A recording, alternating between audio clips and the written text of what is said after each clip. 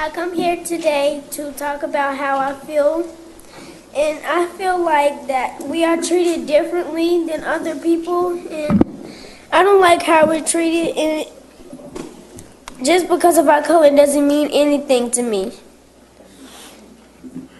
I believe that You're doing great. You're doing a great job. And don't stop. Do not stop. we are black people and we shouldn't have to feel like this. We shouldn't have to protest because y'all are treating us wrong. We do this because we need to and have rights.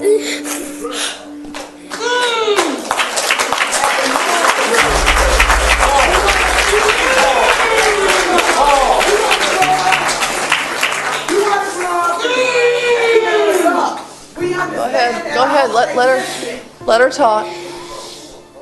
Go ahead. I've been born and raised in Charlotte, and I never felt this way till now. And I can't stand how we're treated. And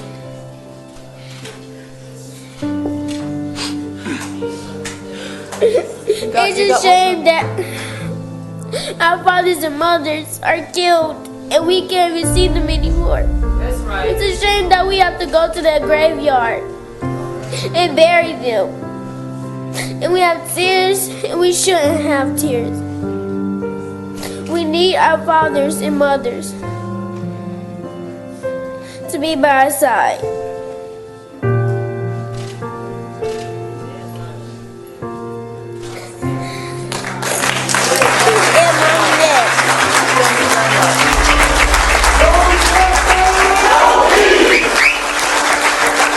What you're about to listen to is a conversation between two people with two very different backgrounds, but no agenda except for the agenda to want to find a solution and bring together closer our brothers and sisters that we all share this world and share this country. This is coming from the USA, but really worldwide with.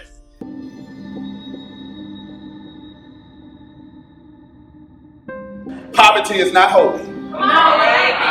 But if you're not careful, you'll let a preacher like me tell you poverty is holy. Can I submit to you that all of you have been bamboozled and hoodwinked? You have gotten it messed up. You think that you have to have a penalty when you get blessed. Wow.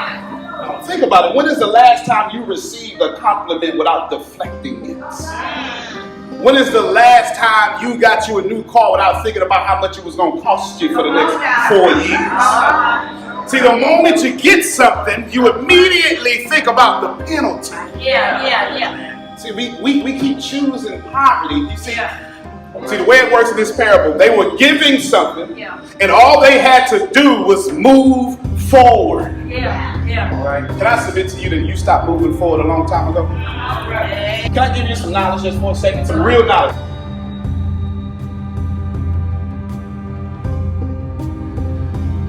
Okay, so let's argue about something that we cannot dispute. All right. Y'all struggling. And you're not in power. Can I break it down for you? I'm gonna walk hard. Amen. We, as a culture, bring in $14 million a weekend in this faith-based kind of place. And you ain't got better. Amen. All right, help us now. If you think it's bad, I'm going to progressively get worse throughout this entire keynote thing here. Listen to me. $14 million every weekend, and you make $7.50 an hour. That is a problem. And when they don't have to listen to you, because they know all they got to do is wait till Wednesday and you'll be bankrupt. All y'all in here praying all these lofty prayers, and you ain't saving 10%. All right. Now, there's two reasons why you have not saved 10%. One of them is your fault. The other is mine. The one that's your fault is not worse than my fault. So let me start with you. You don't have the discipline to save 10%. Because you selfish. You care so much about spending every dime you have, you don't care nothing about the legacy of your children. Now I gotta start a GoFundMe to put you in the ground. It's gonna get worse. It's gonna get worse.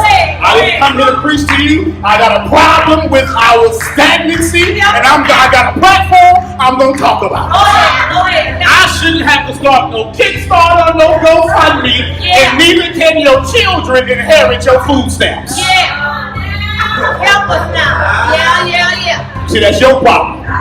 That's bad, because the only thing you're doing is teaching your children poverty.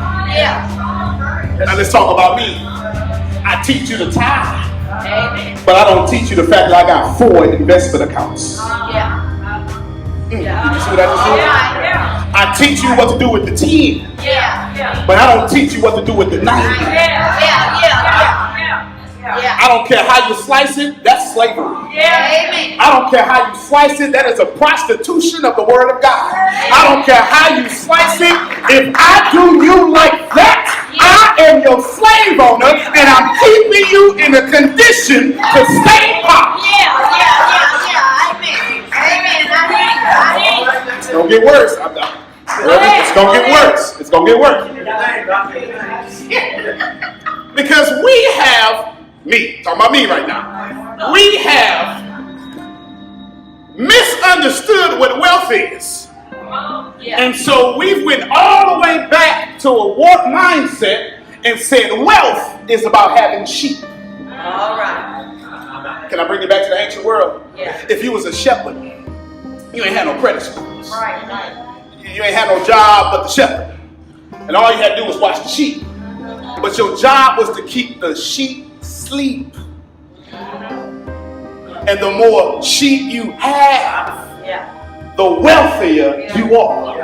You ain't gotta like it. I still got the platform. Unless you bring your gun, I ain't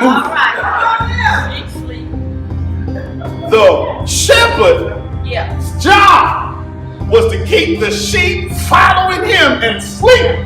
And the more sheep he acquired, the wealthier the shepherd became. All right.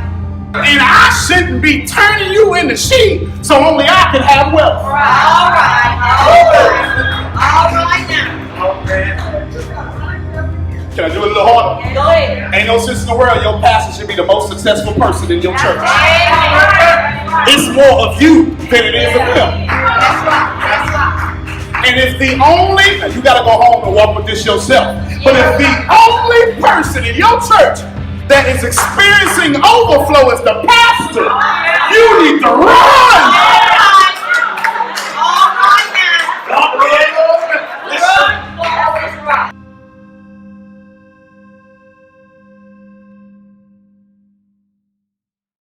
My name is Gavin Lira, and I am a 19-year-old from a small town of about 6,000 people, predominantly white town. Grew up, never had to worry about food, any of that. Been well off my whole life. And Antonio has a very different upbringing and background, and this is why this conversation is so beautiful, because we respect each other, but we really push each other's viewpoints and beliefs and question it to see into the psyche of how we both think so we can better understand each other and come together. And it's a very unique experience to see and listen to 2 different people that grew up so differently, but still have respect for each other and don't just yes man each other and agree with everything. I come from homeless, from 6 to 14, age out of CPS custody, failed the 5th grade and the 6th grade. Today, I'm a multimillionaire. Just this year, I've already donated $500,000 to Black communities and businesses. But challenge each other's thoughts in a respectful manner and have healthy dialogue. So if you're looking for some roast session or some interview where somebody gets quote unquote exposed, this is not it. This is 2 people who simply want to understand each other more and want better for their brothers and sisters that they share this world with. So with that being said, this interview, there's really 3 main parts. We really start on the history. We take a good hour and really go into the history of this country and how different laws, legislation have set up some of the current scenarios in today, which is what we spend the next chunk of time on, are the current issues that we're facing that were set up from the history and different facets. And then we go into solutions, right? Because what's the point of talking about problems, current problems, if you're not going to talk about the solutions to those problems? And I think Antonio specifically has some really clever solutions at the end that are not talked about in the media, right? Antonio, this is a conversation between me, Gavin, Lira, and Antonio T. Smith Jr., who is a multimillionaire in the Black community that has done great things and will continue to do so with a very different thought process than what you're used to hearing. So get ready for something that you haven't seen before, and something that isn't going to be, like I said, a video where anyone's getting exposed. It's something where we're listening to each other, agreeing, disagreeing, and learning more about each other and why we think and believe the things that we do, and how we can come together as a whole and make this a better country for everyone involved, regardless of color.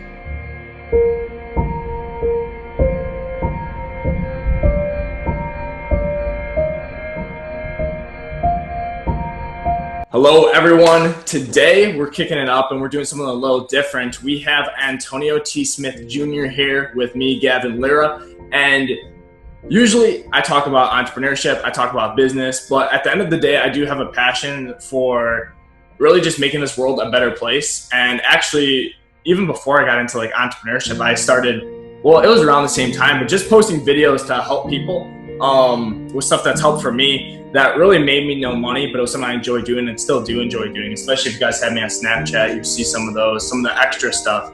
But really, with everything going on lately, I've known Antonio for a while now. I had him on the podcast earlier, and he's somebody who I respect, and he's a leader definitely in the Black community. And I just want to have a discussion, not a debate, but a discussion where we understand each other, and I especially hear about Antonio and what he's encountered in his life and how that's affected him, and really how that shapes his views and opinions, and kind of bouncing back, if we have a disagreement, talking about it and what we disagree on. And with that being said, Antonio, let the people know who you are, who we got on the show today. Pastor Tony and Cynthia has left HBU and they've made it to Beach Nut, and they're continuing on with the walk.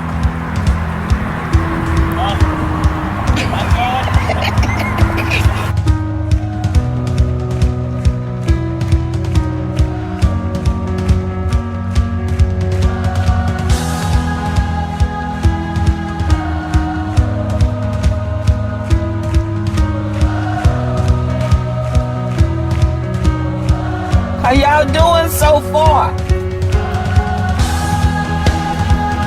I'm tired.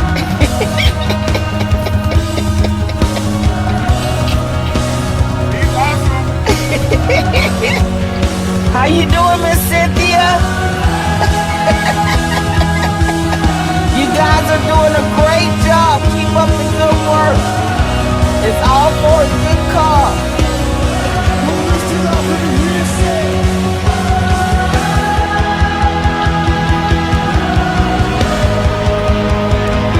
Cynthia making her way through. She running from the camera. She waiting for us to get her at the finish line. Our pastor making his way. Making the ultimate sacrifice for his church and his members. Very tired. Got the support of y'all very much. His whole church family. Keep walking. Our pastor making that ultimate sacrifice. Back hurt and foot sore. But he is still carrying on in the name of Jesus.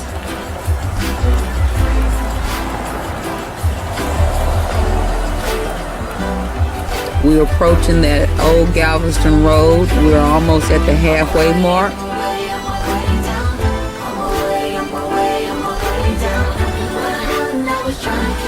God is definitely going to see him through. We got his classmate Cynthia on, who has decided to make the walk with him to help our church reach our goals. She didn't have to do it, but she did. And we want to thank her for everything that she's doing and making that walk with our pastor. She doesn't want to be on camera. She wants to wait until she's done when 50 pounds has left her.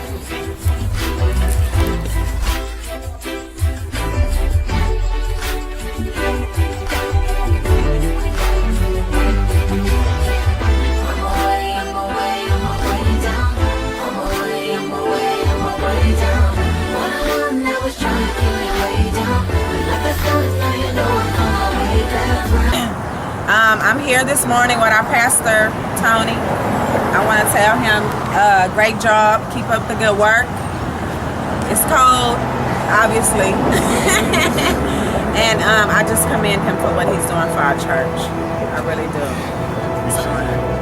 Soak them feet afterwards.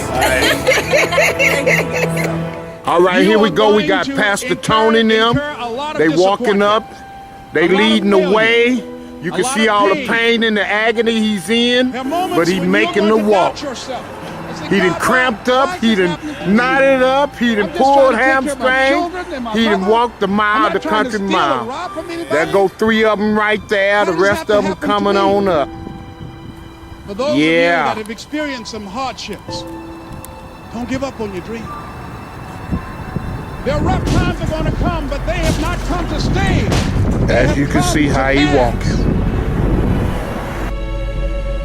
Greatness is not this wonderful, esoteric, elusive, God-like feature that only the special among us will ever taste. I have intentions by the end of 2024, should everything go right, I should be a billionaire.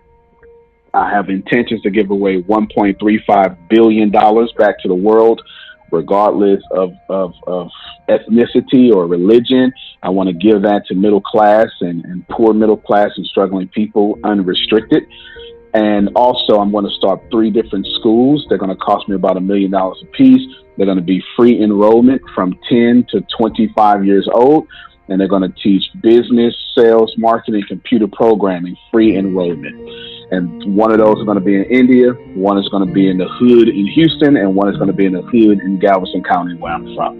So that's me in a nutshell, the unhumble version. Well, I'm glad you didn't hold back. And if you guys want to know more about Antonio too, I did a podcast with him a while ago, so you'll be able to find it there as well. But, getting started, Antonio, with everything going on, clearly at the time of this recording, there are many protests, a lot of discussion about different racial issues in the United States. And I really just kind of want to start, and I'm assuming there are multiple problems that you identify, but what are some of the key problems that you see in our country today that involve, around this issue? No, that's a good point. Number one, I promise to your entire audience, all I'm going to do is spit facts, tell you what's going on. Secondly, I guess number 2 is if I do insert my opinion, then I'll flat out let you know this is my opinion. I'm tired of my black men and my black women being shot, being killed by the NYPD. I'm tired of it. I have 3 black men in my home. I'm tired. I am tired. The main problem confronting the United States today is actually the number 1 problem that is causing the race war or whatever that may be is the word race, right? That implies contest, and I'm sure we'll come back to that. And when it's a race, it automatically assumes that one has to win. There can be no equals. And if we get on the track and race, all of us are not supposed to end in a tie. So right there, psychologically, this is already an issue. Additionally, there's one thing everyone needs to understand, and maybe this will help you. The only way to get wealth is to have wealth. And this is so important for you to understand. You cannot have wealth without already having wealth. So if you want to be wealthy, you must already first be wealthy. Mm-hmm. So the question becomes, how do you become wealthy? Then you must have a labor force. This is what's important. This is the number one thing plaguing right now. So in order to get wealth, you got to be wealthy. But in order to get wealth in the first place, you got to have a labor force. Black people have been robbed of their labor force for as long as you understand Black history. We do not have a labor force. We came to this country as someone else's labor force. Mm-hmm. The whole reason why you would have a world power, every world power that exists comes from child labor or slavery. There is nothing else, right? Child labor or slavery, because child labor, you could pay pennies on a dollar and keep the rest. Slavery, you could pay pennies on a dollar and keep the rest. So Black folk don't have a labor force. There's no one that works for Black people. Black people work for white people, number one. Mm-hmm. This is a major issue. And then we don't control the resources.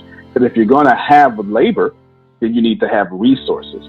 Our resources were taken from us, and then we have been systematically, laws have been in place, and I'll get to that here in a little bit about what's the difference between American slavery, that have never allowed us to have resources to get back the resources that were taken from us, or to become the labor force. Last thing I'll say about this.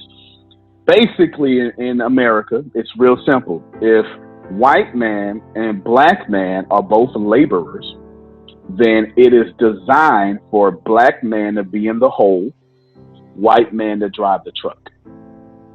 This is your number one problem, and everything else is systemic from that. But I'm sure you're going to ask questions, and we're going to get to all that stuff. Yeah, I love to dig into different parts of that a little further, because so it's interesting, because this is one thing that I also have thought to be very true, but I want to, I guess, go deeper on some of the more so current issues with this. So with economics and the systemic, different property laws and things throughout history, which I'm sure you'll dive into, and you'll probably know exactly which ones to point out. But pretty much, because to me, I think so many of these problems actually start because of wealth and money, not just necessarily because of race. And it just is. So I guess defining wealth, to go back to that. I know you said you need a labor force to create wealth, but at the same time, I mean, I guess what would you define as wealth then? Because for me, when I think of wealth, I mean, everyone kind of has a different definition, but I'm thinking like you could get a job for somebody in sales, right? And, make a 6-7 figure income. And you don't necessarily need a labor force to sell, besides from the fulfillment team. Wealth inequality is even more of a problem than income inequality. That's because you have to have enough savings from income to begin to accumulate wealth, buying a house, or investing in stocks and bonds, or saving up to send a kid to college. But many Americans have almost no savings, so they have barely any wealth. The richest 1% of Americans own 40% of the nation's wealth. The bottom 80% own just 7%. Low-income families of color are especially disadvantaged because they're less likely to have savings or inherit wealth, and face significant barriers to building wealth, such as discriminatory policies and practices that thwart home ownership. These structural disadvantages have built up to the point where the median net worth of white families is now more than 10 times greater than that of African American or Latino families. So what can we do to help all Americans accumulate wealth? First, reform the tax system so capital gains, that is, increases in the value of assets, are taxed at the same rate as ordinary income. Also, limit how much mortgage interest the wealthy can deduct from their incomes and how much retirement savings the wealthy can defer. And then use the tax savings from these changes to help lower income people gain a foothold in building their own wealth. For example, provide every newborn child with a savings account consisting of at least $1,250, and more if a child is from a low-income family. This sum will compound over the years into a solid nest egg. Research shows it could reduce the racial wealth gap by nearly 20%. More if deposits are larger. At age 18, that young person could use the money for tuition or training, a business, or a home. Studies show such accounts can change children's behavior and increase the likelihood they'll attend college. Also, allow families receiving public benefits to save. Today, a family receiving public assistance can be cut off for having saved just $1,000. Raise the limits on what a family can save to at least $12,000, roughly 3 months' income for a low-income family of 4, and thereby put that family on the road to self-sufficiency. These simple steps would allow families to invest in their own futures, which is the surest way out of poverty. All of us benefit when everyone has the opportunity to accumulate wealth.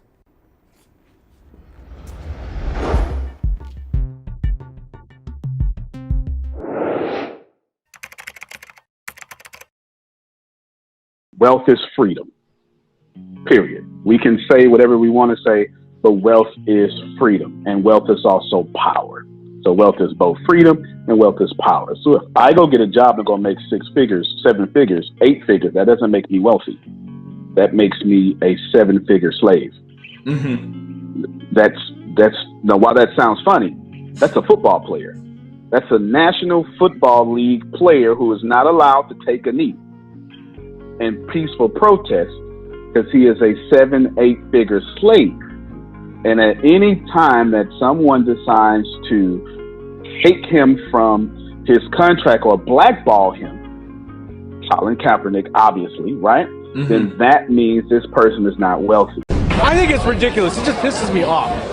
NFL fans in Sacramento got fired up as the Star Spangled Banner played out in local bars and restaurants, and Kaepernick stayed on his knee. CBS 13's Jennifer McGraw continues our team coverage live from the Firestone Public House in Midtown Sacramento with what fans had to say about the quarterback's actions. Jennifer? Yeah, Sam and Christina, this isn't just NFL fans we're talking about. Kaepernick's stance to just sit out the national anthem has just about everyone talking.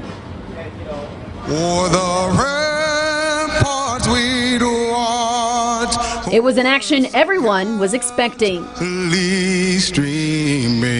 but not one some are willing to accept. I think it's ridiculous. It just pisses me off. You know, I'm just frustrated by that. I mean, I get it. He gets the right to do what he wants to do and protest it. It still pisses me off. As 248 military members held the flag over the field, some say not standing up during the national anthem is the ultimate disrespect. How many times have we called upon our military to protect us or give us our freedoms? And our flag and anthem always have to be respected, period. Others, however, say that's the point. Let's move on, because it takes attention away from the proud men and women in that community who serve where the attention should be. And agree Colin Kaepernick has the right to freedom of speech. But it's his right as an American. So if we really believe in your right as an American, it's a non-story. I think he has a right to do however he feels. So if he felt that way, that he didn't need to stand up, then that's his opinion. Kaepernick is also stirring up controversy for wearing his cartoon police pig socks last month during practice. Some are calling his actions a Hail Mary. He's just doing all sorts of things just to initiate some sort of a reaction. I mean, it's effective at that.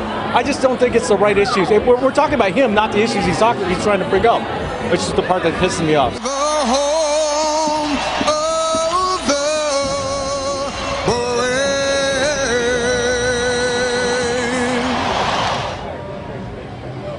And the official season hasn't even got kicked off yet. So Sam and Christina, it's going to be an interesting season to see if Kaepernick sits the whole thing out, because he says he's not going to stand up until things change here in America. Well, and how many other NFL players are going to join him, because they've already started. Okay, thanks so much for that. Even more, a big part of the wealth gap that occurs is give Gavin 7 figures, give Antonio 7 figures. We have 2 different things me and you get to do with those. You basically get to walk a straight line for 87% of your life. You don't have to take care of your mom. You don't have to take care of your dad. You can take care of your mom. You can take care of your dad, but you don't have to. I am expected to bring the whole hood. Yeah. I am expected, because we don't have anything. So when you don't have to give out loans for small businesses to your family members, I do. So 7 figures when you take it back to the white community, and 7 figures when I take it back to the black community, those are 2 different things.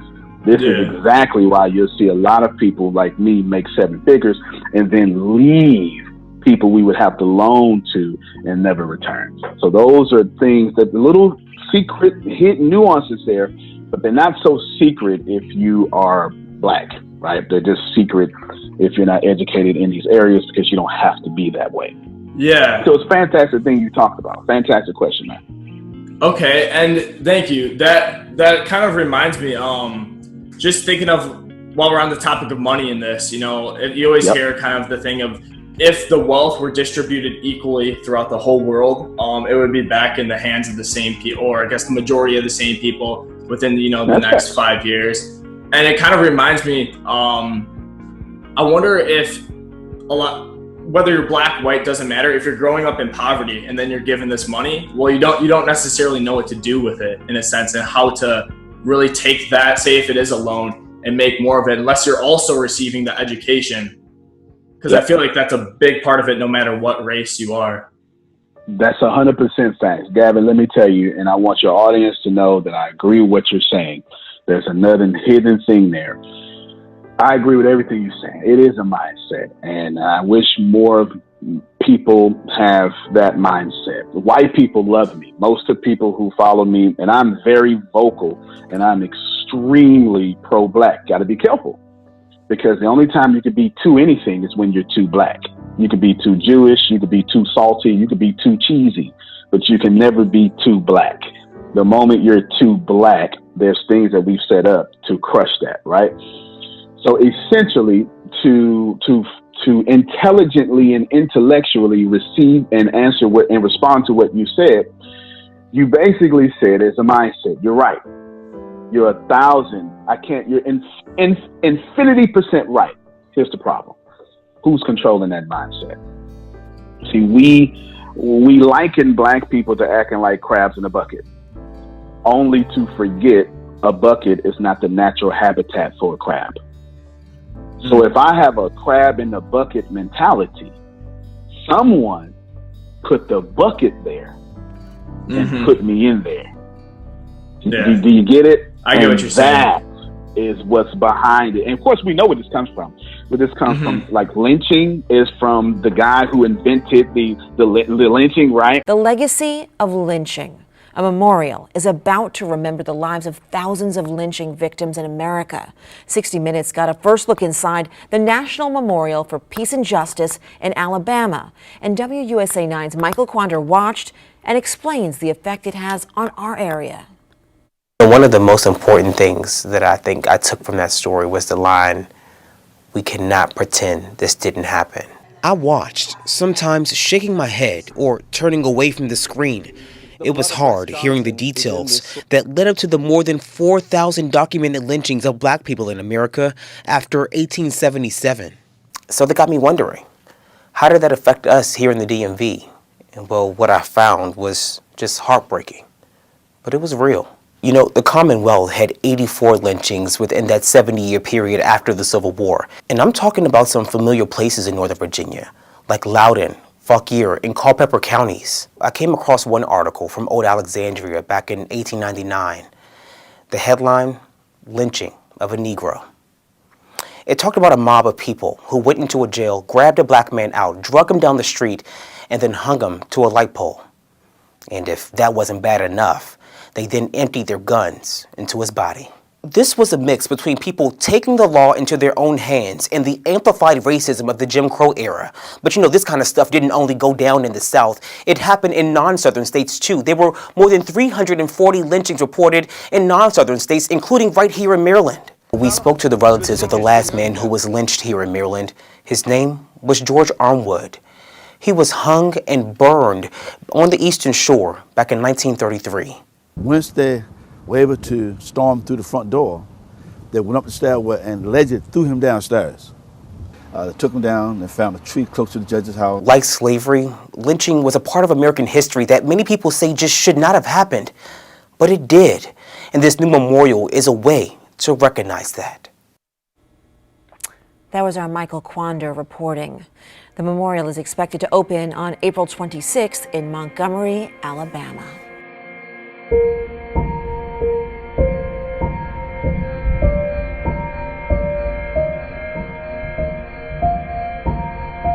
We know where this comes from, and then we can systematically. In a little bit, I'm going to bring up the real laws, because you mentioned it earlier. There was no race problems, but in 1612 that changed.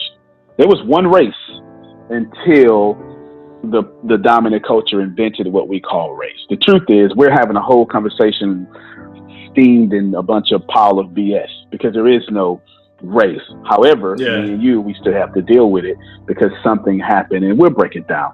But you understand, I didn't put myself in the bucket and give me the crab mentality. Somebody accounted for the bucket and is controlling my impoverished mindset. Yeah, I get what you're saying. I feel like I want to dive into that in a second here, because I feel like a lot of that has to do with your subconscious mind too, when you're in that environment that you're put into and how that forms. But with one thing that, because I want to basically point out anything that I personally disagree with, so I can hear your thoughts on it too.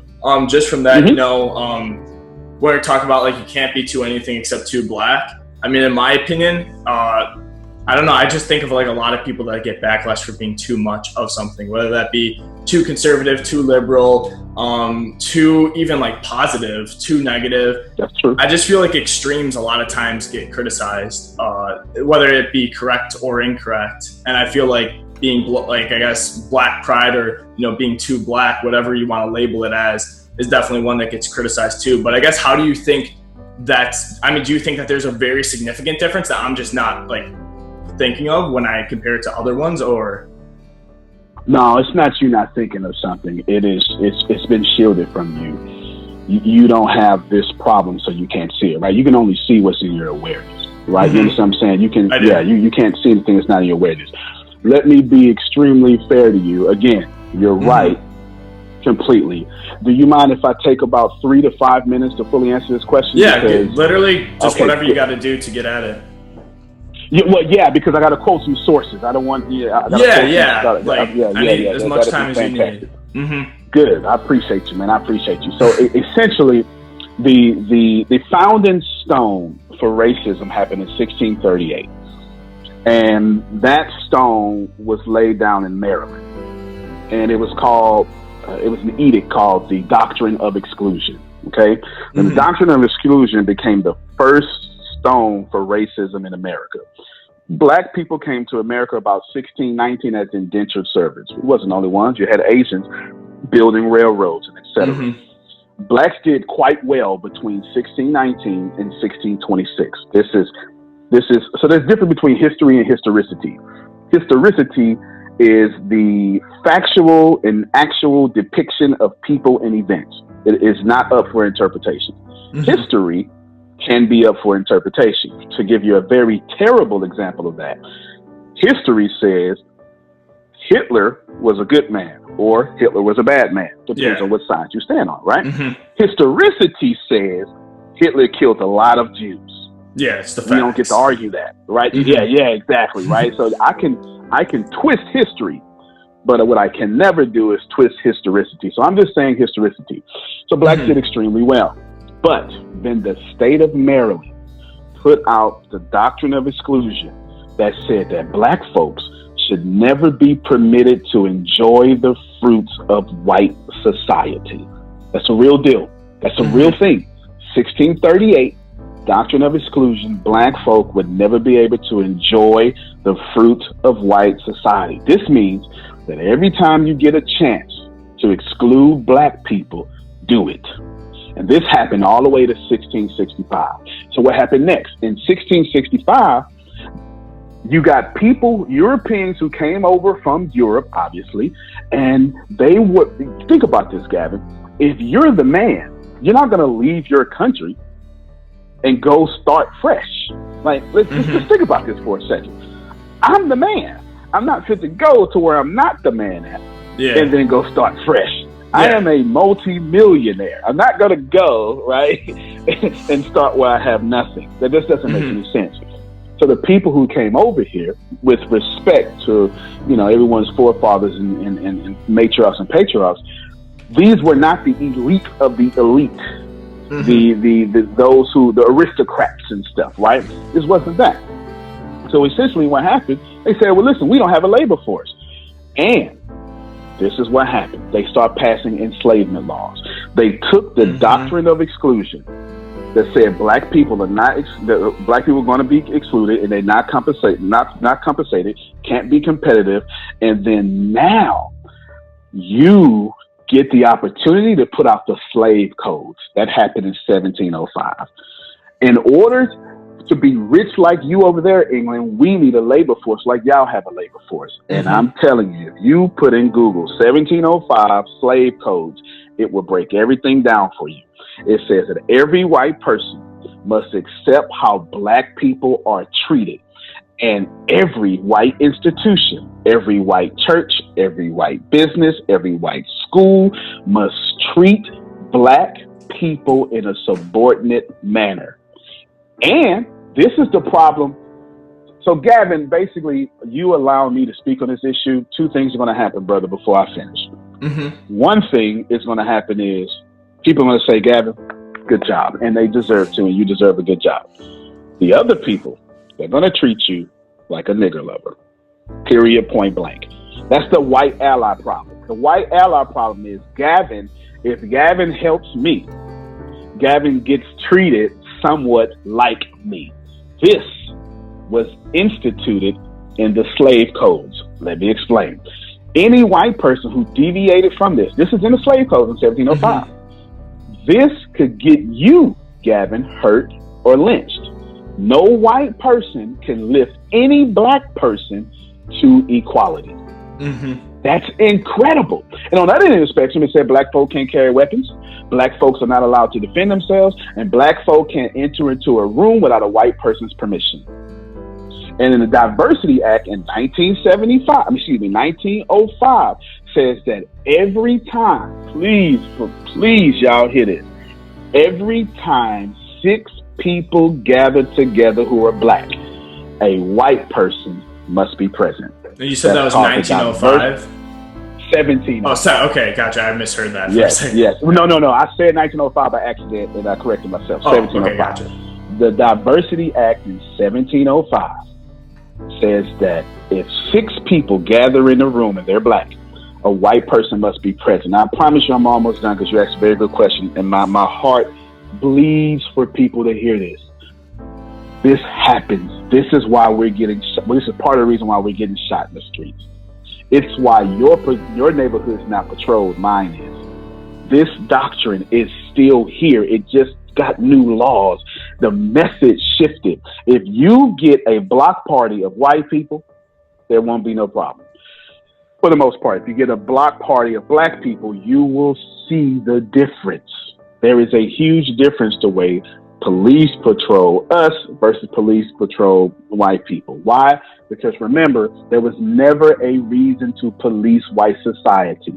Police only existed to police black society. This is not a complaint. I'm just giving you the things. 1710, 6 out of 7 people that came from the Atlantic were black. That's incredible. For 300 years, 6 out of 7 people that came from the Atlantic were black. Now, the reason let me give you one more thing. By 1710, they wanted to control all these black people. And the state of Virginia passed the Meritorious Manumissions Act. Meritorious, that's METORIUS, Manumission, MANU, and then mission, one word, act, which said, we will control black people by building an internal attitude in blacks to make them see everything through our eyes, to make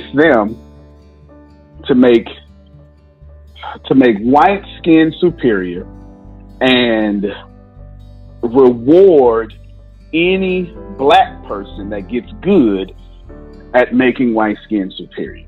Now, the reason I brought that up, to answer the one thing you said, extremes always get punished. You're right. But only the difference between what you're saying and what is instituted, there's 3 things that made American slavery different.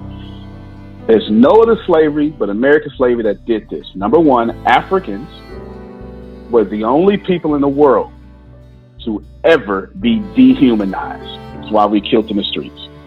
Number two, Africans were the only people ever to be federally barred from learning. Number three, the whole world benefited from African slavery. So when you said extremes get punished, you're right.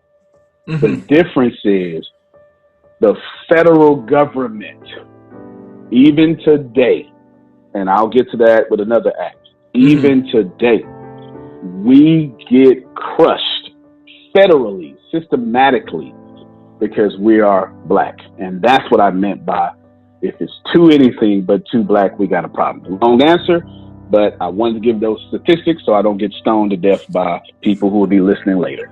There you go. Well, I really hope nobody's listening with that intention, for sure. That'd be pretty terrible. Hello, I'm Simon Whistler. You're watching Top 10's Net, and in the video today we're looking at the top 10 lies you're told about American slavery. There are large groups of historical revisionists that have a vested interest in trying to downplay it or reshape it in a way that's more comfortable for their agendas. There are also some people that have grown up with an overly simplistic version of slavery and its current state. We here at Top 10s, we strive to do our small part to push back against both of these. Number 10. Abolitionism was a popular northern movement. The idea that Union armies marched with the intention of freeing slaves is integral to the romanticization of the American Civil War and the idolizing of Abraham Lincoln. It gave a long, grueling war a sense of purpose that was meant to help everyone feel better about the end result. It's also not really what the situation actually was like in the North. The New York Times reports that as recently as 1860, an abolitionist movement called the Liberty Party ran a candidate that didn't win a majority in a single county. The largest abolition newspaper in the country only had a circulation of around 3,000 at a time when the combined population of the northern states was more than 20 million. Even among the black population that joined the Union Army, the vast majority were former slaves recently freed by the army they joined. When the Emancipation Proclamation was signed in 1862, it led to a spike in desertions among Union troops, some of whom were explicit about how emancipation was the motivating factor. In brief, it could hardly have been said that the average soldier would have been moved by a speech about freeing slaves. Number 9. The American Civil War was not about slavery. In order to defend fetishizing the Confederate flag, or rather the Army of Northern Virginia's battle flag, and other aspects of America's Confederate heritage, the lie has been spread that the Civil War was fought over the rights of states, not the freeing of slaves. There are a number of aspects that can be cited to support this claim, such as the fact that Lincoln himself denied that the war was about slavery in the early days, since, as said, many people in the North were opposed to the idea of fighting a war to end slavery. However, the Southern states all included in their declarations of causes for their rebellion that it was either the superiority of white races or the issue of slavery.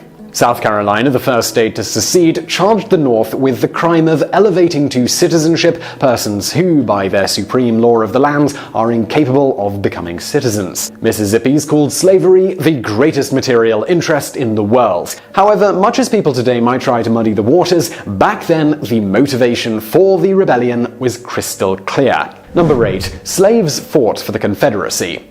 When someone wants to claim that the American Civil War was about defending homes instead of slavery, more on this in a minute, they would be in line with the common revisionist rhetoric, which is to say that slaves and black people fought rank and file with their white associates. After all, who could deny the need for white people to defend their home state if even black people and slaves would set aside their differences for it?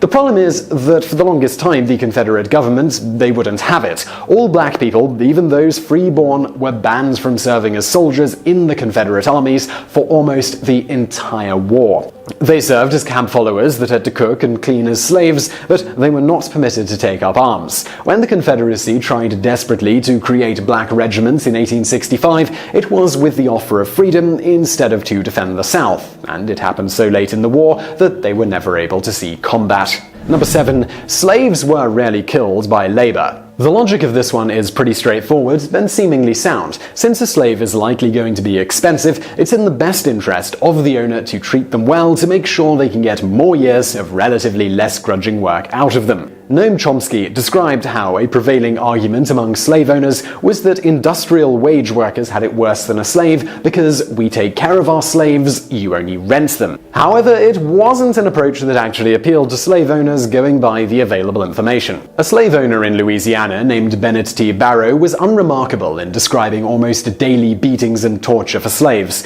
Food and housing standards were generally minimal, as much as a show of power as a means of cutting costs. A slave cemetery discovered in 1997 showed that many slaves died before the age of 12, and of those that survived into adulthood, many had lesions in their bones where their labors literally wore away the muscles to the bones. It seems that for most people rich enough to own slaves at all, there was enough income that even expensive human labor was disposable.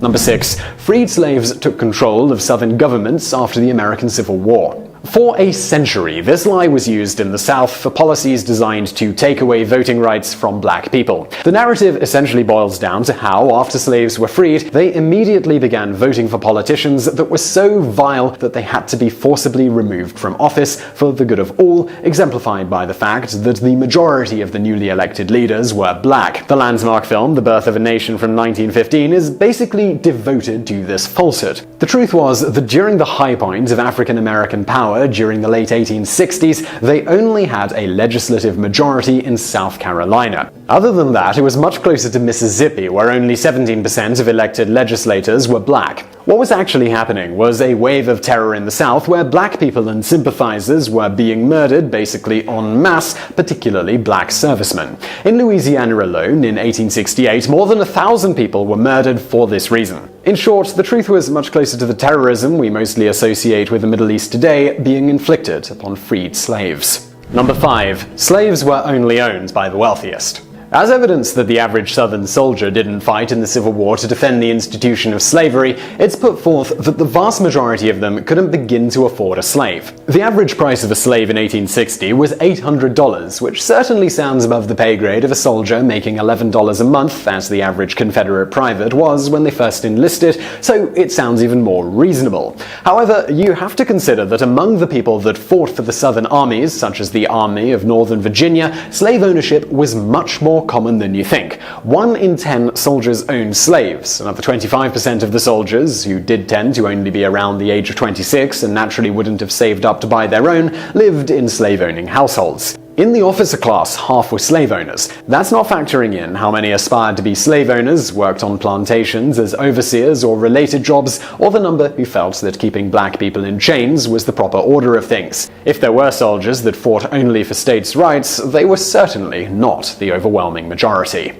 Number 4. Even if the South won the Civil War, slavery would have ended shortly after. As part of the argument that the Civil War wasn't about slavery, some claim it was dying out on its own. For one thing, the fact that every major trading partner for the Confederacy had outlawed slavery is offered as a sign international pressure would have led to it being banned. Also, advances in technology would have allegedly made slavery obsolete. In fact, though, slavery was so profitable at the time that an average slave owner could expect a 100% return on their investment within 10 years, and considering the light costs, that meant each slave was almost pure profit for decades if they lived to even middle age for the time. Further, there's the fact that nearly a century later, Nazi Germany put millions of people into highly profitable slave labor. Even today, some countries still find a use for it. So, if the southern states had indeed become a separate nation, it would have meant a long time where millions of people lived and died as property.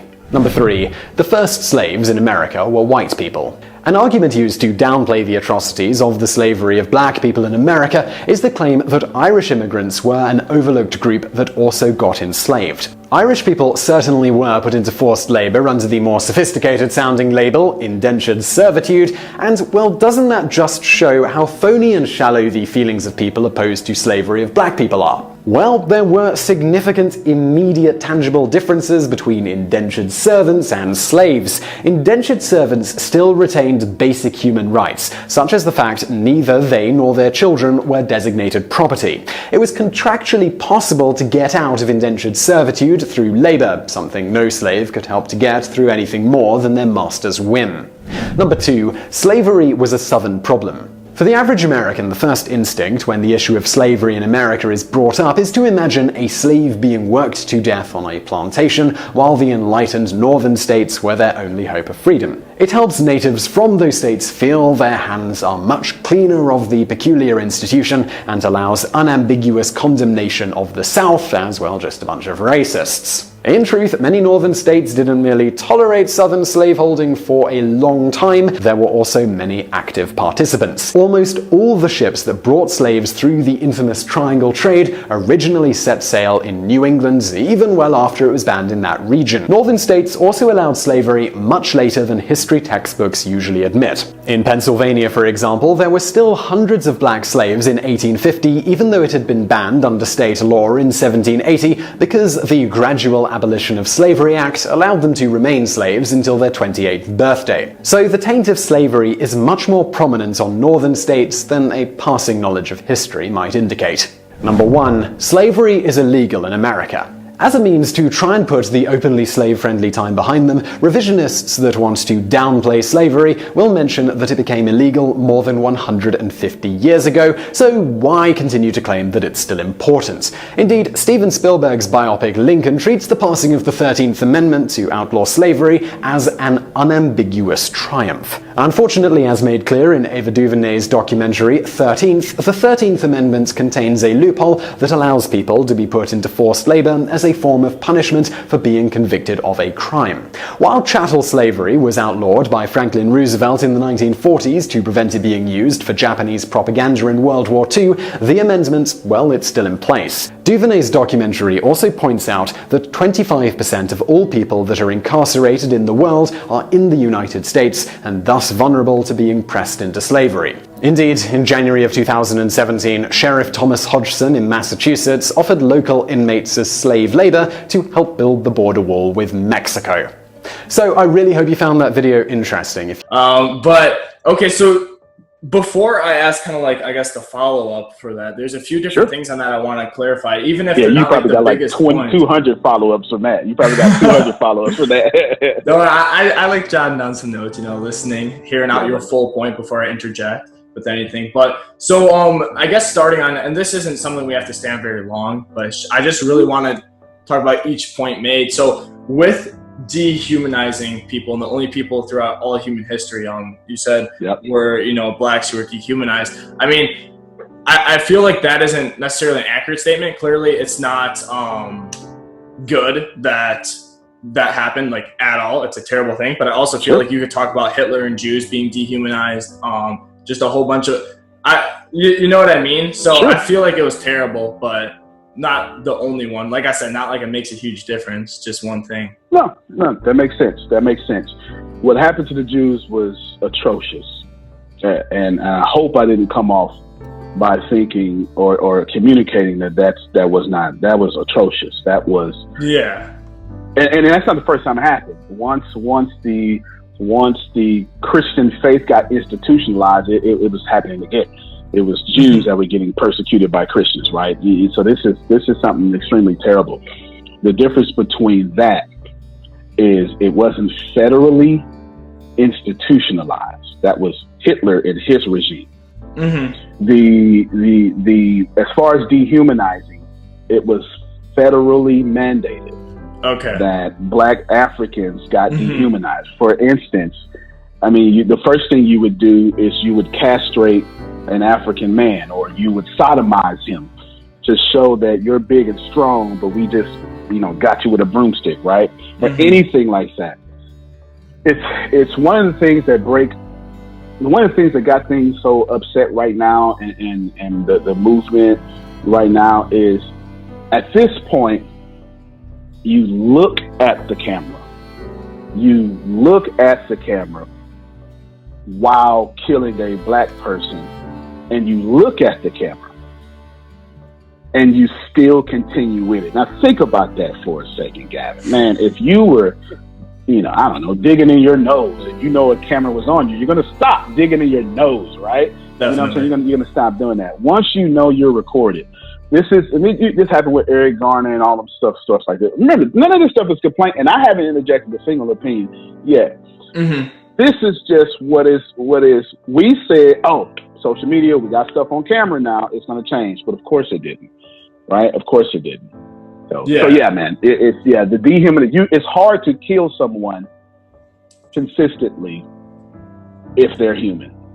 Mm-hmm. No disrespect to anybody, but you have to look at them differently. But every law, that's why I said that. I put out all those laws on purpose to let people know it has systematically been a dehumanization from 1638 on now. Mm-hmm. And all my answers are going to be short now since you let me get all that out. No, I feel like it's important to lay the framework, in essence. And what I want to do before we kind of tackle, the specific topics that are in today's society, with George Floyd and everything going on in that instance, I would love for you, I think the last statute or law that you brought up, I think was it about the 1700s, or am I inaccurate in saying that? 1710 was the very last one. Okay. So that was the Meritorious Manumission Act. Mm-hmm. And before we get into, what we're all facing today, I think some more background info on the transition from that, and clearly you could talk hours on that one topic, but kind of the main things that the transition from then to now, the stuff that's still affecting, because what I see that's still prominently, I guess, having a big effect in communities is a lot of the housing and, redlining and those different... The mere fact you even know about redlining is brilliant. That tells me a lot about you. It's not so white here, look. Bad example. Ignore sweater dog people. A tote bag full of kale. You're killing me, lady.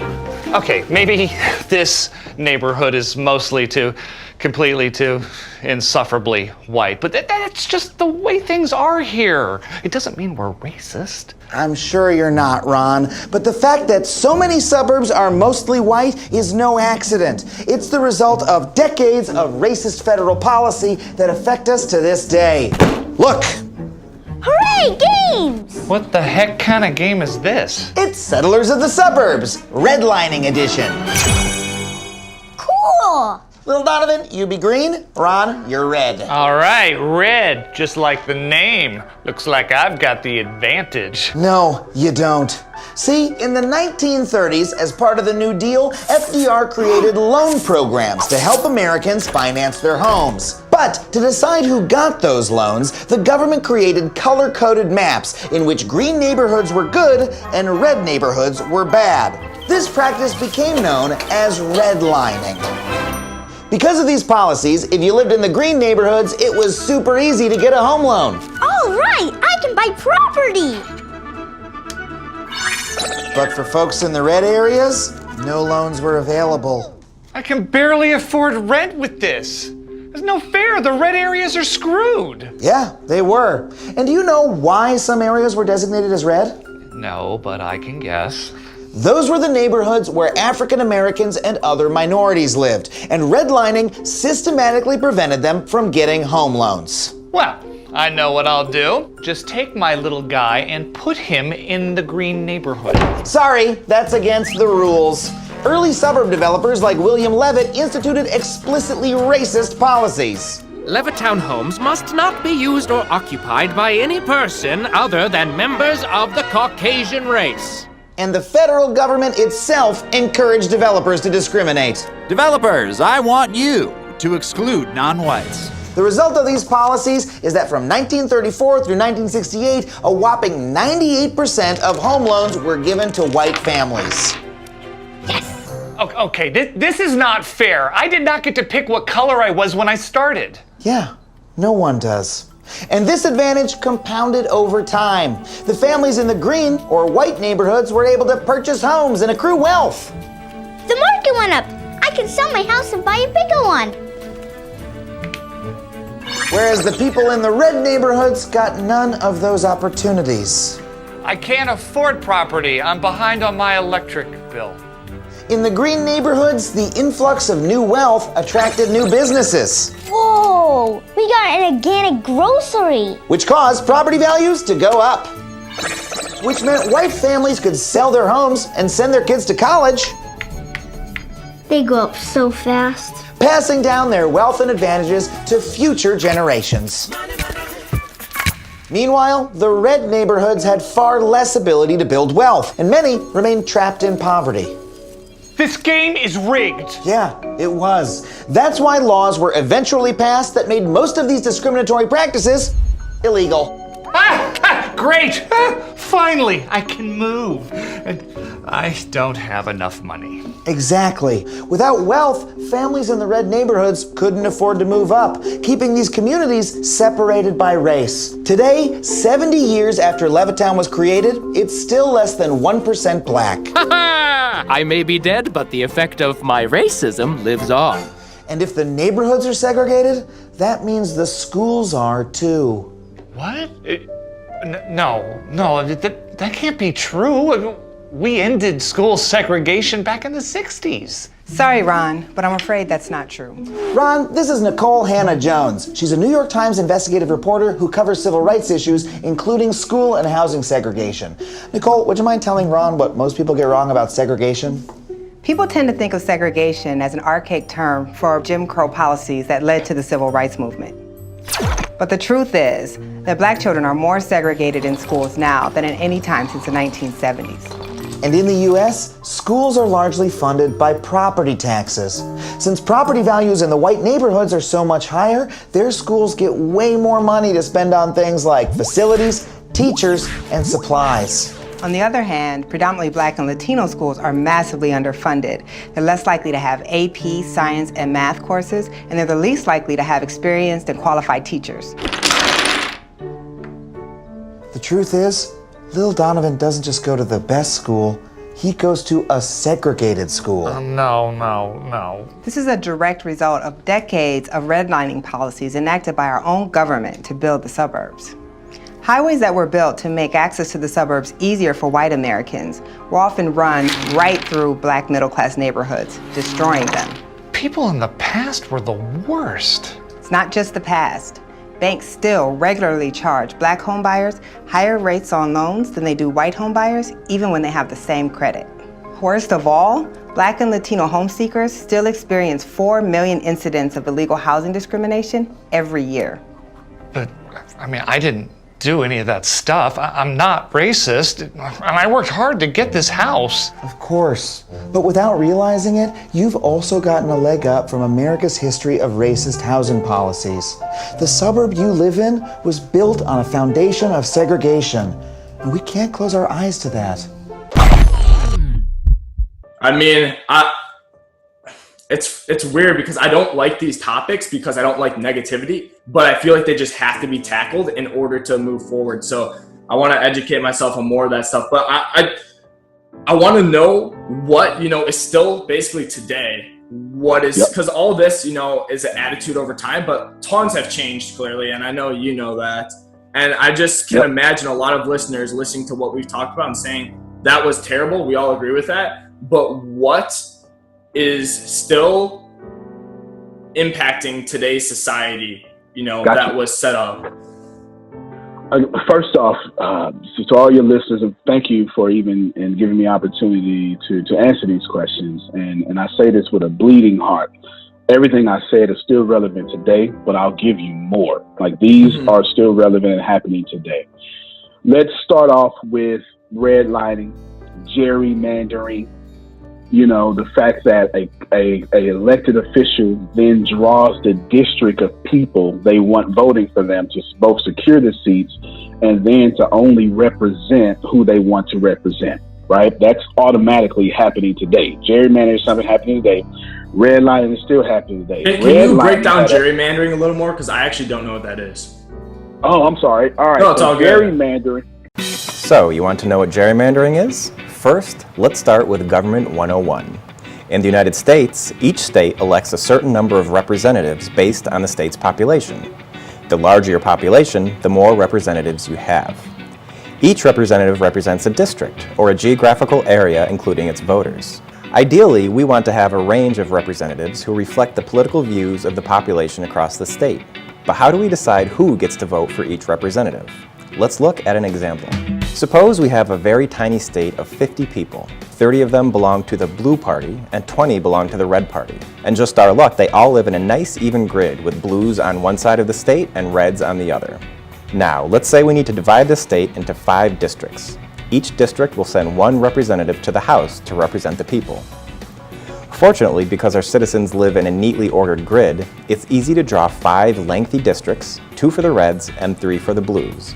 Voila! Perfectly proportional representation, just as the founders intended. Now, let's say instead that the blue party controls the state government, and they get to decide how the lines are drawn. Rather than draw districts horizontally, they draw them vertically, so that in each district there are 6 blues and 4 reds. With a comfortable blue majority in the state, each district elects a blue candidate to the House. The blues win 5 seats, and the reds don't get a single one. Oh well, finally, what if the red party controls the state government? The reds know they're at a numerical disadvantage, but with some creative boundary drawing, they can slice the blue population up such that they only get a majority in 2 districts. So despite making up 40% of the population, the reds win 60% of the seats. Not bad. This process of redrawing district lines to give an advantage to one party over another is called gerrymandering, and it's nothing new. The term gerrymander is named after early 19th century Massachusetts Governor Elbridge Gerry, who redrew the map of the Senate's districts in 1810 in order to weaken the opposing Federalist Party. Our example is of course a huge simplification.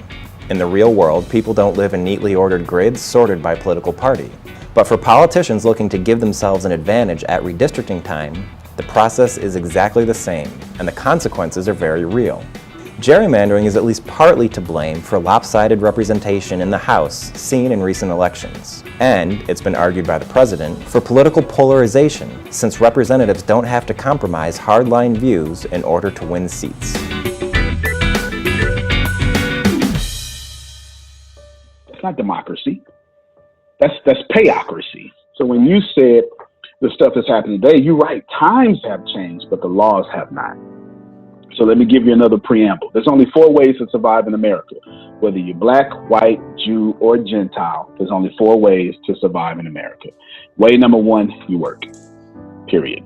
Way number 2, you go and get on welfare. Period. Way number 3, you steal or become a criminal. And then there's a hidden one. I'll save that for a second. So that means you work. Now, the problem with that is everyone, Gavin, is on a new type of slavery. It's called debt slavery.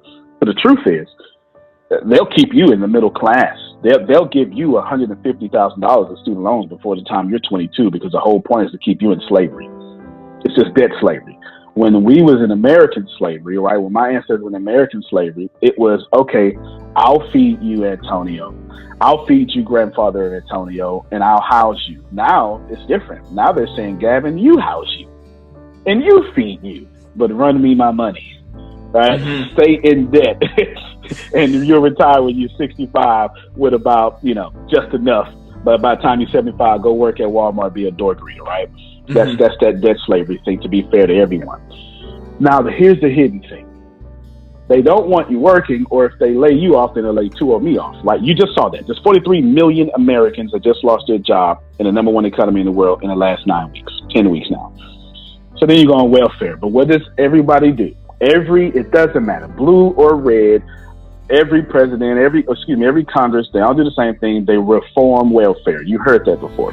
Because what they do, they don't want you on welfare. So what they want you to be a criminal. So whether you be a criminal, if you can't survive in work, and if you don't have the gumption to survive at work, you go welfare, they reform welfare, they put you to criminal. Because here's the thing, they want you back in jail. Now, in my case, they want us in jail. This is not an opinion. Let me give it to you. You survive. You move from level 1, then you go to level 2, which is welfare. Then you go to level 3, which is stealing. Then you become jail. The 13th Amendment did not outlaw slavery. It says slavery still exists if you commit a crime. Now, you want to know what's happening today? Our boy, who we love, Bill Clinton, he privatized prisons with the Omnibus Crime Act. Today, the bickering stops. The era of excuses is over. The law-abiding citizens of our country have made their voices heard. Never again should Washington put politics and party above law and order. From this day forward, let us put partisanship behind us, and let us go forward, Democrats, Republicans, and independents, law enforcement, community leaders, ordinary citizens. Let us roll up our sleeves to roll back this awful tide of violence and reduce crime in our country. We have the tools now. Let us get about the business of using them. Right. Another name for that is Crime Control and Law Enforcement Act. It's written about 1994. It's the reason why 90% or 70 or 80% of the American population of prisons is black people. It's simple. They privatize it. This is what that means. You get hard on criminals, and then if you own a jail, you get $82,000 for every jail cell that you build. $82,000. And for every prisoner, you get $27,000. Gavin, please hear me. If you got one jail with 2 prisoners, that's over 6 figures. The reason why the prison industry is billions and billions and billions of dollars, because a bill that was written 20 years ago is now a 6-figure purse. So if you got this is why prisons they're not owned by the states for the most part, they're owned by private people. And of course you got 6 figures per person, per sale, and you got 3,000 sales. And who do you put in there? You put me in there.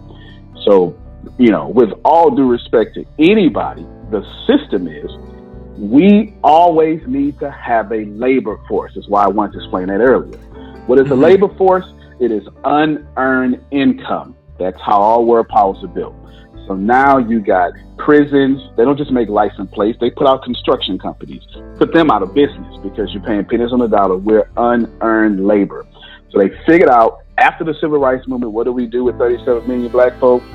All right, well, you just put them back in jail, unearned labor. Nothing I've said, ladies and gentlemen, is an opinion. That is what's going on in the full conclusion and answer to your beautiful question. That's happening right now today. Adam, you got me into this? No, you get me out! I promise, I have someone working on it. But in the meantime, this is a great opportunity to explain why our nation's prison system is a failure on every level. So you know a lot about prison? I bet you watch a lot of PBS documentaries, huh? I guess you're right, I do like first-hand knowledge. Oh, maybe you could help me do this episode? Sure, nothing better to do. Whoa, do you have magic TV powers like Adam? Nope, but I got a lot of favors. Early lunch today. Early lunch today, everyone. America's prison system is a total mess. Whatever purpose you think it serves, it ain't doing it. Well, the point of prison is to reduce crime. It's definitely not doing that. There are 2.2 million people incarcerated in the U.S., 10 times more than 50 years ago. 2 million is more than the population of some states. Welcome to mass incarceration, Massachusetts. Our primary export, shivs. Our secondary export, God. Hey, that's contraband. But despite this massive increase in the prison population, a study conducted by the NYU School of Law found that the effect on the crime rate has been essentially zero. Zero? Then why do we lock so many people up? Well, I can't speak for all prisons, but this one is here to make money. Make money? You mean someone is profiting from all this? Yep, these guys are. It all started in the tough-on-crime 80s, when the war on drugs meant state and federal prisons were bursting at the seams. So many prisoners, what do we do? Let corporate America handle your prisons. We'll take care of everything, save you a few bucks, and skim a little off the top. Well, businesses running prisons? That sounds a little fishy. Just kidding. I mean, hey, if it saves money, right? And so the Corrections Corporation of America, or CCA, was born. Okay, hold on. You can't just sell prisons like they're cars or real estate or hamburgers. Then why don't you tell that to Tom Beasley, the co-founder of CCA, who once said, you just sell prisons like you were selling cars or real estate or hamburgers. CCA, can I take your order? I'll have a number 7 with extra solitary cells, electric fence, and small onion rings. Like to supermax that? Yeah, I'll supermax it. And they rake in a ton of scratch. Last year, CCA took in $1.7 billion. Business is so good, it's criminal. Well, you know, maybe it's okay because they're saving the taxpayer money. Sorry, the sales pitch was wrong. The data shows that private prisons cost the taxpayers just as much as regular prisons. And today, nearly 1/5 of federal prisoners are held in a for-profit facility. Okay, no. Graffiti. That's an infraction. A beautiful one. Are you Banksy? Oh my gosh, I already got an infraction? They must give out a lot of these. Oh yeah, that's not a coincidence. One study showed that private prisons dole out twice as many infractions as government prisons. Not having enough infractions. That's an infraction. These penalties can lengthen your sentence, which earns the company even more cash. Oh, so the more people that are in prison, the more money they make. Ooh, that's dirty. Yep, that's why private prisons sneak occupancy clauses into their contracts, which actually require states to keep prisons full. Last year, a private prison in Arizona didn't make their 97% capacity quota, so the state government had to pay them a $3 million fine. Fines like that incentivize cash-strapped states to keep people in prison as long as possible. Your parole forms are in order, and you've been a model prisoner. So we're going to lock you back up. We really can't afford to pay another fine. That's reprehensible. Look, not all prisons are private prisons, but this one is. So no, its purpose isn't to stop crime. It's the dollar bills, y'all. Can't believe all this has been happening and I didn't even know. I mean, I've never thought about prison like at all. Hey, pulling back the curtain on our disturbing business practices, that's an infraction. Hey, that makes 3 infractions. You're gonna go to solitary. Okay, that doesn't sound so bad. You know, peace and quiet, do some meditating. No, solitary confinement is a cruel and inhumane punishment that has no place in modern society. Wait, what? We'll tell you about it after you get settled in the hole. No, tell me now! Okay, so that actually was insightful for me in the sense of, I guess, how the prison system works with private prisons, because I didn't know too much about that. But here's where the disconnect still is for me. With that being said, I guess, correct me if I'm wrong with this statement before I move on. Are you saying that there's an agenda to fill prisons with more Black people? That is 100% written down facts. That's not an opinion. That is facts. Mass incarceration means that we've got a very high rate of incarceration historically, comparatively. And the other thing is the rate of incarceration is so high, so socially concentrated, that we're no longer incarcerating the individual, but we're incarcerating whole social groups.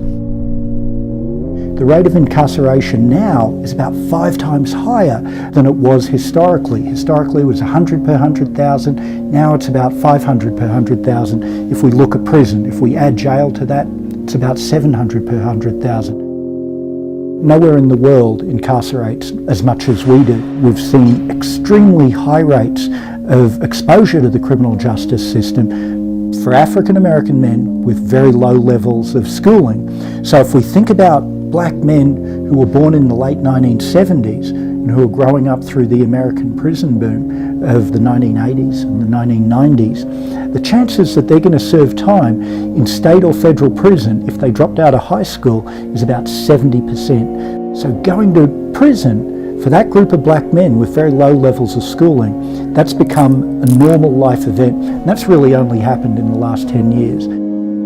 We're at this point now where there's about 1.2 million African American children with a parent who's incarcerated. And that's about 1 in 9. The research shows the kids who experience parental incarceration have diminished school achievement, they have behavioural problems, depressive symptoms, acting out. And there's also evidence that these kinds of negative effects associated with parental incarceration are concentrated more among boys than among girls. And there's a very real risk here that incarceration becomes an inherited trait. The underlying issue is we've chosen prison as a way to respond to that problem of crime. And there are a whole variety of ways that we could have chosen to respond to that problem of crime. We've chosen the response of the deprivation of liberty, and we've chosen the response of the deprivation of liberty for a historically aggrieved group whose liberty in the United States was never firmly established to begin with.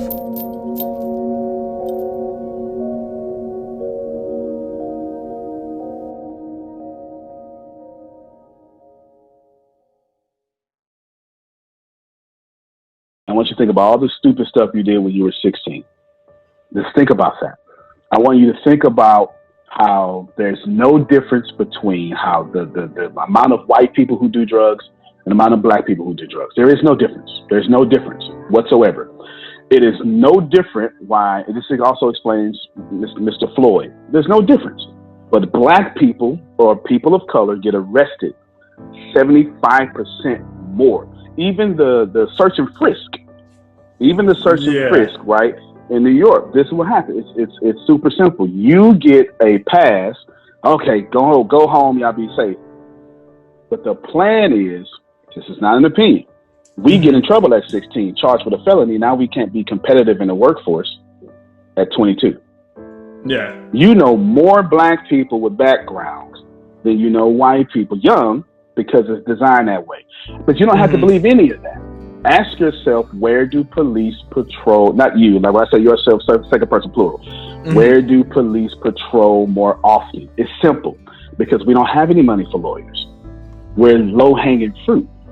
If you want to get promoted to detective, right, get your cases up with us. If you want to be a lawyer and get to DA, get your prosecution rate, right, up with us, because we can't fight with money. We take plea. That's why plea deals even exist. That's why the bail bondsmen even exist. It is unfair. It's to keep that system going. None of this, brother, has been an opinion by Antonio Theodore Smith Jr. And it kills me just talking about it. It breaks my heart talking about it. None of this is an opinion by me. It's what's happening. Look, our current bail system makes no sense, and it does a lot of harm. And the frustrating thing is, we've known this for a long time. Just watch this TV news special from 1964. Yes, the jails are bursting at the seams. A problem of great concern to New York City Commissioner of Correction Anna Cross. Remaining in jail because you can't get bail is really being punished before you're even found guilty. As far as I was concerned, that was not just. That was destroying our concept of justice. That's right. This problem has been obvious since it was considered okay to wear a wastebasket on your head. George Floyd. Prosecutors say Officer Derek Chauvin had his knee on George Floyd's neck for 8 minutes and 46 seconds, including 2 minutes and 53 seconds after Floyd had become unresponsive. This man, it's a nonviolent crime. Just period. It doesn't matter. Right? It just doesn't matter. But what happens is you got more people of color, black men specifically, in prison for nonviolent crimes. Nonviolent crimes. But that's what's populating the prison right now. So yeah, that's not an opinion by me. That's hard evidence facts. Yeah. Okay. So with that being said, one more thing, and the war on drugs did that the most. Yeah. The mandatory minimums. That's another factor. The mandatory minimums for getting caught with 2 ounces of crack put you in jail for 22 years.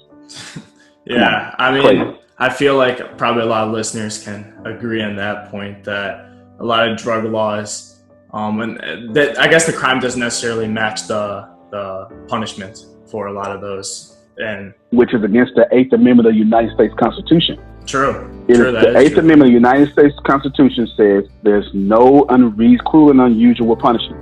But the 13th Amendment says that you're a slave. It's in there. I swear to you. The 13th Amendment says you're a slave, and slaves are not protected by the Constitution. Yeah, I should pull that up in a bit, because I've never even thought about that, because I'd like to see where it is in there. But before we do that, before we move on to Floyd, one thing that So here's kind of how I always thought about this, and tell me if I'm wrong, because you've laid out a lot of different points. I want to hear where it goes, but I always thought, with the basically, the scenarios that a lot of Black communities are in, there's not a lot of money in those communities. And when there's not a lot of money, and this is done, through different systems over time, why the majority of that is, like my grandparents are very well off. Many Black people, their grandparents aren't. Some are, but the majority aren't, just because of, how the times have changed and a lot of different things, which hopefully over time that will, mitigate. But I feel like a lot of where, I guess, arrests come from are from people who are in bad economic situations, who resort to, basically crime to try to get out of that, or they're just brought up in this whole, situation where they have crime because of all these, I guess, poor economics. And then you grow up seeing people make money through drugs, seeing people, do whatever they have to do to survive, make money for their family. And that's just kind of your life at that point. And that's why I feel like a lot more cities, that have low poverty, it has nothing to do with race per se, but it does in the back, I guess, the history behind it. But current date, it doesn't have to do with race, I wouldn't say. It's more about the economic situation, and the crime goes up in those cities, and that's where the police go. And I want to hear, I guess, if you think that's wrong, right? Like, nah, you're not wrong. You're in the other America. You're not wrong, brother. You ain't said nothing wrong at all. 3 things. Let's start back from your grandfather is well off. Yes, he is, and he deserves to be. But Bank of America did that. You named it earlier, redlining. Mm-hmm. The middle class became wealthy and millionaires, or you went to school without student loans because you got prime mortgages, the best rates, the best real estate that would appreciate over time. And your grandfather has a 7-figure net worth because of the house that he owns. We were not afforded housing or the ability to own property. And this is so important. That's why I wanted to say all that stuff earlier. That when I said the number one problem, remember I said earlier, very early, I said there's 2 things that's happening. You need wealth, that's going to create wealth. You need a labor force, and then we can't get a labor force if we don't own the resources. And if everything else systematically flows from that, your grandfather owns resources. My grandfather did not. If you look at the way housing segregation works in America, you can see how things ended up this way. Once you see it, you won't be able to unsee it. Okay, let's look at MLK Boulevard in Baltimore. I want to show you how to see housing segregation in schools, in health, in family wealth, in policing. But first, an explanatory comma. It's the 1930s in the wake of the Great Depression. FDR is president. He wants to bring economic relief to millions of Americans through a collection of federal programs and projects called the New Deal. One part of that New Deal was the National Housing Act of 1934, which introduced ideas like the 30-year mortgage and low fixed interest rates. So now you have all these lower income people who can afford homes. But how do you make sure they don't default on their new mortgages? Enter the Homeowners Loan Corporation. The HOLC created residential security maps, and these maps, they're where the term redlining comes from. Green meant best area, best people, aka businessmen.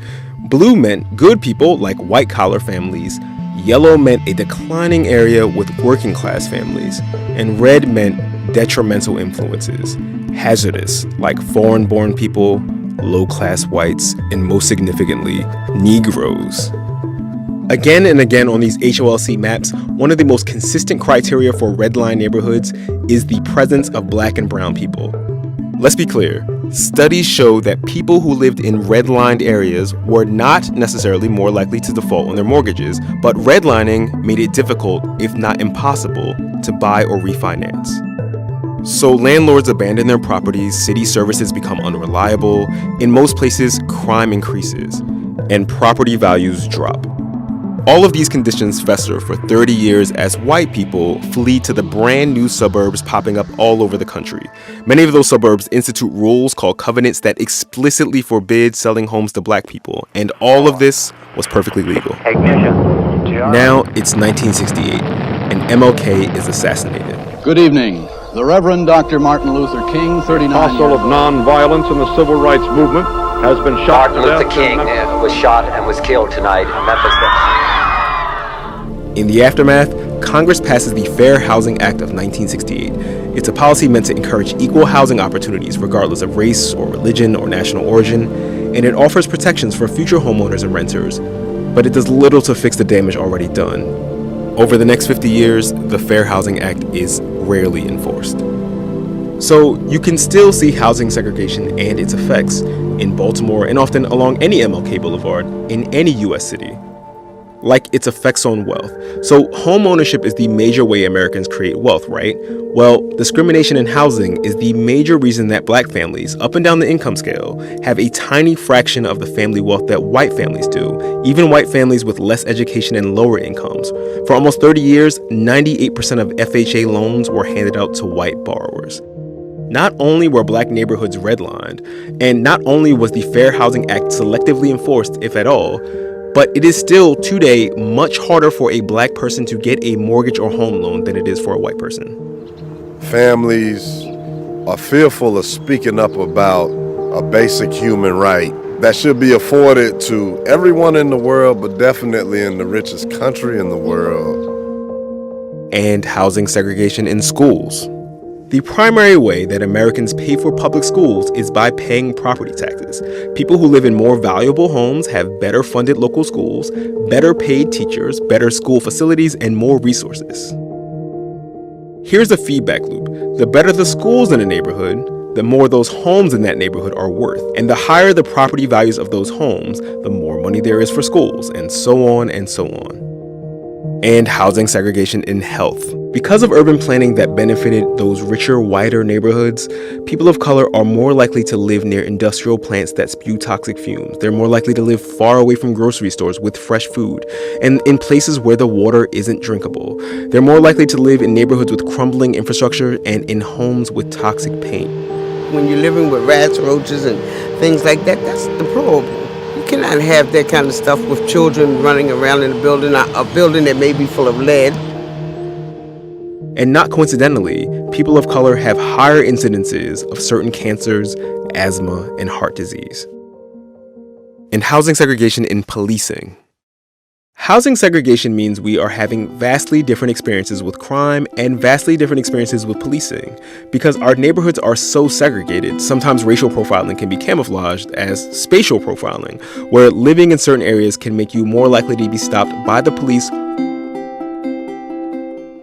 And it means that people have a lot of unnecessary contact with the criminal justice system just because of where they live. The problem in our city, the police and the citizens are fighting. They keep targeting my brothers and sisters who don't really have nothing. And that heavy, aggressive kind of policing that you see in black neighborhoods in particular makes people feel like they can't trust the police. And when people don't trust the police, crimes go unsolved, and people have to find other ways to keep themselves safe. But of course, it's not just Baltimore, because housing segregation and discrimination fundamentally shape the lives of people in nearly every major American city. It really is in everything. To hear more about how race shapes American life, visit npr.org/codeswitch. I'm Gene Demby. Be easy. So the natural appreciation of your grandfather's property put him in a different place. Nothing wrong with that. Yeah. At no point should he feel guilty for that. Mm-hmm. No one's asking, and man, I love this. It's real hard for me to talk about because it makes me want to cry every time. No one's asking white people to give up your white power. Nobody's asking that. Nobody's asking white people to give up your privilege. As a matter of fact, it's actually quite forgiving of black people because we're not asking for revenge because we can do that. What we're asking for is equality or the resources so we can go back to what we used to be in this country. Because believe me, after Jim Crow, we had a Black Wall Street on that, right?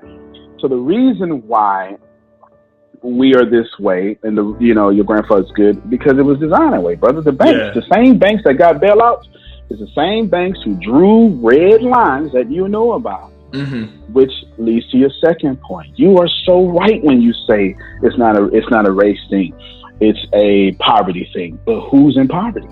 Those same loan lenders drew us into poverty. They didn't draw your descendants into poverty. They drew us into poverty. So one does relate to the other. You feel what I'm saying, brother? Yeah, and that's what I'm getting to when I tried to say like it isn't race, but I'm like, well, it kind of is because of that back history and the setup to it. You know what I mean? So this, I don't want to spend too much time on this next question because it's looking forward, but I'm just wondering, looking forward then, do you think, now that correct me if I'm wrong on this, but now that a lot of these basically systems that were set up to, redline, impoverished communities, which are majority Black because, years ago they couldn't get really good mortgages and whatnot and kind of cycle down. Do you think that will mitigate over time now that there is no, it won't. Lack of that? It can't. No, it won't mitigate.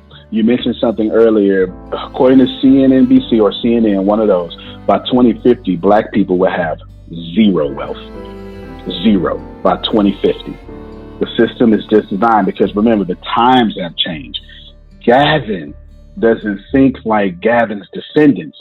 That doesn't mean that the laws have changed. And here's what normally happens to my white brothers and sisters as they continue to get older.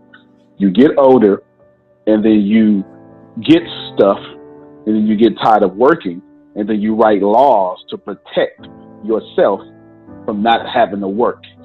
And those laws protect your people and not the people coming for wealth as well. Right? That's literally, it happens every single day. It won't change. And the only way it will change is three ways. And nobody likes to talk about either of them until white people are affected. I'll give them to you. First off, y'all hate socialism. But the last 9 weeks of American history, socialism was real hot, wasn't it? Right? Yeah. The whole $1,200 stimulus check, $2,400. You hated socialism during the Great Depression. Like think about this. The Great Depression, 1929, about 34, you keep on going. Hey, we literally told the whole world, stop, help our white people. This is what we did. It's what we did. You went into manufacturing. You went. The car makers started making bullets, and everybody got out. Black folks say, "Can we get something?" They say, "Oh, no, the government don't work like that." It's a double standard. It's a double standard if black folks say, "Give us reparations." Now, and I'm not necessarily arguing for that, but then I can make a strong argument for that. Oh, the government don't work like that. But you just got reparations 9 weeks ago, right? You just got socialism. You hate Bernie Sanders until you need it. This doesn't make sense.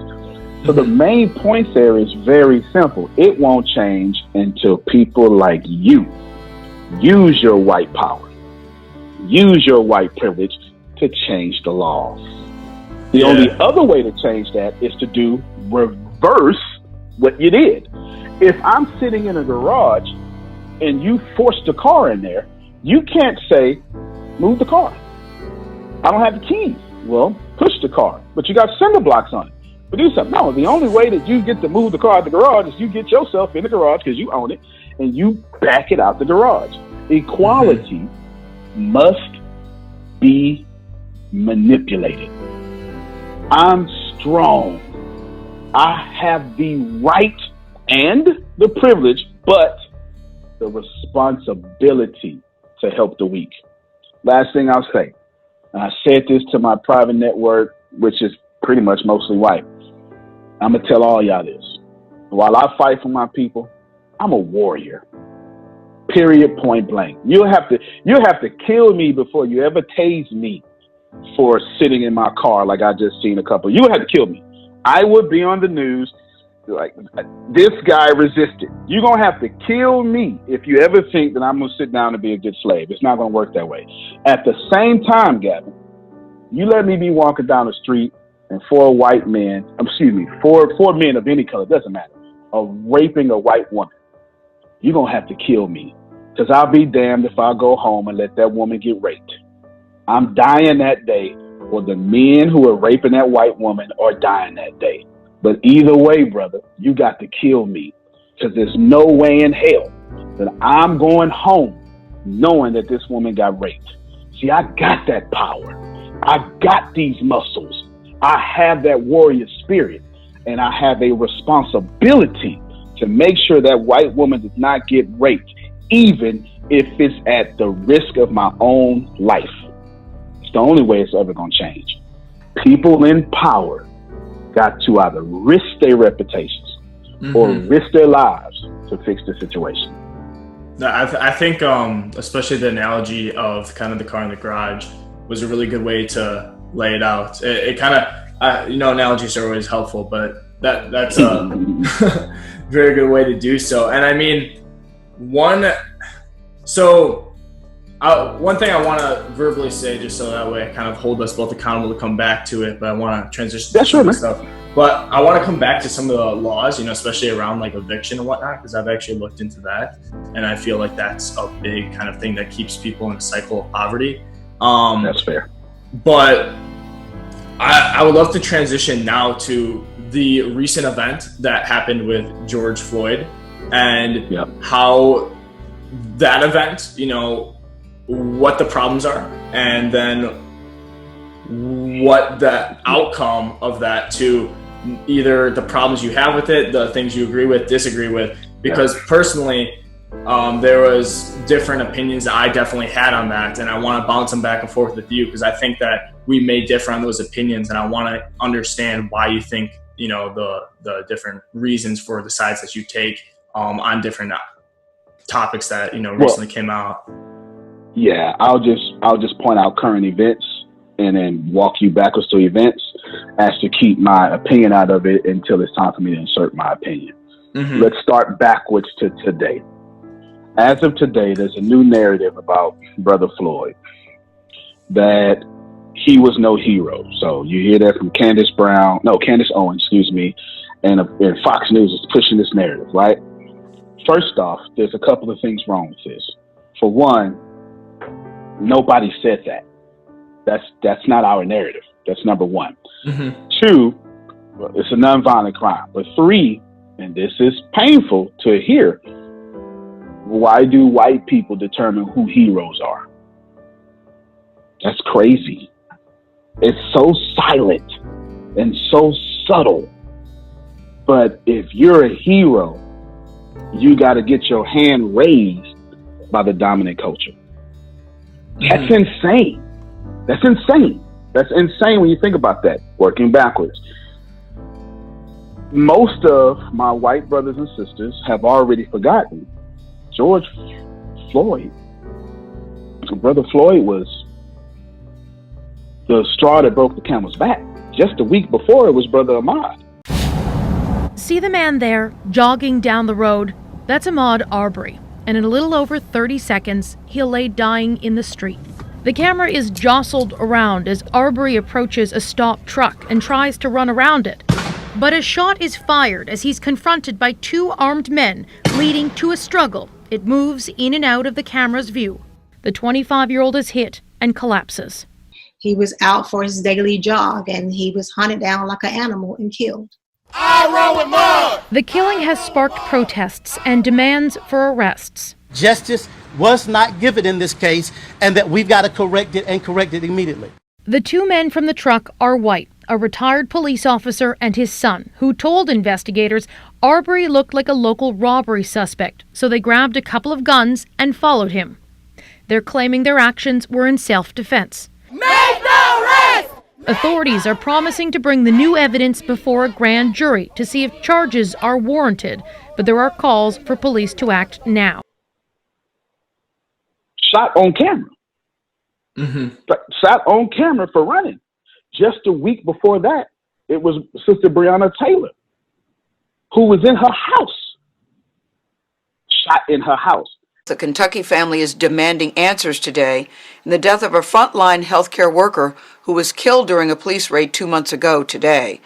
Breonna Taylor's family is suing 3 Louisville police officers after the 26-year-old woman was shot and killed in her apartment. Now, officials say this incident back in March was tied to a drug investigation where police were searching for someone else. As our national correspondent Jerika Duncan reports, Taylor's mother claims gross negligence took her daughter's life. Breonna loved life, and she loved to help people, and she loved a family. She didn't deserve what they did to her. Tamika Palmer is Breonna Taylor's mother. The 26-year-old was an EMT working in emergency rooms at 2 hospitals and helping respond to the coronavirus outbreak. I was more concerned with her washing her hands than dying at home. But just after midnight on March 13th, police shot Taylor at least 8 times, killing her in the apartment she shared with her boyfriend, Kenneth Walker. Officers knocked on the door several times and announced their presence as police who were there with a search warrant. The officers forced entry into the exterior door and were immediately met by gunfire. Louisville Metro Police say the officers were part of a narcotics investigation and opened fire after Walker shot first. They're now on administrative reassignment pending the results of an internal investigation. The lawsuit against the officers claims the suspect they were searching for was already in custody. Taylor's family alleges the officers wearing plain clothes did not identify themselves and that Walker, a registered gun owner, was shooting at men he believed were breaking in. Walker is now charged with first-degree assault and attempted murder of a police officer. They thought they were being burglarized. Does the Second Amendment not apply to African Americans? Attorney Ben Crump joined Breonna Taylor's case this week. He is also representing the family of Ahmaud Arbery, who was shot dead in February while on a run in his Georgia neighborhood. This was a completely unnecessary and justifiable killing of an innocent woman. For CBS This Morning, Jerika Duncan.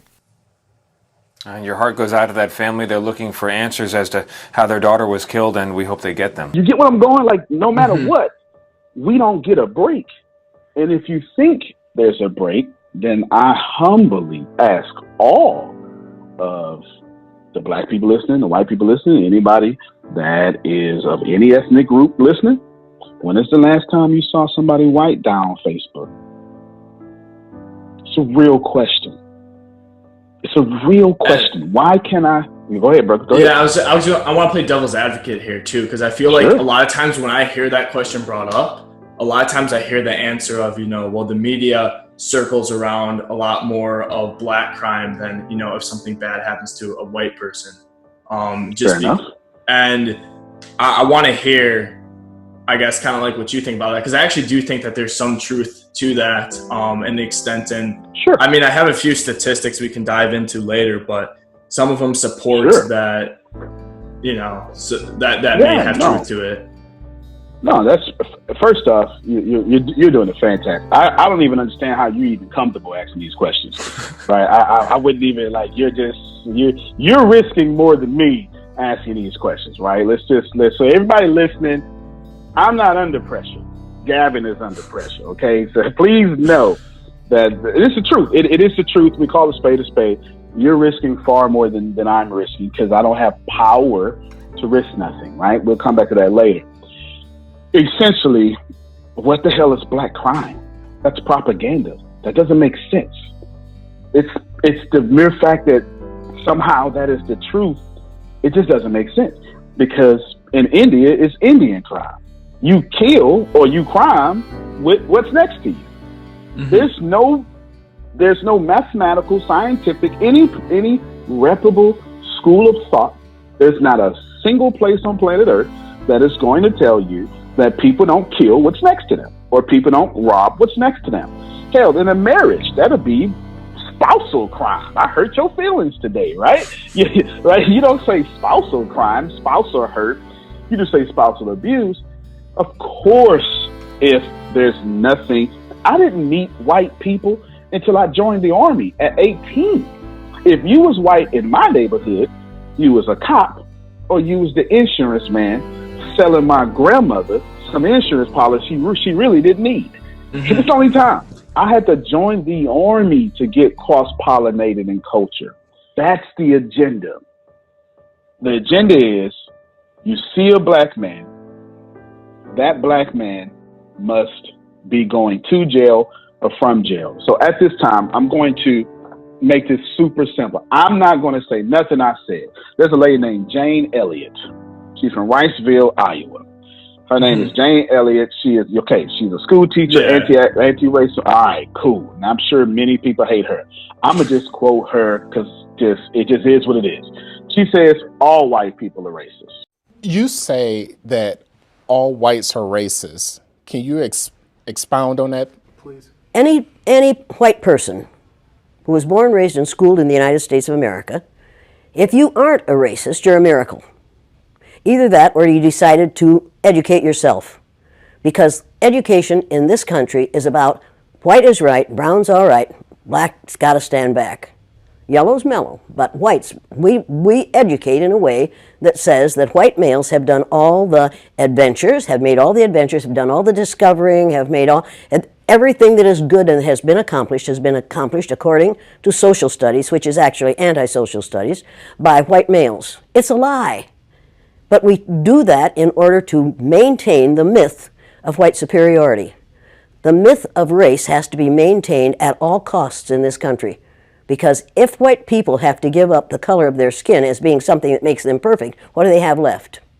If we start teaching the truth about history, if we start teaching about Nile Valley contributions to civilization, it will totally change the way we conduct ourselves in the classroom. It will have to. Columbus didn't discover America. You can't discover a place where people are already living. But we celebrate that every October. It's a lie. We need to get over, we need to stop telling the myths and start telling the truth. So when you tell people that they're racist, and it must have some kind of effect, because most people will say, I'm not racist. I'm not a racist. Why, some of my best friends are black. Right. Yeah, and then you say, name one. Or this one, I don't see color. And when some woman says to me, I don't see color, I say, I knew that. If you saw color, you wouldn't dye your hair that way.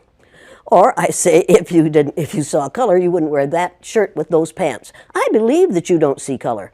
It's an attempt to deny skin color. And it's an attempt to deny what's wrong with seeing the color of my skin. Is it all right for you to see me kind of pink? That's okay for me. I don't mind. And I suspect that you don't mind being seen the color you are. You have a right to be what you are.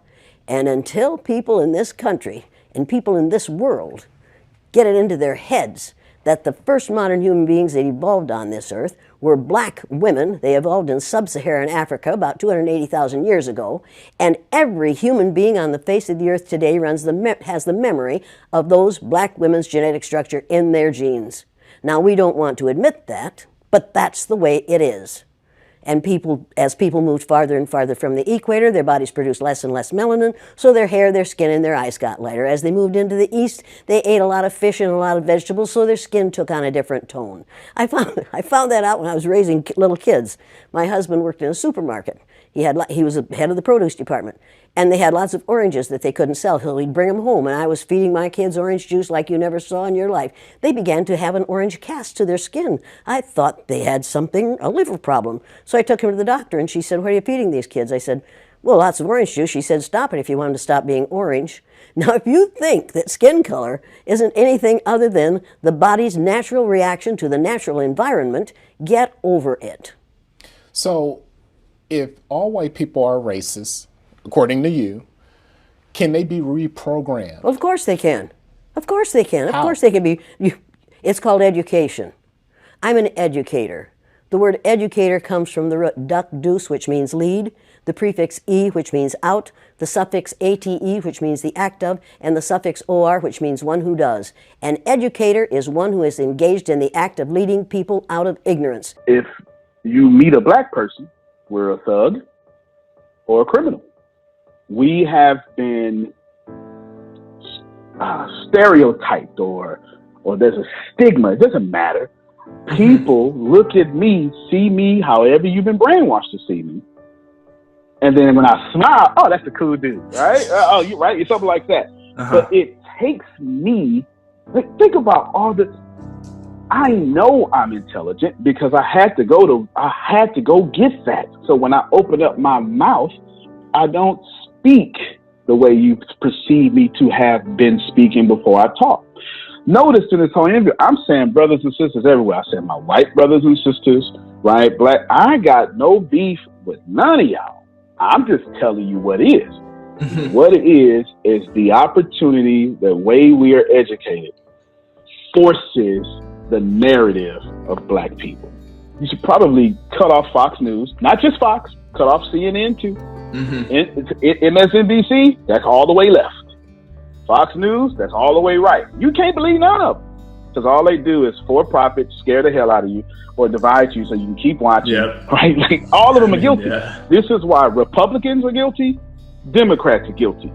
Don't pick a side, right? Pick principles. Because it's one government. You don't control me with blue government. Don't control me with red government. Both parties got blood on their hands. Period. And they're both guilty. Yeah. Period. And one thing really kind of stood out. Well, I guess let me ask this question too. In education, I know that you said there was, like, I guess through education, the idea of black people being criminals or thugs is reinforced in our current education system. Can you give me an example of that? Because to be honest, after going through it, I don't know how that would be reinforced. Maybe I didn't notice, but I'm trying to think and I'm falling short on it. Nah, man, it's not something you didn't notice. It's just history is edited, right?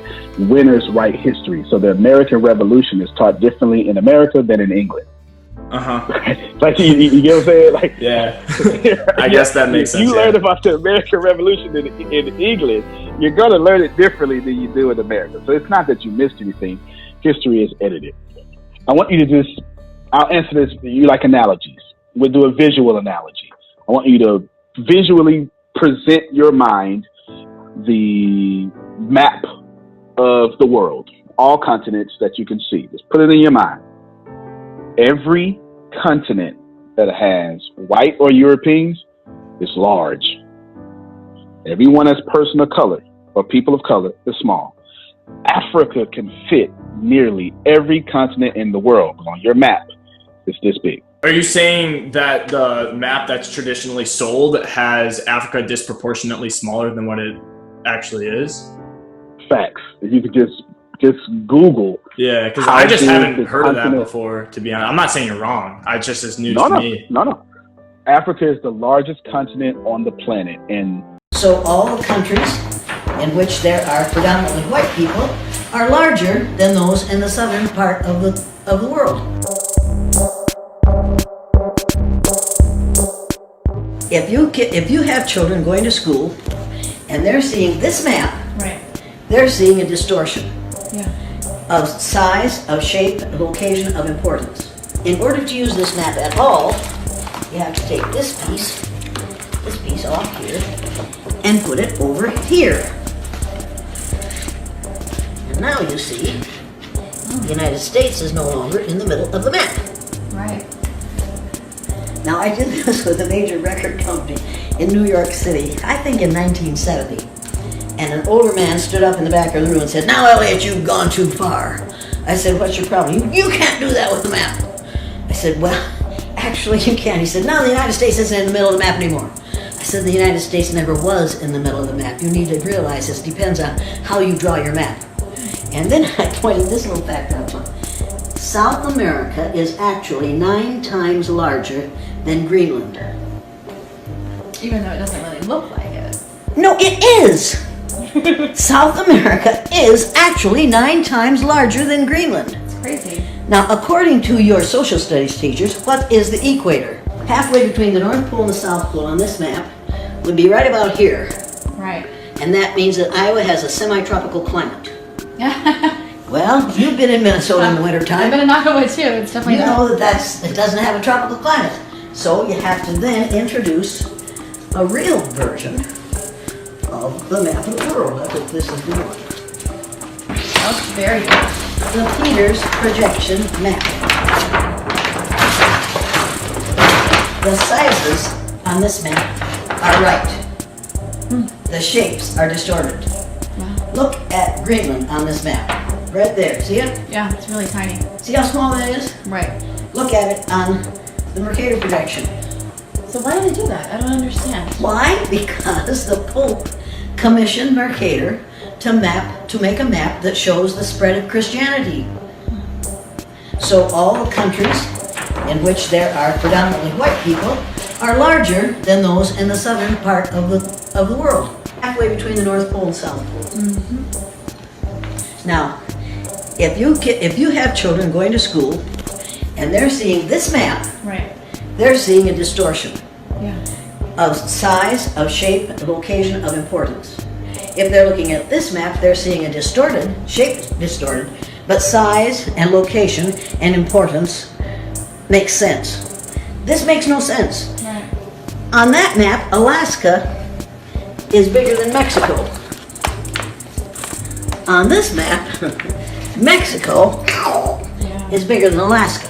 And look at Canada on this map. Look at that thing. Not much of the map. Look at Canada on a properly constructed map. Yeah. Do you think that's important? A world of difference, actually. A world of difference. That's a good thought. Look at there. Look at South America and compare it to Greenland on this map. Right. It's almost like we're teaching kids that we're bigger, we're better. That's right. You know. That's right. That's exactly what this map is. That's exactly what this map is supposed to do. Right. What we have in this country and call education is indoctrination. We start at 3, we used to start at 5. From the northernmost point of Canada to the southernmost point of South America, all the people in here are Americans. North Americans, Central Americans, South Americans. These are all Americans. You can't put up a wall to keep Americans out because we're all Americans.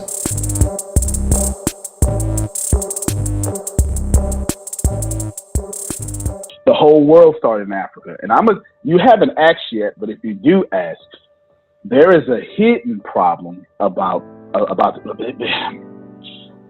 every historian, every archaeologist, it doesn't matter. Nobody is going to tell you the world did not start in Africa. Nobody's not going to tell you that.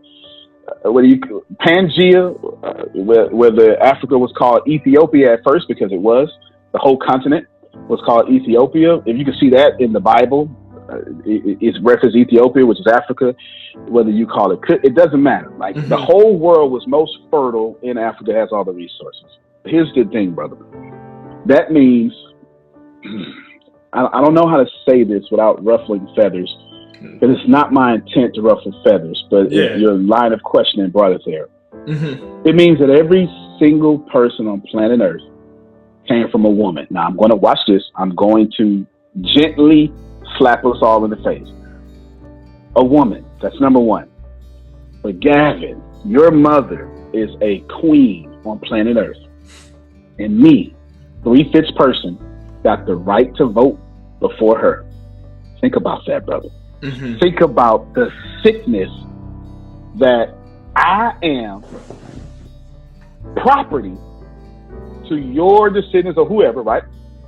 But your queen mother that gave you life got the right to vote after me, and she's married to the person controlling the laws, right? Now, of course, we're not talking about your mother, but you get the point. Yeah. The point is the black man got the right to vote before the white woman. That's insane. That's insane. So now we know women are mistreated. We know this. Period, point blank. We know women are mistreated. Here's what's even more. This is a problem that has everything to do with George Floyd, has everything to do with today. If y'all just Google, actually, if you just listen to the next time white people march, which just happened, don't forget this just happened 9 weeks ago. Right? People are mad at riots right now, but 9 weeks ago, they were equating slavery. Like you had to listen to the government for 9 weeks and lost your mind and went out there and got haircuts and stuff, right? Like that just happened. So it's insane. That just happened. Think about it, man. Here we are in this world, and there's a whole movement happening that everyone knows. Well, people don't know about it, but it is, we will not be replaced. Listen to the marches. It's not my words. Listen to the marches. We will not be replaced. Here is facts for you. There's a book written in 1987 by Ben Wattenberg. I read it myself. It's called The Birth Dearth, D-E-A-R-T-H. Birth Dearth. In this book, the very first paragraph, this man, who was an advisor to presidents, a good Jewish white man, advisor to presidents, says the main problem confronting the United States of America today is there are not enough white babies being born in this country. And right now, white people are really frightened. If you don't understand the destruction of Planned Parenthood offices, and you don't understand the wall that we're going to build on the southern border of the United States, you haven't read the book, The Birth Dearth by Ben Wattenberg. Ben Wattenberg was a brilliant Jewish man who was a member of the American Enterprise Institute. And he wrote a book, the first paragraph of which says, the main problem confronting the United States today is there aren't enough white babies being born in this country. He was an advisor to presidents of the United States. He wrote the book in 1987. He says if we don't change this and change it rapidly, white people will lose their numerical majority in this country, and this will no longer be a white man's land. Now, I'm not misrepresenting this. I'm telling you almost exactly what he says. He says there are three things we can do to solve this. Number one, we could pay women to have babies, as they have been doing in Western European nations for years. Then he says, and these are his words, not mine, unfortunately, we would have to pay women of all colors to have babies, so we don't want to do that. He says the second thing we could do is increase the number of legal immigrants that are allowed into this country every year. Then once again he says, unfortunately, the vast majority of those wanting to come to this country today are people of color, so we don't want to do that. The third thing he says, and women had better pay attention to this, 60% of the fetuses that are aborted every year are white. If we could keep that 60% alive, that would solve our birth dearth. Does that sound like racism to you? Can you talk a little bit about the trauma associated with? The trauma associated with it? Yeah. One of the main traumas is it tells white people that they are superior because of the lack of melanin in their skin. And then they find out suddenly that we've got a black president. That's traumatic. That's where the trauma is. Living a lie, finding out the truth is traumatic. Finding out now, recently, that within 30 years, white people will be in the numerical minority in this country is going to be traumatic. White people are scared to death right now, particularly white males. They're scared to death that they are going to lose their power in the future. And they are. But if you want to get ready for the future, if you want to be treated well in the future, treat others well in the present. What we do in the present constructs the future. We called the Japanese, and you'll pardon me, but this is what we called them, slant-eyed little yellow We didn't say that about the Germans. After the war, we rebuilt Germany and Japan. And we get along beautifully with the Japanese. That was in 1945 that we finally won that war. How many years ago was that? Figure that out quickly. I'm not a math person, but... You're not a math person, but you know it wasn't that far. Right. And it didn't take 50 years for us to have peace with the Japanese and the Germans, even though we dropped 2 atomic bombs on Japan. The Japanese hadn't killed 10 million people.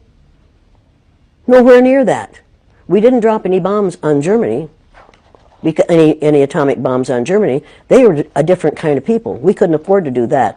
We killed how many Japanese people with 2 atomic bombs? And they forgave us. You want to talk about forgiveness? You want to talk about changing this thing? I cannot understand how Japanese people can stand the sight of any of us, and yet they do.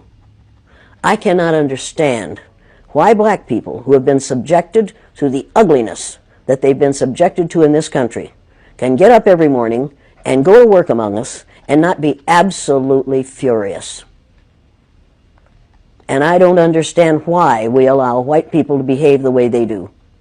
I don't understand that. And my third graders, after they'd gone through the exercise, couldn't understand it and wouldn't tolerate it.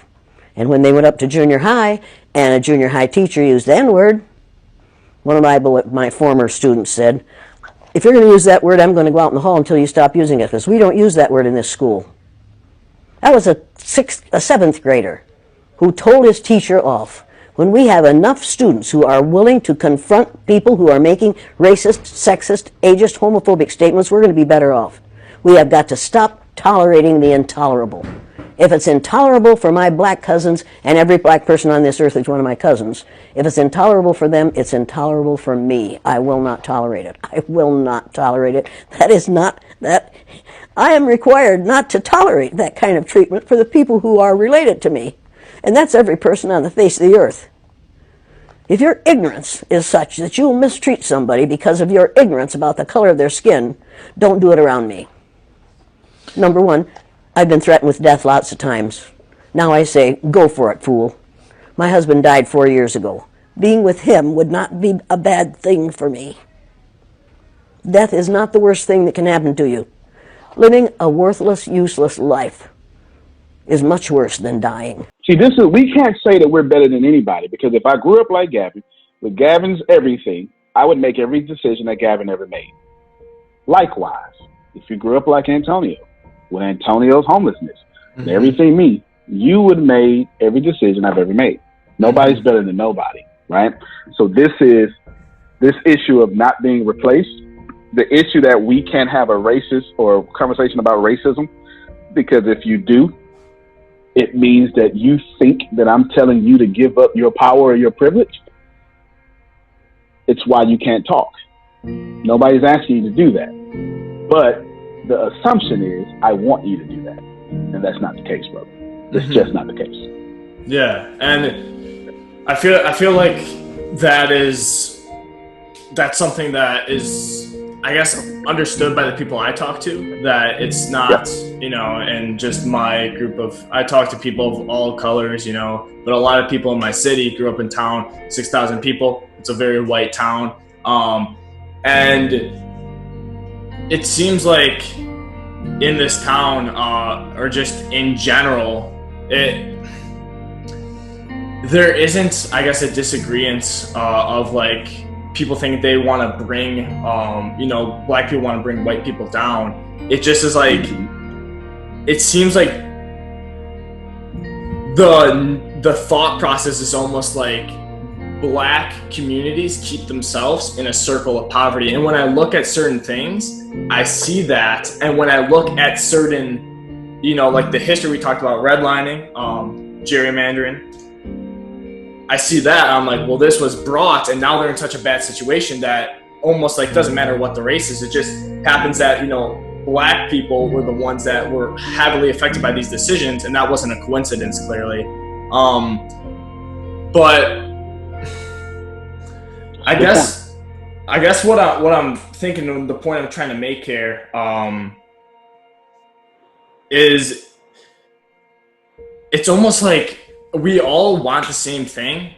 And I shouldn't say all of us, because that's very generalized, but I feel like the majority of people want the same thing, but just don't necessarily realize the reality or realize the scenarios that are happening instead of just seeing things in the news. But I mean, I kind of went round robin on that and didn't make a sound. No. I actually got you.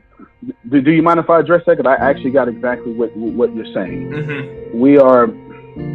Let's go back to slavery. So slavery ends, or whatever you want to call it, right? Now what happens? You have this realization. This is proving this is to your point. You have real revelations that. Let's talk about slavery real quick. So if you were in the South, the only job you really had to do was get up, make sure your slave went to work, drink some tea. That's pretty much it, right? That's pretty much, or some coffee, really, some coffee, because we would have Boston Tea Party by then, right? So it would have been coffee. It would have been coffee. Now, here's what happened. All the skill sets are black people. Think about that. Think about that. Just think about that. Anybody that's got the skill set to compete with the North, it's your labor force. You didn't learn how to kill cotton. That's our skill. That's our skill, right? That's a skill you force us to learn. So what happens? Well, now you got to protect yourself. And I really, really, really want you to just look at the history of that, because I'm answering the question, black folk keep themselves in poverty. That's what I'm answering. Let's think about it, or the repetitious cycle of poverty. So now you abolish slavery. So now slavery is abolished, so what do you do next? Well, now you got to segregate, right? You do Jim Crow. You set laws, more laws that still are there that stop, your labor force, the skilled people, from being worked. So then, you know what? Civil rights movements happen. And this is crazy. Civil rights, it's actually facts, and even more crazy. Civil rights movement happened, and then what happens next, brother? It's simple. After Jim Crow, you get unions. Please do not get it twisted. Unions were never started to be fair. They were started to protect white people's wealth. Let's band together, right? Let's band together because they've got all the skill sets. Let's make sure we handle that. That's not an opinion. That is the history of unions, period. So now you got that going on. So every time that we master the rules of racism, they get changed on us. Every time. Every single time. You can see it happening right now. Peacefully protest. Oh, don't do that. Well, do it this way. Well, okay, but not that way. Right? Hey, sir, do you mind if we get in? Yeah, sure you can come in, but go in this way. Okay, come in this way, but you can't go in that way. Well, how do you want us to behave? We want you to shuck and jive. Okay, shuck and jive. Well, I don't like that either. Go get educated. Go learn. Go do that. All right, we're going to go do that. But now that we've educated you, now you uppity. Right? No matter what happens, the rules change because the laws have never changed. Just the rules of the culture have changed. I am a guilty pleasure for white people. Again, I'm like the Dave Chappelle of business. There's more white people that follow me than anything else. But I'm a guilty pleasure. I came from the trash can. I was homeless my entire childhood. I aged out of CPS custody. I failed the 5th grade and the 6th grade, back to back. I graduated late. I barely graduated. There were 760 people in my graduation class. I was number 700 or something. I barely graduated. I put myself through school. Then I went off to the United States military. That made me an intelligence analyst spy because I had no parents. And I had an IQ of something like 140 or whatever the heck it was, right? Whatever it was. I scored an 86 or 76 on my ASVAB. I don't remember no more. And all that stuff happened. I am a guilty pleasure because I made it. And people look at me and say, see, anybody can do it. That is not true at all. I'm weird. In order for me to get to the business rooms that I've been in, brother, I had to be raped at 6 years old by men to sit at the tables I sit. I had to be homeless at 6, 54 pounds, 83 kilos, right? At 6 years old. I had to find a trash can, a dumpster at 7. I had to eat bugs. I had to go days without eating. I had to learn how to use public water fountains and drink as much as I can. I had to I had to fail the 5th grade. I had to fail the 6th grade. I had to drop out of school because who wants to fail twice in a row? Who could possibly handle that psychologically? You go to school, you put yourself through school, you smell like mop water, you're musty, your teeth are as yellow as cheese. You have no hygiene whatsoever. You can't do it. And the only reason I failed, brother, is simple. Because in Texas at the time, you don't start getting homework until you're in the 5th grade. How can I do homework in the dark with no running water and no electricity? It's impossible. It's absolutely impossible. So you get all that, you take all that into effect, and I'm sitting at the table doing deals because I understand you didn't have to go through what I had to go through to be at this regular $200 table. That's simple. People aren't built like that. I am one in a generation, and you can't force or put the expectation of what I did on my entire people. You wouldn't even put that on your people. But that is the thing that they want us to do. We're in that same cycle of, well, you keep yourself poor. It's fantastic. I got a master's degree. So I have a master's degree. So the system can't be racist. He has a master's degree. He made it. We can't be, it can't be a system of racism. It can't be a system of oppression. Look at him. He's a millionaire. But please believe, if I lose it, I'm not getting it back. The system don't work that way. System don't work that way, right? Donald Trump, with respect to him, I have no problem with Donald Trump. Or anybody say, you can file bankruptcy 6 times. If I file bankruptcy 6 times, the bread, right, you understand. All right, you got it. First off, of course, sorry to hear all that happen. It's an amazing thing that, you know, you were, I know you're very proud of that, and you should be. Like, anyone who makes that drastic of a change in their life definitely should be. Now, I want to talk a bit about, you know, the protests with George, and because here's how I saw everything, and I want to tell me, because I think based off what you post on Instagram, we can reference some of that. I think we disagree, and I want you to tell me what you disagree with and why, because I want to know. And basically what I said was, you know, I almost never speak out on social issues when they happen, just because for me, the whole politics thing, I don't usually like watching news, all that negative stuff in my brain. It just really actually physically affects how I live my life very much. So when this happened, I saw it, and I actually didn't watch the video at first because it seemed like it was terrible, and I was like, I don't know, something inside of me just didn't compel me to watch it. And then, you know, everything kept happening, and I was like, okay, I gotta watch this. Like, what happened? Like, did this man, you know, resist? Was he armed? Was he trying to hurt an officer? Was he innocent? Who's right here? So I watched it, like, was absolutely disgusted, saw no sign of anything. And at first I was like, what happened before? I saw other videos, he didn't do anything. Fucking awful, right? And then I did not meet, and tell me if you did, but I did not meet or hear any opinions on social media or in person from anybody who said that after knowing the information that this was an instance that was in any way justified, and that an innocent man was not murdered, because he was murdered, and everyone I met agreed with that. Before I move on, did you find anyone who didn't think that way? Most of my timeline. Most of your timeline did not. So they didn't think that an innocent person was murdered? Absolutely correct. So your timeline and your people, but remember, brother, you are a great person, and like attracts like. And as crazy as hell as you are for interviewing me, you got some followers that is crazy as hell like you. So without a doubt that you would not have seen that. Even more so to the defense of white people, or anyone that benefits from what they will call white privilege. There's no way that you did not think that was wrong. Of course you did. Of course you did. The issue would be who's guilty, right? Like, I posted one of these. Who's more guilty, the man who hung the black man on a tree, or the crowd who watched and did nothing? Somebody's more guilty. I'll let you decide, right? And at no point am I telling you that you're guilty.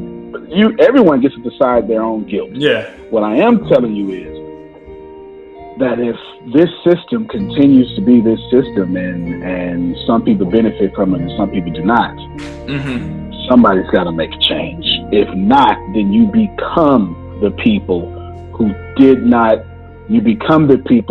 not chastise the hangman, right? So no, on your timeline, nobody did that. But I can tell you for sure, on mine, very different. Here's the best way to do that. The poorest place in the world, according to my opinion, is viral social media comments. All you got to do is go to the comments, and you're going to see a litany of people saying, good for that N-word, and this needs to happen more often.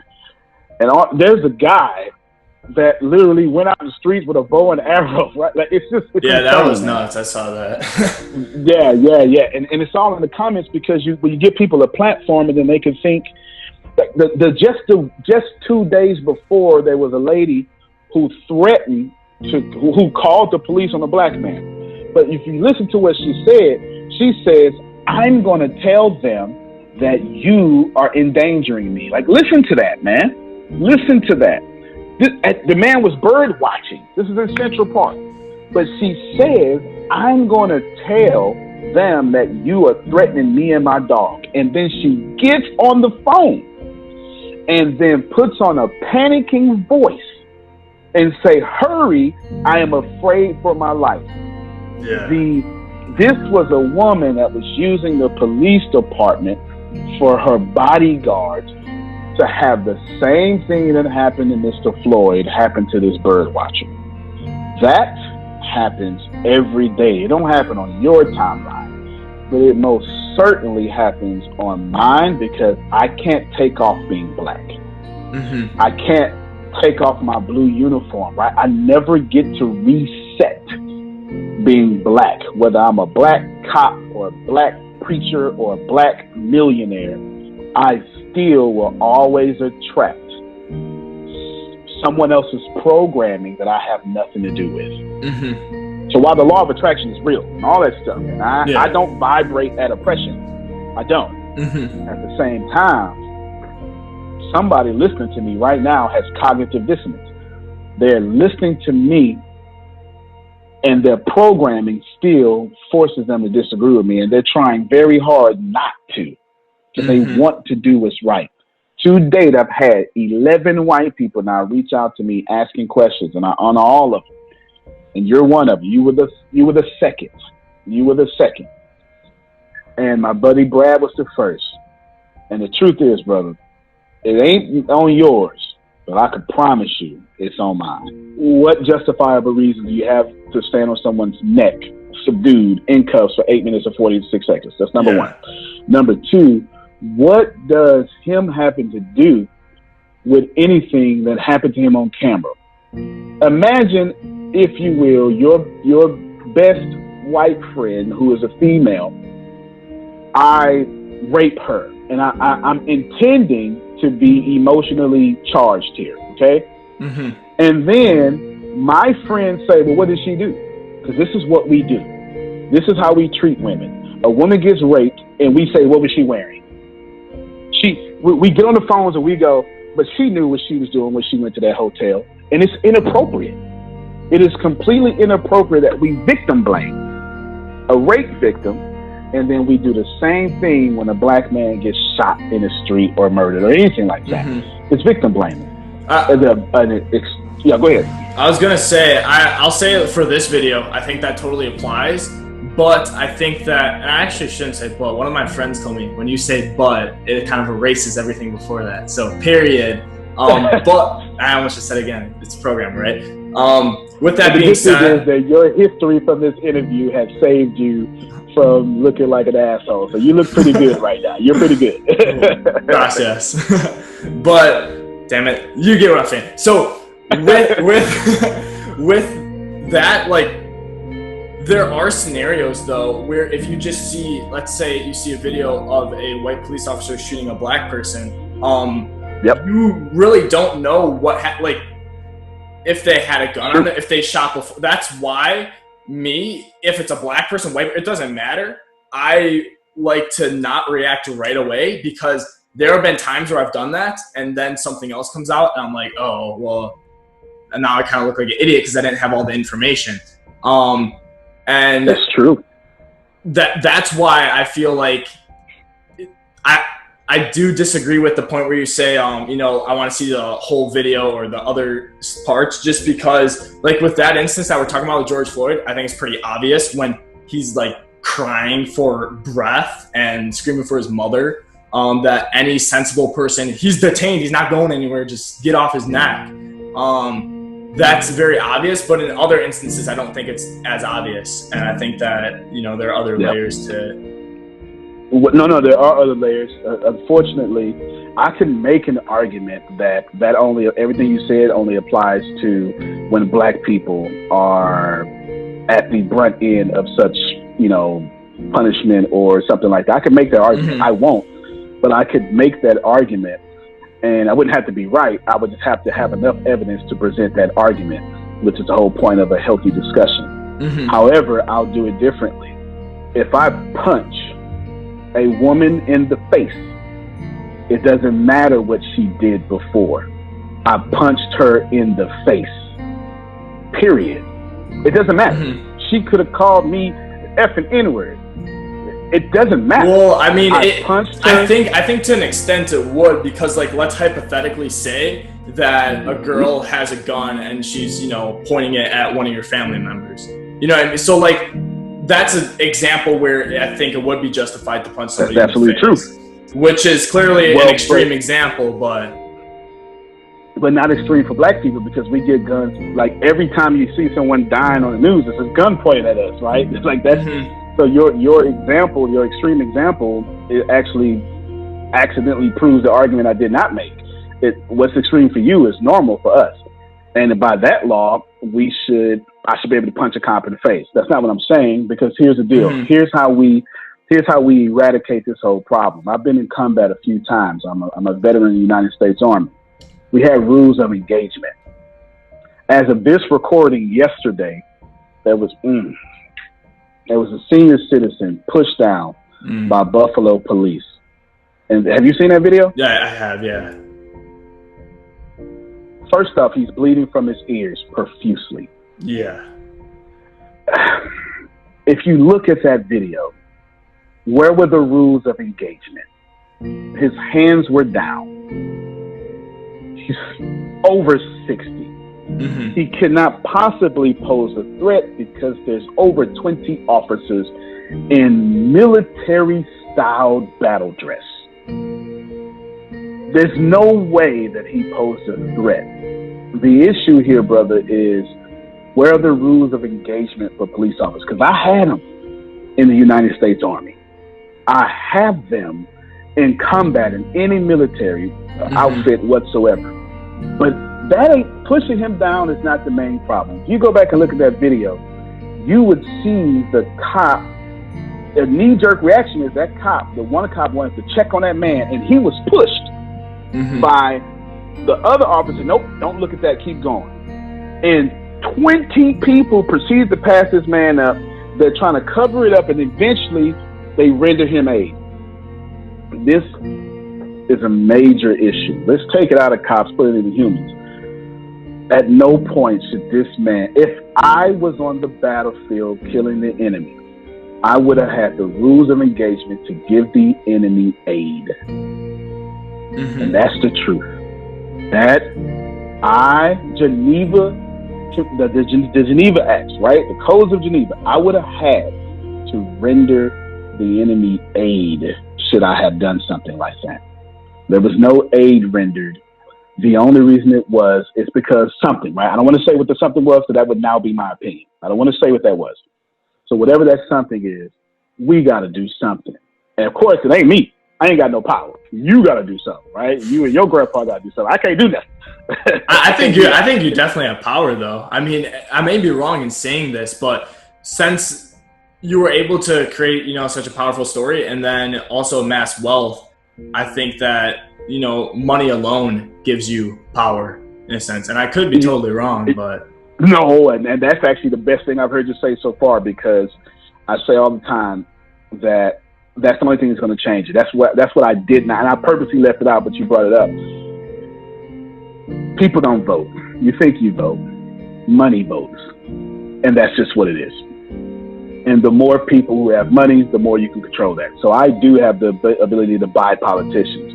Now, there's a word for that makes us all feel comfortable. It's called lobbying. See, we like that. We like to say lobbying politicians, but we're still buying votes, right? We're still buying agendas, nevertheless. So I do have some power there. Systematically, my people do not.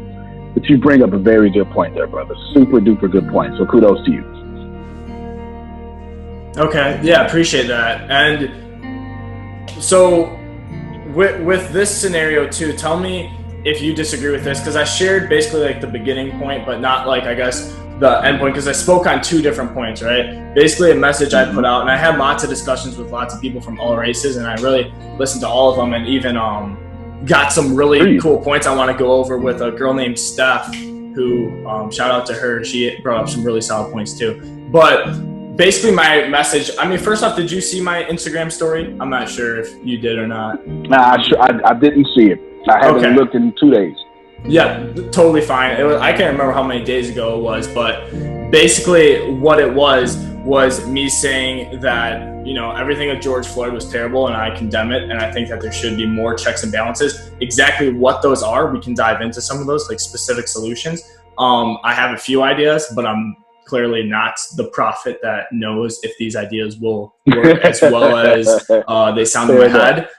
But with that being said, I basically, you know, started by saying that because in no way am I in a disagreement that saying George Floyd being murdered was justified at all. It was disgusting, right? Absolutely disgusting. And yeah, that's not a debate at all for me. What was in debate for me was the response afterwards. And I really want to hear your opinion on this because I feel like we may differ here. What I saw... sorry, go ahead. Yeah, what I saw was an innocent man who got murdered, right? And that was a huge injustice. But then what I saw after that was more innocent people being punished, regardless of race. And I do not think, and now that the family spoke out, the family does not want, you know, more innocent people to suffer from that, because you have, you know, businesses that were looted that owners may not have had a racist bone in their body. Like imagine if your business had a physical store that was looted with all the good that you're doing for the community. It just doesn't make sense. And then I just saw innocent people continuously being punished for an innocent man that was murdered. And I'm like, these people aren't like, was wrong. I get the outcry behind the message and saying like, hey, we tried, you know, peaceful stuff. We're going to get, you know, louder now and make our message more prominent. And I even understand that not all protests that turn violent were incited by the protesters. Some of it very may have well been Antifa, white supremacist groups. Not very well, super well. That's documented. Yeah. It down in, I feel like more so in the southern part of the U.S. too. From at least my buddies down there, even saw some of it happen. And I get that. I guess just my point was I did not agree with violent protests because I just didn't think that it moved us forward. To add to that a little more, when you think about the long-term effects of it, many of these protests happen in big cities, right? Big cities a lot of times are notoriously known for having bad public education because a lot of times they struggle with funding. And when you tear down things that were already established, even if you want changes to be made to them, but you're still going to have to rebuild everything that was basically destroyed. That costs a lot of money, and you're taking away money from schools, potentially, right? And different areas that could really, because there's so many things that need to be funded, and now a lot of funding has to go just to rebuilding what was already here. And on top of that, just small businesses with, you know, some of them not having insurance, clearly obvious. A lot of minority businesses were also affected. I know a few people personally, but that was, I guess, my response to it and why I was like, this happened. It was terrible, but we continue to make this happen. So that's why I really spoke out verbally about stopping the violence, because I thought and still think that there are better ways to deal with it, as severe as it is, that we don't have to destroy what people who are innocent did not cause. Okay, there's a lot there. Yeah. For one, I'm not even sure if you're tapping into your white privilege to disagree with this. I think this is more of you just being a decent human being. So you being a decent human being, of course you wouldn't want violence to happen. I can't fathom that your motives are incorrect here. I listen.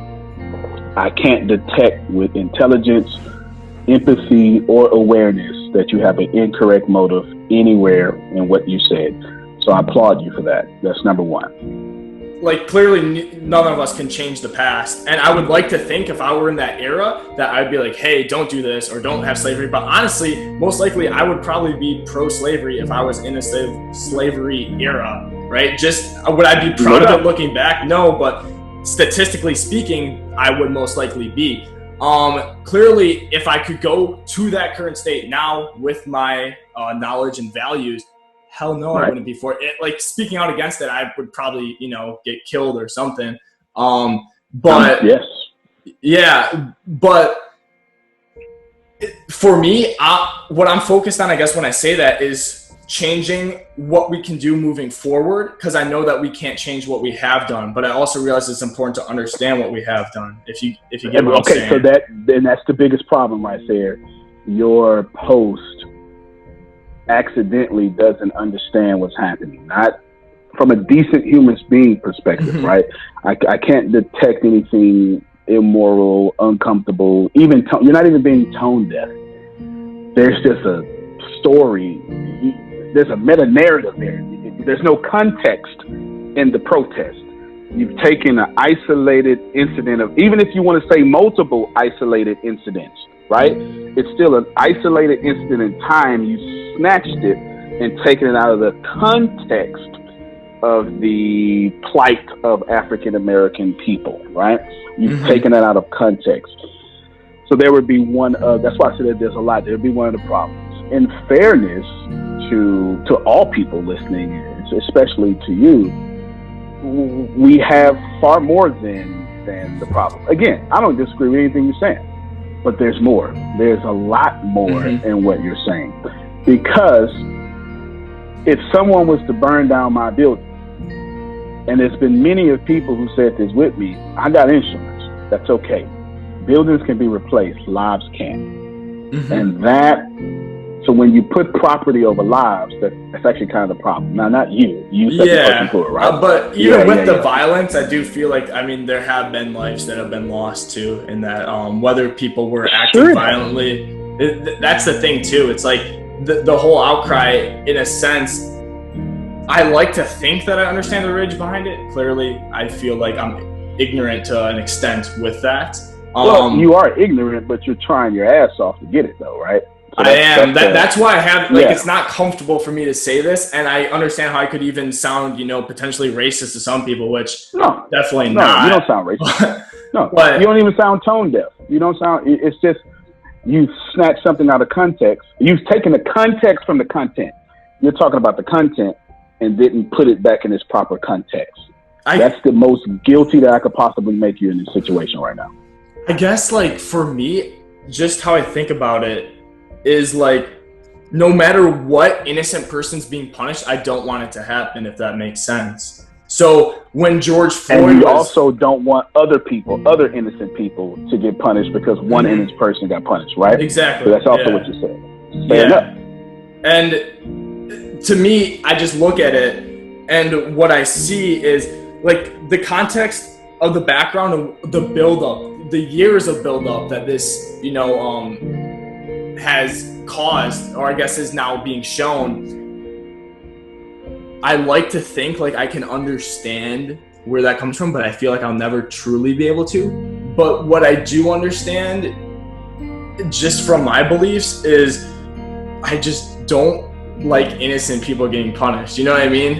And that's right. What I keep coming back to, why I don't agree with the violence, is just because if Antonio got, his store looted, and God forbid you or someone else, if you were trying to protect the store or whatever, also got injured, that's the kind of stuff that just it also so gets... I got you. I got you. So let me bless you. Let me tell you why.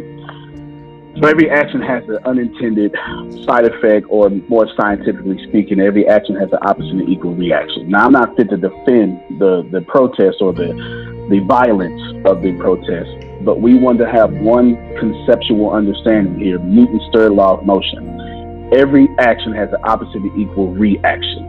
And I believe we can all agree with that objectively, that will happen. Now, that being said, if you say that innocent people have lost their property, that also has an unintended side effect, or the opposite of equal reaction. It also means before innocent people ever lost their property, other innocent people lost their property. So when you say one without understanding the other, think about it. For 400 years, innocent people who were black lost their property. They were divided from their families.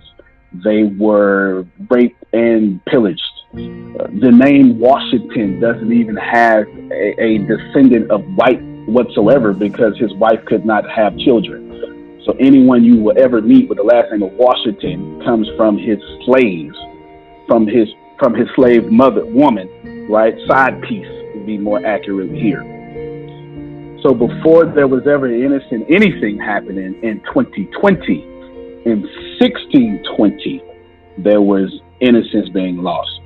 So there's not a point of saying that you're wrong. It is just a point of saying if Newton's third law of motion, because that's what you're basically saying here. Innocent man shouldn't equate to innocent man, innocent people. Mm-hmm. But if you do a this is to that and that is to this, and you go through the whole history, then you should be able to say the same thing about us. But I'm not disagreeing on that, because like that's the thing though, is I have no influence over changing the past. It's impossible, right? Oh, I'm glad you said that because you're right. We can't change the past.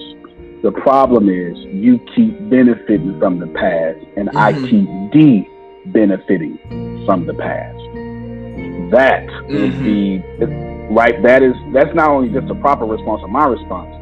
That's what's happening. We can't change the past, but you, second person plural, keep benefiting from what I can't change, and you're not. You, second person plural, not allowing me to benefit from the past.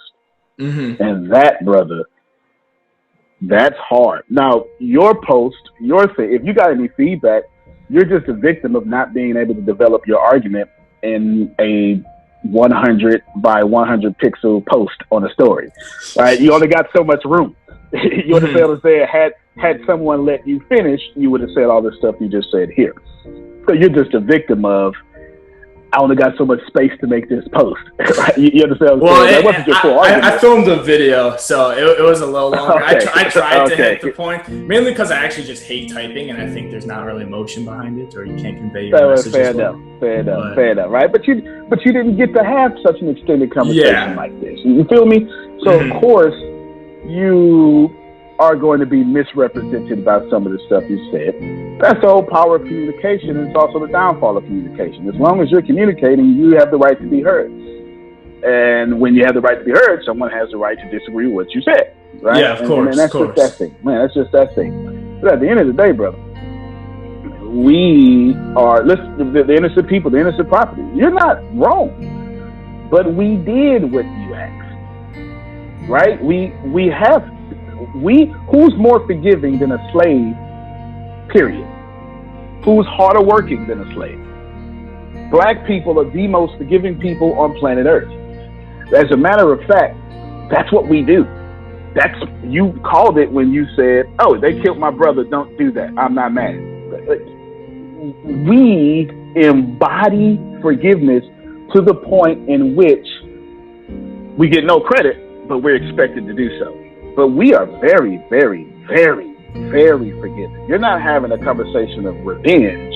You're having a conversation of racism. Those are two different things. When you have a civil unrest like this, there are three types of people in the streets. There are the protesters, there are the rioters, and there are the looters. The protesters are there because they actually care about what is happening in the community. They want to raise their voices, and they are there strictly to protest. You have the rioters who are angry, who are anarchists, who really just want to shit up, and that's what they're going to do regardless. And then you have the looters. And the looters almost exclusively are just there to do that, to loot. Now, people are like, well, what did you gain? Well, what did you get from looting? I think that as long as we're focusing on the what, we're not focusing on the why, and that's my issue with that. As long as we're focusing on what they're doing, we're not focusing on why they're doing. And some people are like, well, those aren't people who are legitimately angry about what's happening. Those are people who just want to get stuff. Okay, well then, let's go with that. Let's say that's what it is. Let's ask ourselves why in this country in 2020, the financial gap between poor blacks and the rest of the world is at such a distance that people feel like their only hope and only opportunity to get some of the things that we flaunt and flash in front of them all the time is to walk through a broken glass window and get it. That they are so hopeless that getting that necklace, getting that TV, getting that change, getting that bed, getting that phone, whatever it is that they're going to get, is that in that moment when the riots happen and if they present an opportunity of looting, that's their only opportunity to get it. We need to be questioning that why. Why are people that poor? Why are people that broke? Why are people that food insecure, that clothing insecure, that they feel like their only shot, that they are shooting their shot by walking through a broken glass window to get what they need? And then people want to talk about, well, there's plenty of people who pulled themselves up by their bootstraps and got it on their own. Why can't they do that? Let me explain to you something about economics in America. And I'm so glad that as a child I got an opportunity to spend time at Push where they taught me this, is that we must never forget that economics was the reason that black people were brought to this country. We came to do the agricultural work in the South and the textile work in the North. Do you understand that? That's what we came to do. We came to do the agricultural work in the South and the textile work in the North. Now, if I right now decided that I wanted to play Monopoly with you, and for 400 rounds of playing Monopoly, I didn't allow you to have any money, I didn't allow you to have anything on the board, I didn't allow for you to have anything, and then we played another 50 rounds of Monopoly, and everything that you gained and you earned while you were playing that round of Monopoly was taken from you. That was Tulsa, that was Rosewood. Those are places where we built black economic wealth, where we were self-sufficient, where we owned our stores, where we owned our property, and they burned them to the ground. So that's 450 years. So for 400 rounds of Monopoly, you don't get to play at all. Not only do you not get to play, you have to play on the behalf of the person that you're playing against. You have to play and make money and earn wealth for them, and then you have to turn it over to them. So then for 50 years, you finally get a little bit and you're allowed to play. And every time that they don't like the way that you're playing, or that you're catching up, or that you're doing something to be self-sufficient, they burn your game. They burn your cards. They burn your Monopoly money. And then finally at the release and the onset of that, they allow you to play and they say, okay, now you catch up. Now at this point, the only way you're going to catch up in the game is if the person shares the wealth, correct? But what if every time you share the wealth, then there's psychological warfare against you to say, oh, you're an equal opportunity hire. So if I played 400 rounds of Monopoly with you and I had to play and give you every dime that I made, and then for 50 years, every time that I played, if you didn't like what I did, you got to burn it like they did in Tulsa and like they did in Rosewood, how can you win?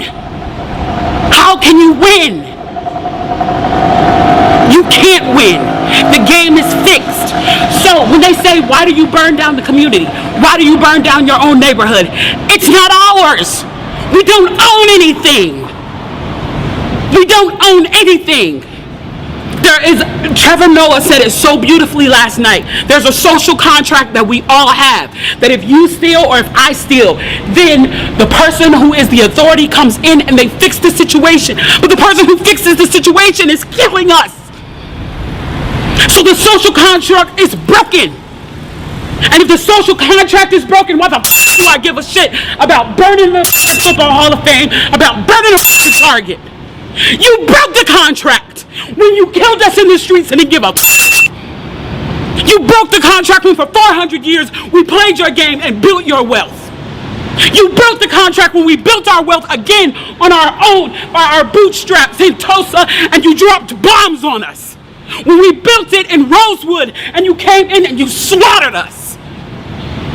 You broke the contract, so f your Target. F your Hall of Fame. As far as I'm concerned, they could burn this bitch to the ground. And it still wouldn't be enough. And they are lucky that what black people are looking for is equality and not revenge. The French Revolution was a revolution of revenge. Right? They went off with the king's head. There's no one storming the White House going off with anyone's head, not now or ever, right? As far as black people. We're extremely forgiving. Extremely. Super duper extremely. But we have to call a spade what a spade is. At some point, every time we do something, y'all say, nope, can't do that. So when does civil disobedience become uncivil? Yeah. Because you get it? Because the only reason that it wasn't Martin Luther King's death that did the Civil Rights Act. It was the protest in 110 different cities across America that did the Civil Rights Acts, right? Definitely. So when does civil disobedience get to become something physical and manifestation? Because that's how America, your founding forefathers were civilly disobedient. And according to them, England didn't listen. So they got violently disobedient. And we call that a heroic story. Yeah, I do get what you're saying, because it's, I mean, even if you take it back to the founding fathers, it's like, it's a different scenario, of course, but peaceful, protesting would have maybe worked eventually, but who knows? The biggest thing right. The biggest thing right now that I think I really give value to is almost the view of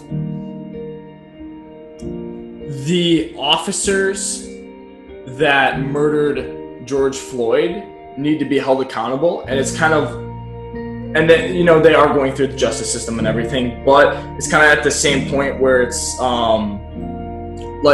so now you're saying people who are protesting should be held accountable when we can't hold police officers accountable. And here's the thing too, I believe the majority of cops are good. I want to know if you disagree with me on that, because that's probably way swayed just because I've never encountered personally a bad cop. I haven't. But that's my experience. You get what I'm saying? That's not my reality. Yeah. Exactly. That's why I'm saying I'm very aware that my reality is different. Like even some of my buddies, like shout out to Mike right here from the university I go to. He's from Milwaukee, and he had multiple racist experience with cops growing up, right? Me, not once. And that's why I enjoy reaching across to learn more about this kind of stuff. But basically, to wrap it up, I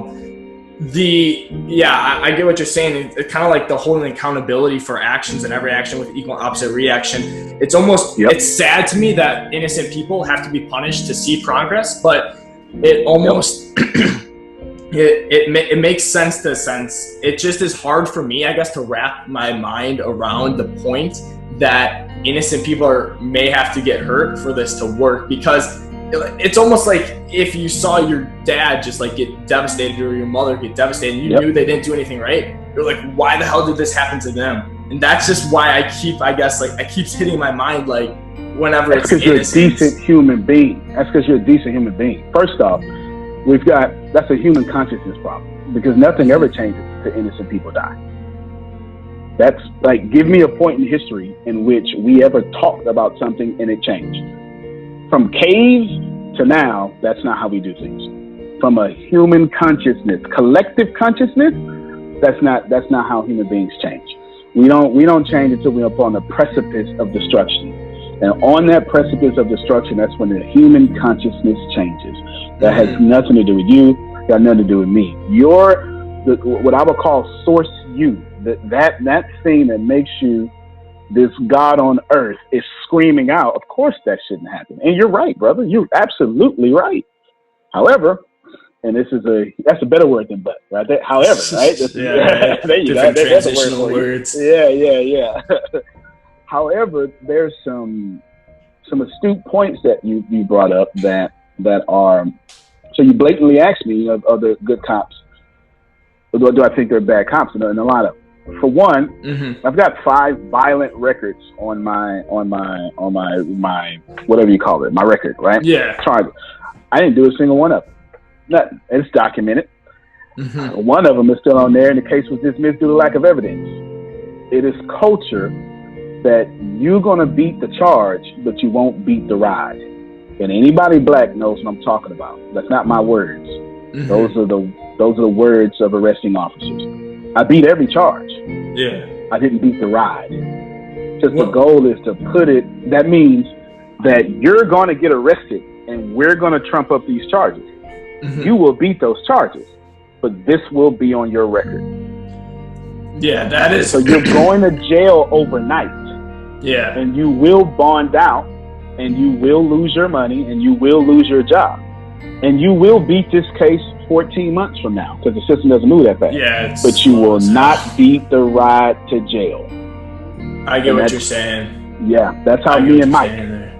have grown up. Now, as far as cops, that's also our reality. As far as good cop, bad cop, I'm a veteran, so I'm obviously pro. Yeah, and thank you for your service, of course. Here's the problem with, do I think there are good cops and bad cops? Obviously, the objective answer is they're both. Do I think there are more good cops than bad cops? This is where we got to have a very serious conversation, and it's real short. I'll give you an analogy, and you can go from there. Yeah. Gavin gets married, and your wife lets you hang out with me and all my black friends, right? All my friends, whatever that may be. And on camera, you are cheating on your wife. And we stand in protection of that and don't say anything. We let you do it. And then we cover it up.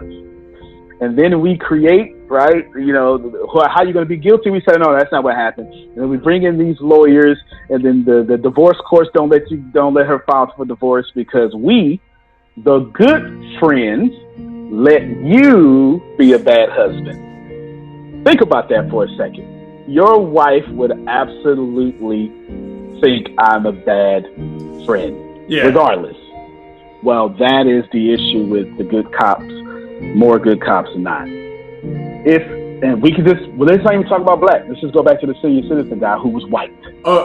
Just to clarify for a second, are you saying almost like in the police force there are, let's say friends, right, who see something happen that's bad, and just because they didn't do it, they're still, I guess, at that guilt level for not, speaking out against, or kind of like ratting out to report those instances. Is that what you're saying, or I did misinterpret? Absolutely, no. Okay. Wouldn't your wife say the same thing? And wouldn't if I am watching you get hung in a crowd, if you're my friend and I watch you get beat up, aren't I equally as guilty? You got to think about that, doesn't it? Like, think about it. If I watch you get beat up consistently, we're not just talking about one isolated incident. Like, just for your whole childhood, and I've always been around. Your whole age, I've always been around, and I never, ever, ever snitched or turned into the person I get what you're saying. Yeah. And I actually do think that's a big part. You hear like, don't be a rat, don't be a snitch, whatever, in almost all the culture. But it's like, if you want change, be a fucking rat. You know what I mean? Like, fair enough. Fair enough, man. If you see something that messed up, and like even with the police officer from Minneapolis, I don't even know his name. I probably should. The guy who stood on or kneeled on George's neck, like his history and laundry list of shit that is red flags. I mean, stuff like that, stuff like ratting should definitely happen. And yeah, it's funny because that kind of stuff isn't something that you write down in a rule and everything changes. It's an attitude shift that has to change. You know what I mean? No doubt. It's an attitude shift, but it only happens with police officers. And again, I'm not saying anything bad about police officers. I'm just telling you, I couldn't do that if I was your friend. I couldn't do that if I was your coworker. I couldn't do that anywhere else on planet Earth. I can't let a Catholic priest, respects to Catholics, rape little boys and stand by and say nothing. This is why the Catholic Church took a big black eye and brand for quite some time, because they did stand by and cover that up. And the public didn't let them make it. And there was a change. But when it comes to police officers, we excuse that. Right? And that 67, well, I don't know if he's 67 or not, but that 60-year-old man was walked by a bunch of good cops, and they saw what happened. I'm not telling you they're bad. Yeah. I'm saying they're equally as guilty. It's crazy because I like to think of myself as a very good person and like morally sound.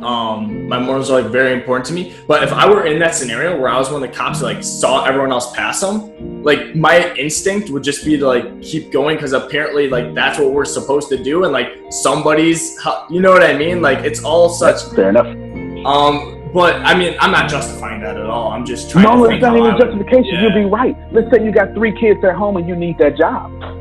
right? Of course you're going to walk by. You get of course you're going to walk by. You should walk by. But we've got things called aiding and abetting, right? Like, I can go to jail for being at the wrong place at the wrong time because I was with you committing a crime. But if I'm with you committing a crime as a cop, we all get off. I know what you're saying. Okay. Cases of police brutality on African Americans have sparked public uproar in recent years. These cases have called into question the practice of qualified immunity for police officers. Qualified immunity is a type of legal immunity that protects a government official from civil lawsuits. When invoked, it provides immunity from having to go through the costs of a trial.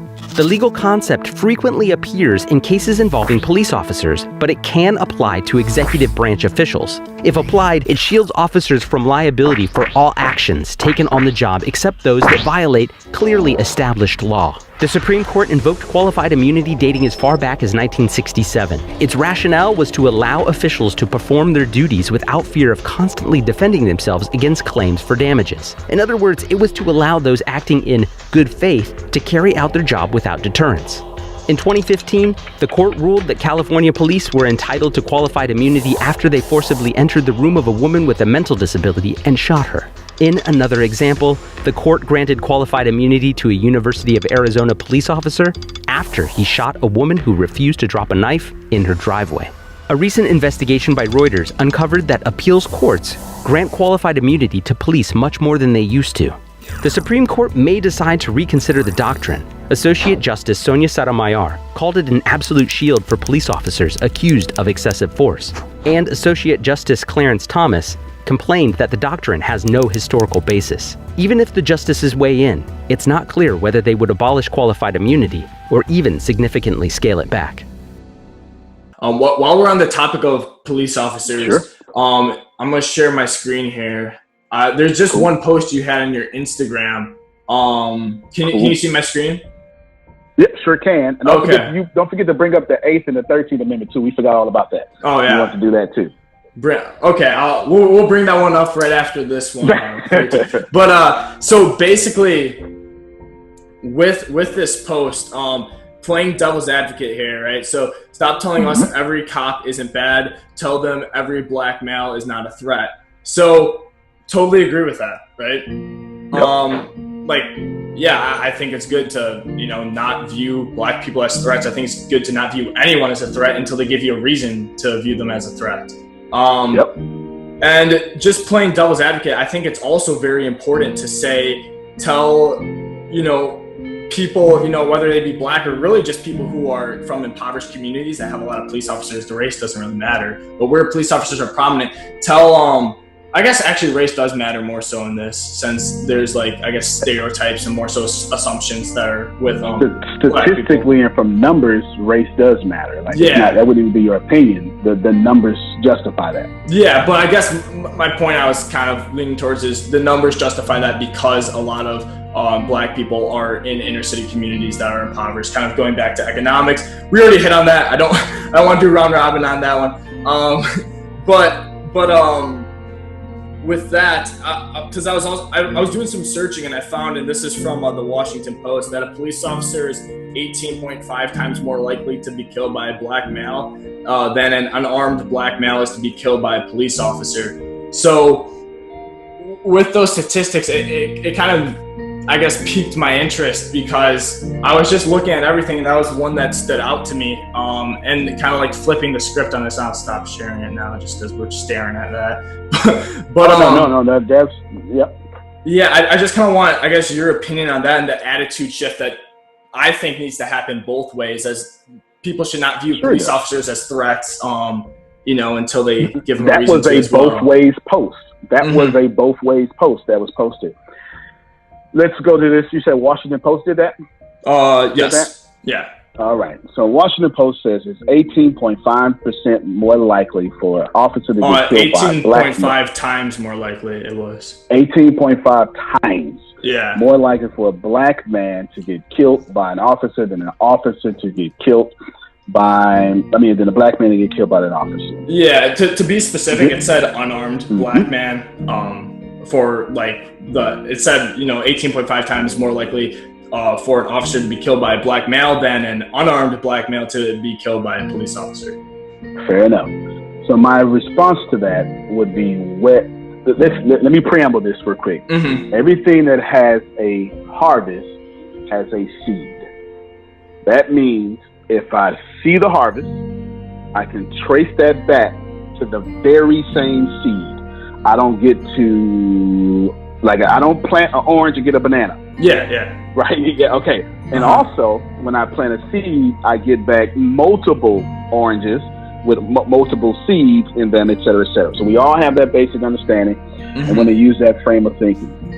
Where on earth is the harvest, at least in America, to where 18.5% of white officers are dead? That would be my response to that. Just to be specific, just in officers in general, but okay. Well, yeah. Officers. I mean, not like it's a big deal, but just to keep it, I guess, congruent. Well, no. Yeah, no. We want to stay true to the text, and I appreciate that. But there are not 18.5% officers dying every day. Now think about that, or even think about that. I almost wonder though, because I guess the thing that we even touched a little bit earlier about is if an officer kills a black man or female or anyone, I feel like there is more media attention given to that than if a black person were to kill an officer. Fair enough. So let's move the media out the way. Let's move our preferences out the way. Let's move everything out the way but one objective fact. Where are these officers that are dead? That's my thing. We know where the black people are that are dead.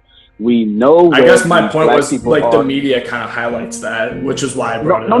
Why we know where it is. Yeah. Well, see, that's why I'm just trying to stretch out. I'm trying to take all that away. That statistic is extremely misleading because, and I'm not telling you it's wrong. I'm saying if we just look at the harvest of the situation, the harvest is you do not have officers dying at 18.5% faster rate than the people that officers kill, white or black. You don't have that. And I'm not saying that officers are killing people. That's not my argument. Yeah. I have no argument here. My argument is the validity of this 18.5% is my argument. And I'm not giving an opinion here. I'm just saying, where does that exist? Where's the orange fruit of that seed? If you want me to, yeah, I'm not sure if this would help answer or not, but basically it shows how this statistic's compiled. I printed it out because for me too, when I read it, I always like to know how that is compiled. No doubt. If you want me to read it, I could do that, and then for you to still, I guess, give me how you view it. It's kind of long. I don't know if it would be no. You would have to read it or at least share your screen because I'm not being fair to who put the statistic up. I'm not being fair. So you would have to.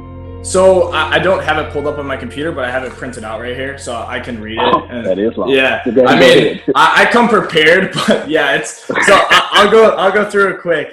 You're like an investigative journalist, man. I mean, I just care about these conversations. I want to make sure that we're like we talked about, hitting on tough topics and really trying to get movement that's meaningful out of it. So in this one, it says, in 2019, police officers fatally shot 1,400 people, most of whom were armed or otherwise considered dangerous. African Americans were about a quarter of these killed by cops, 235, which is a ratio that remained relatively stable since 2015.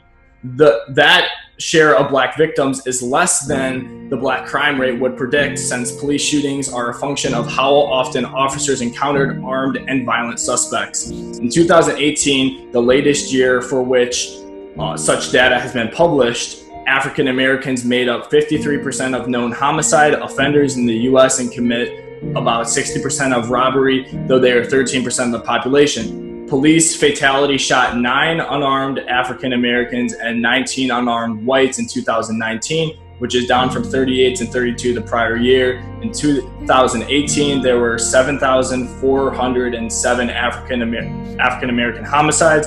Assuming there is a comparable number of victims last year, those 9 unarmed black victims of police shootings represent 0.1% of all African Americans killed in 2019. By contrast, a police officer is 18.5 times more likely to be killed by a black male than an unarmed black male is to be killed by a police officer. On Memorial Weekend this year alone, 10 African, this is kind of irrelevant to the statistic, but yeah, so that ends there from the Washington Post. I got you. Yeah, I got you. I will intelligently answer this. Mm-hmm. For one, we still have to deal with the real reality that is not white or black, that officers are not dying faster than the people that are dying at the hands of officers. Now remember that. That's not me leaning this away. That's just a reality. You feel what I'm saying? I'm not trying to. I am pro-cop. I'm pro-police. I'm pro-police. No, I know you are. I know you just want it to be just. Like, I do not question that at all. Well, I'm just trying to deal with the fact that this is a seed, here is the tree, and that statistic, the tree doesn't match with that statistic. But I'll explain here in a second. The first thing, the first independent clause of what you was reading said, unless otherwise considered armed and dangerous, or a threat. You said something like that. Yeah, it said who are armed or otherwise dangerous. All right. That's obviously loose translation. Neither me or you are going to be able to solve what that means here. But every person, we can't. I do know the armed in this. I don't know about the dangerous, but just to clarify, this wasn't in there, but it was in further in the article. The armed was considered, like, even if there was a loaded gun in the car, but they didn't have the gun, they were considered unarmed. So I guess they were stronger on that, but I have dangerous is very, dangerous. George Floyd was considered a threat. That's why he was put into a chokehold while handcuffed. Right, so that's I get what you're saying. Okay, all right, yeah. So and he really wasn't a threat. So like dangerous. I mean, maybe George Floyd was considered dangerous when he wasn't. I get what you're saying. Yeah, and we know this because the tree says officers are not charged with a crime because they acted within the realm of their duties because there was a threat. So that's the tree. That's all I'm trying to do is say, there's the tree. We know that people aren't being charged because the defense is they pose a threat. There's no reason to get past the grand jury. So we know that. We know that. Now, in fairness, in super fairness, police officing is a hard job. In more fairness, it takes longer to get your cosmetology certification than it does to become an officer. That's fair. I'm not trying to be facetious. Yeah, I know what you're saying. Okay, that is fair, right? I'm obviously not going to be able to eloquently end or end that statistic, and I'm not, and I don't intend to. But the fact of the matter is, when police officers suit up, they have to deal with that statistic mentally. That I may die today every time I put on this uniform. I respect that. And I'm not going to put a but after that. That's what they're dealing with. Also, what is a fact is that doesn't happen by the hand of black people. You get, I'm being very respectable to the fact that an officer must put on the uniform and know I can die today. I may not come home to my kids. Yeah, it could be from anyone. At the same time, let's take it out of black people. At the same time, they're not people killing officers at that rate. You get what I'm saying? And to build on that point too, I think that it is a dangerous mindset because it's almost like that's it. That's what I was trying to say. That statistic promotes a dangerous mindset that doesn't match this reality. I feel like that's a big problem because here's the thing. It's like, let's say just purely statistically, if I am 40% more likely, and this is just totally made up, not backed by anything, but 40% more likely to die if I turn left, or 40% or only 10% more likely to die if I turn right. Well, if I turn left, I'm going to take a lot more precautions, and my mindset's just going to be like, oh, I'm 40% more likely to die. And you're going to be war ready when you turn left. You're going to be ready for war. When you turn left, you're going to kill anything that looks like it's going to kill you. And thus, you help me answer the question I couldn't say all right. See, because once they come into the black neighborhood, they're ready to kill because the mindset and the media and everything has said, as soon as I turn here, somebody going to die before I die. Yeah, it kind of reminds me. How can you protect and serve with that mindset? Yeah, because you can't fairly, and no. I'm thinking of it from the officer's perspective too, and it's like, you know, it's kind of like that fight or flight instinct without it being engaged 24/7. And I'm not justifying, you know, having that mindset. I'm just trying to think, like, if I went into the same situation, I'm defending the officers. I feel like it would be tough for me to be as lax and as fair as I want to be. Right. You know, because it's easier for me to talk about this now and say, yeah, you know what, I would treat everyone the exact same. But when you get in that scenario and you're thinking about your family, like, what happens to I die to my family? I don't have dependents, but, you know, if you were in that situation, it becomes a lot more like, you know, I guess emotionally charged. And when you're emotionally charged, I don't think many people have made many logical decisions based off purely emotion. You can't. No. You can't. It's nearly inhumanly possible. Exactly. You have to go through as much training as a military soldier in combat. That's why they train us so long. True. Right? That's why they train us so long. Now, to your point, and we're both in this, ladies and gentlemen, listeners, we are both defending officers right now in this statistic. Both of us, right? Both of us. And what's insane, man, is I actually brought this up at the very beginning when I said federally we've been dehumanized. Yeah. Right. And so this statistic proves it. That moment they turn left down Black People Alley, right? Those aren't humans. Those are black people. That's different. Right? They're not people. They're black people. Whatever that means, right? Whatever that means. Because I don't want to interject opinions. So whatever that means to that officer, it will come out in the harvest. I won't have to make it come out. The seed in their head will come out in the actions of their philosophy. That's not me. So we can fully say from a human decency standpoint that, and this goes back to the post that you shared. I said this shouldn't even be a conversation. This is human decency, was the caption there. From a human decency standpoint, if I'm dehumanized or demonized, then how can you fault an officer for shooting first? Because I may have a gun. I don't need to have a gun. I may have a gun.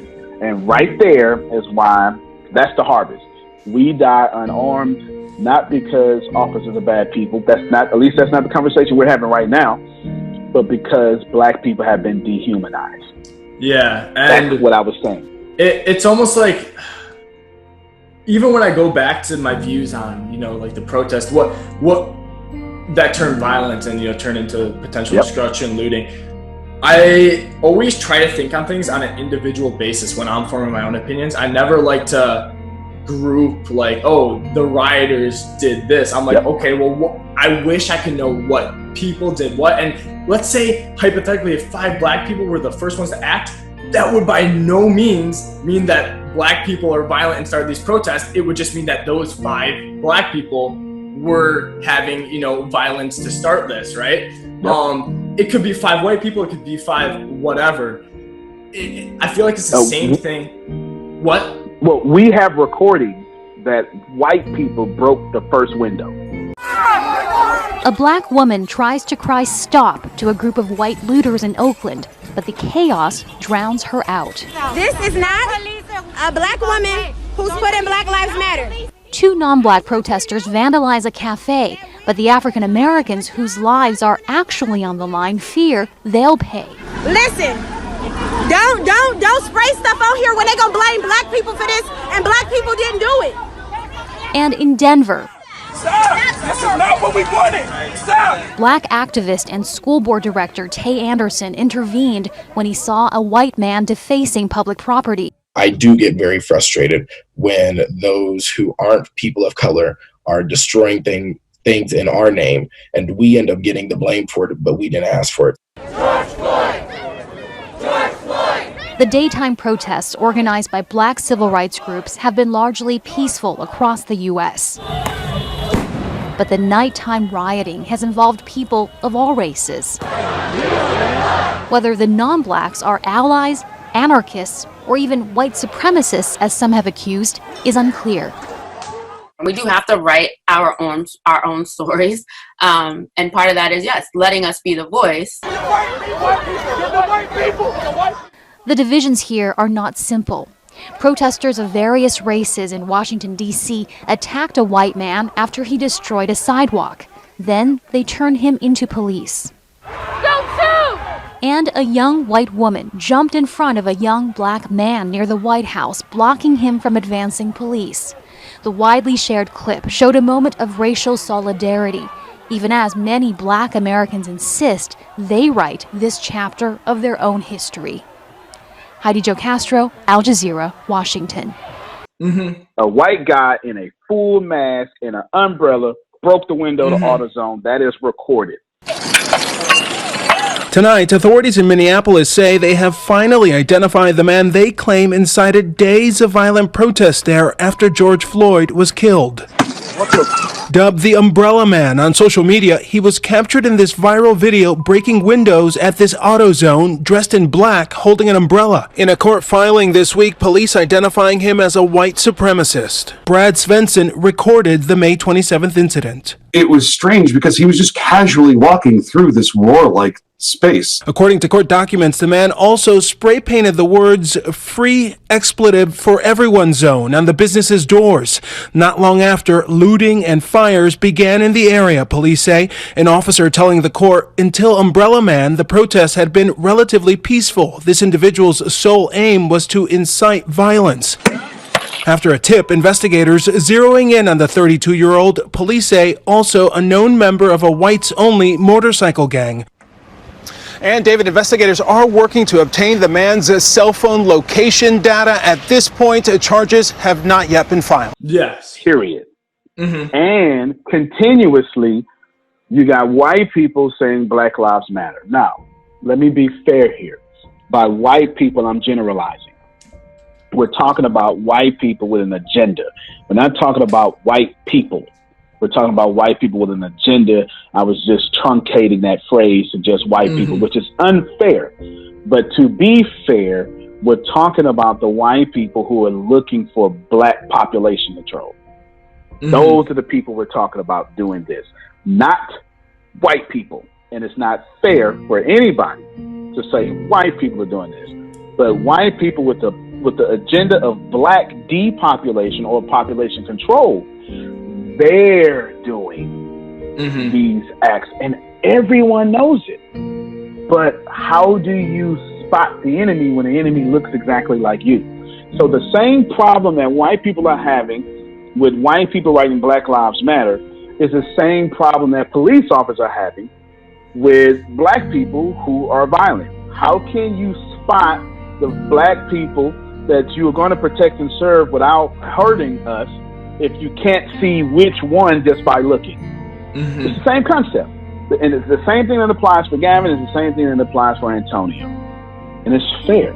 If an officer can't see that I'm not a threat, but automatically sees me at least, according to the Washington Post, 18.5% of a threat, then there's no way that officer can make a sound decision from a bad place.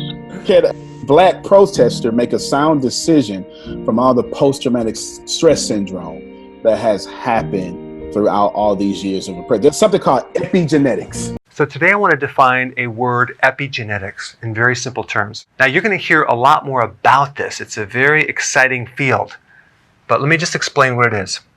So you have the genes, and genes are small sections of the DNA. The DNA is the blueprint, instructions for building a body. And this DNA gets copied as something called RNA. It's a copy of the DNA. And the DNA is a double strand. RNA would be a single strand. So there's a little copy machine that unzips this, makes a copy, 2 at once, and then the RNA goes outside the center of the nucleus of the cell and goes to a protein factory where it makes body tissue, different proteins. So that's basically what DNA is. And then a section of the DNA would be a gene. So this right here would be compared to a CD. On a CD, you have the song, you have the artist, and you have the playlist in a certain order. Another example would be sheet music, okay, for a song on the piano. You have all these different notes in a certain sequence, and the sheet music is basically the instructions on how to create this song. But you need someone to do something with that music. You need someone to play the CD. That's epigenetics.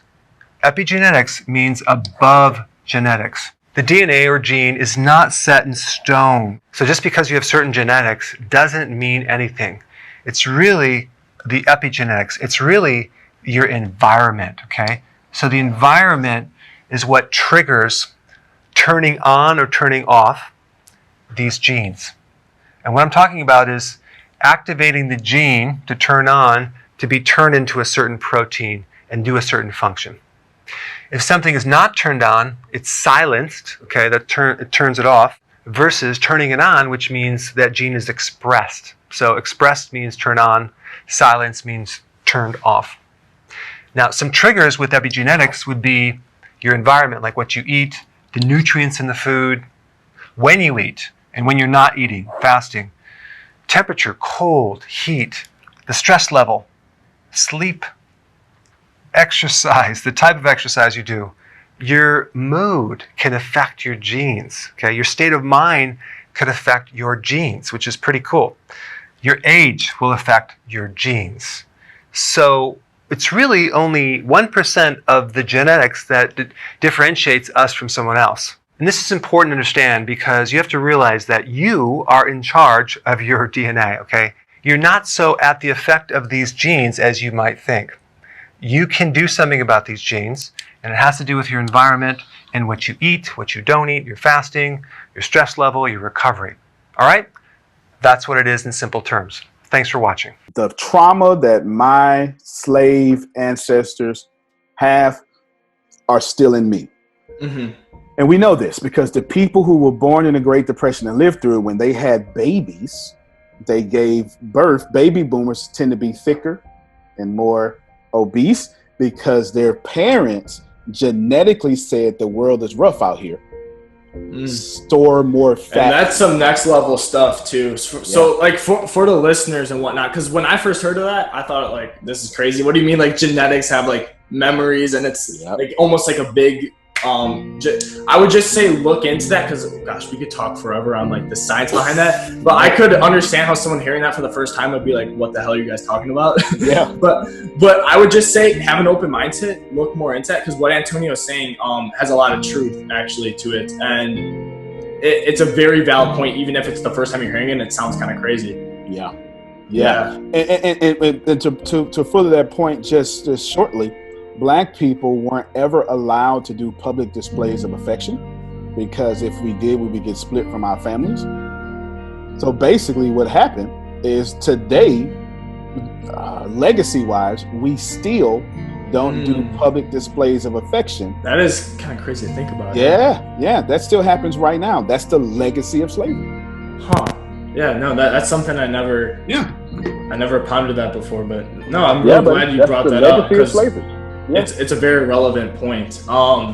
And so I want your opinion on this because a lot of my friends and different people who, you know, I care about and appreciate, I see a lot of times they'll post something right on social media about this and they'll say basically it'll be a version of this. Sometimes even these exact words will be or more extreme or less extreme depending on the person, how they word it, right? But they'll say, hey, if you don't agree with my message and what I'm saying, that let's say that riots are justified, right? Like if you know, we had a discussion about that. But a lot of times people say, you know, hey, if you don't agree with that and Black Lives Matter, then what I want you to do is unfollow me, block me, and shut the fuck up. Like, and here's the thing, I get why they say that. But to me, it's almost like those are the people that you want to keep following you, because otherwise you're going to be left with people who already agree with you. And then what's the point of saying stuff if people already agree with you? You know what I mean? It's almost like, how are we going to take people that need to be reached and reach them if we're telling them to unfollow us, if you get what I'm saying? No doubt, no doubt. So let's briefly break that down. For one, everyone has the right to protect their timeline, right? Of course. So it's the same reason you didn't want to watch the video at first. So the outcry got louder than your morals. So you went and watched the video. Even I made a post that said, if you don't like this, you might as well unfriend me. And it was when the two kids driving away from the riot, because they instituted the curfew at 8:51 p.m. and the curfew said 9 p.m. and don't nobody know about that, and they're driving to college. And these officers have been arrested since, and the officers run up on this car, break the windows, and tase them. It is a video that has been shared across social media. A pair of Atlanta college students tased and dragged from a car during protests Saturday night. It led the city to fire 2 Atlanta police officers, and criminal charges could still be coming. Today, those students spoke for the first time. 11 Alive's Andy Parati was there for that news conference. Andy, we learned a lot this afternoon. Yeah, we sure did learn a lot from the couple and their attorneys, starting with the couple wasn't even involved with the protests. They were on their way home. Second, we learned that they are not quite ready to accept the mayor and the chief's apology. And Messiah Young, the young man driving, he suffered a fractured arm. Now, this all happened Saturday night, just after 9:30 near Centennial Olympic Park. Body camera video shows Messiah Young attempting to start recording cell phone video of someone screaming and on the ground under arrest. The officers then asked the Morehouse College student to drive away, then get out of the car. And then on the other side of the car, when they eventually stop, officers surround Young's passenger, his girlfriend, Tania Pilgrim, a Spelman College student. In seconds, police broke the driver's side window, slashed the tires, and officers Ivory Streeter and Mark Garner deployed their tasers, shocking both of them for 10 full seconds each. Less than 24 hours later, the mayor and the police chief apologized and announced they had fired 2 officers. The young woman who was shocked, the passenger, listened to what she had to say just moments ago. This is the most traumatic thing that has ever happened, and I hope ever happens again in my life. I'm very shaken up. I don't even know how to act, what to do. I just can't stop thinking about if cameras weren't there, or if they would have went a little bit further. I can't stop thinking about what could have happened. Like, it's all that keeps crossing my mind.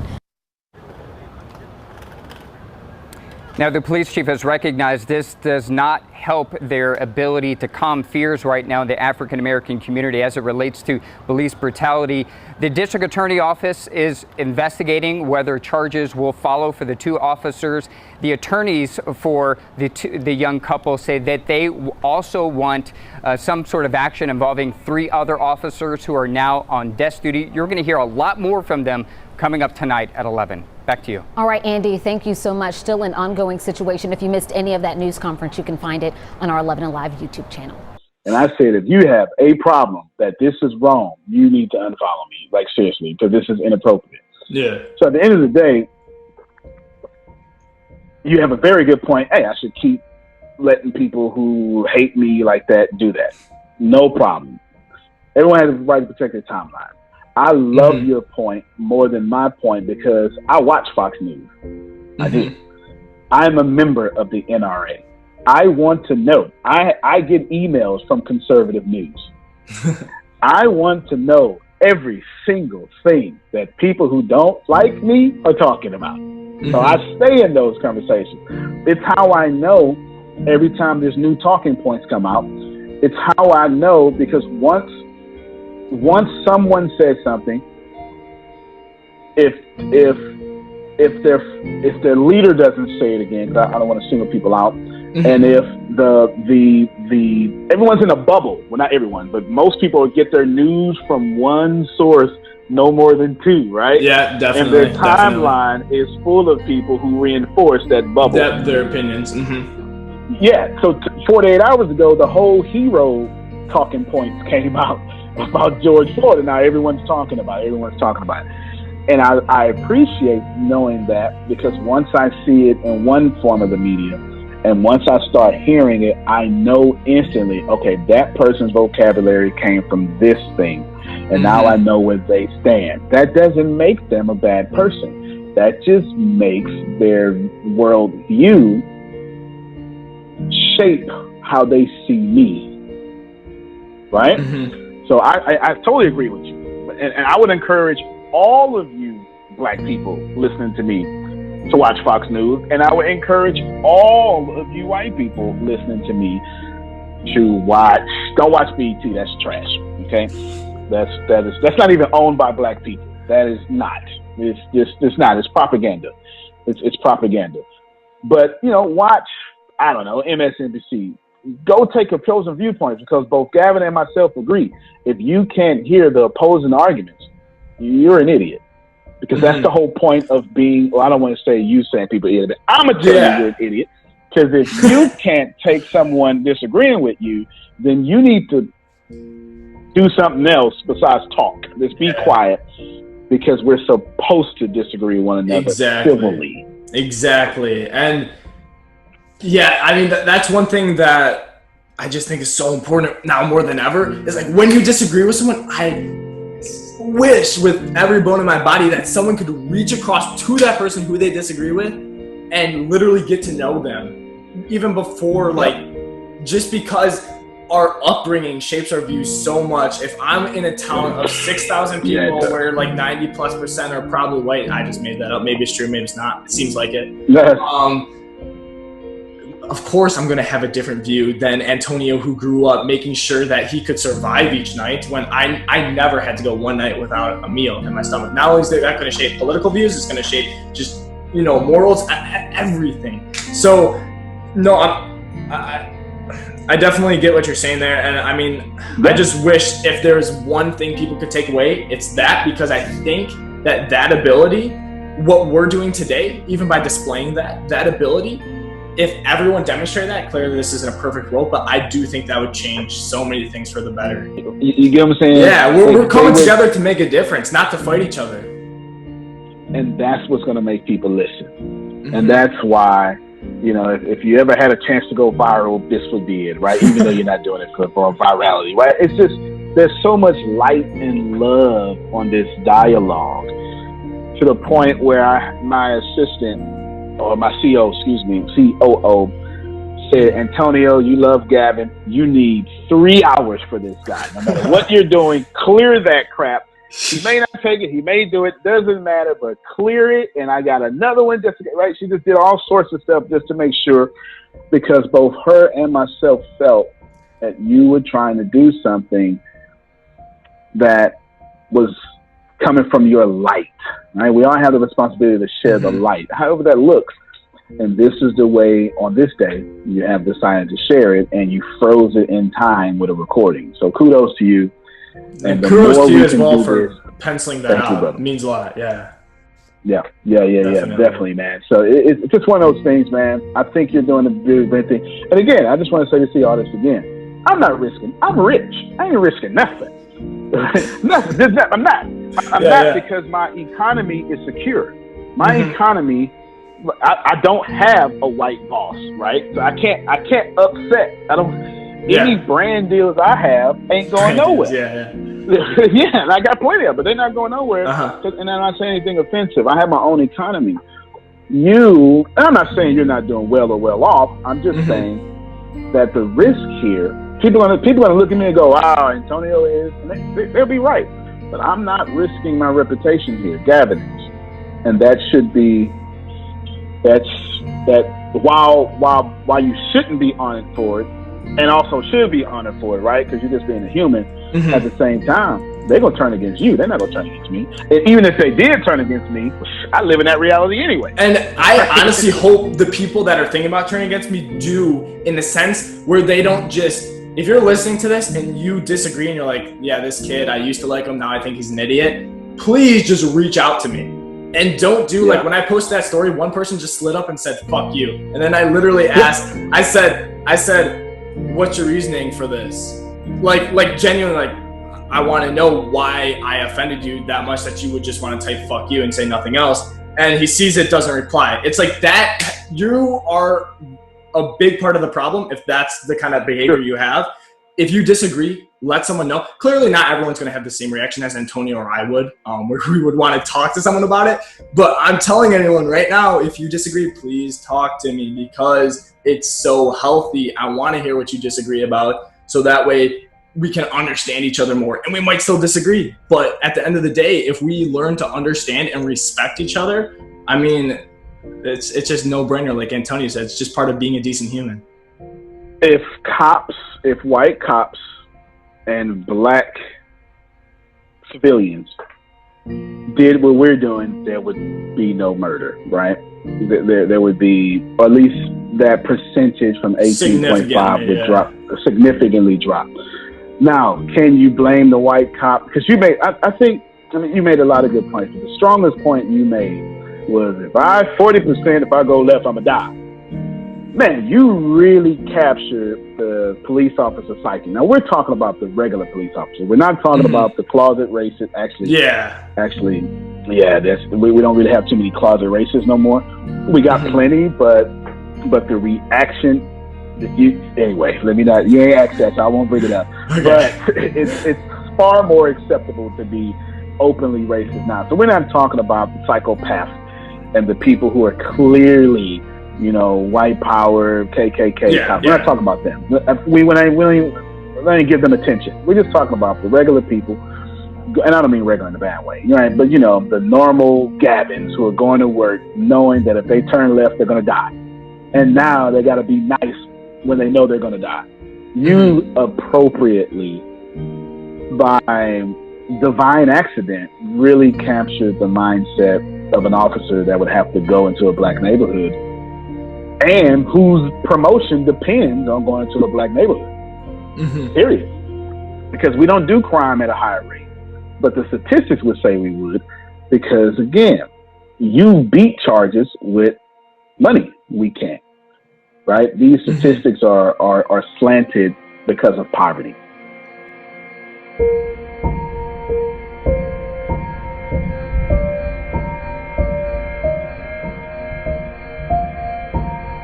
And I really want to take the last time here to talk about solutions, right? Solutions to problems. I know earlier you talked about that. Like, one thing I don't like is when people just talk about problems and leave it. We've already talked about solutions, some of them, but from Antonio T. Smith, Jr., would love to hear, some of the solutions that you see moving forward that would really help with the current circumstances that we face today. Oh no, I got your solutions without a doubt, and I've got a litany of them in order. And I'm going to let me just give a shout out to Dr. Claude Anderson, because some of these solutions come from Dr. Claude Anderson. He is the author of Powernomics. What's up, family? This is Caden with Black Finance, and today we're going to be doing a book review of one of my favorite books, Powernomics by Dr. Claude Anderson. In this review, we will cover 4 of the most important principles in the book. We'll cover the economics, the social, the political, and the role that the church play in our economic development. In Chapter 1, Dr. Claude Anderson talks about the challenge that we are currently facing and a term that he coins as true racism. And he says that true racism is only when one group holds a disproportionate share of wealth and power over another group. Then they use those resources to marginalize, exploit, exclude the subordinate or weaker group. According to this definition of racism, black people cannot be racist because no group of blacks, especially in America, have the power of exclusion or control of resources to the degree that they can educationally, politically, economically, and socially exploit and marginalize the white race. Dr. Anderson talks about 3 different reasons why black people in America aren't competitive. The first is a maldistribution of wealth and resources and power. The second is inappropriate behavioral patterns on the behalf of black people. And the third is lack of national plan for empowerment. So black people don't tend to have a plan to self-empower themselves. First, getting to maldistribution of wealth and resource, Dr. Claude Anderson shows how white people have been managed to create several different types of monopolies in America and how difficult it would be for black people to disrupt those monopolies. Few of the monopolies that he covers are the population monopolies. And so he talks about various laws that allows for immigration from white nations, but prevent immigration from black nations or from nations with people of color. He also talks about wealth monopolies. You see, this include slavery and Jim Crow, which is considered semi-slavery, and it talks about how that system and those systems made white people vastly richer than black people, so they currently control the wealth. And we all know the more money you have, the easier to get money. We all know that some of the biggest contributing factors to building wealth is time and compound interest, and because of slavery and Jim Crow, white people has gotten a huge advantage in America over blacks. The third things that he talks about in this subject of maldistribution of wealth and resources is media monopolies. White people have managed to monopolize all forms of media, essentially how white people control most of the TV stations, radio station, newspapers, and any other forms of news outlets. And so this goes to show how they're able to control how other white people view black people, and unfortunately how black people view themselves. One of the things that I love that Claude Anderson talks about is not hating anyone, and so nothing here is a jab at any other race, it's just what it is. The final thing he talks about in this particular subject area is the two types of black people that typically sabotage our race. And he talks about the Sambo, which we know today as the Uncle Tom, who betray people for their own personal gain and benefit. And he also talked about the blacker than thou militant, or I would call them today the woker than thou militant, who think that they are God's creation to the black nation. It is so important when you're dealing with economics to develop a sense of culture and a shared economic empowerment mindset. If you cannot do that, whatever you try to build will eventually become destroyed. Socially, black people do not live within communities, they live in neighborhoods.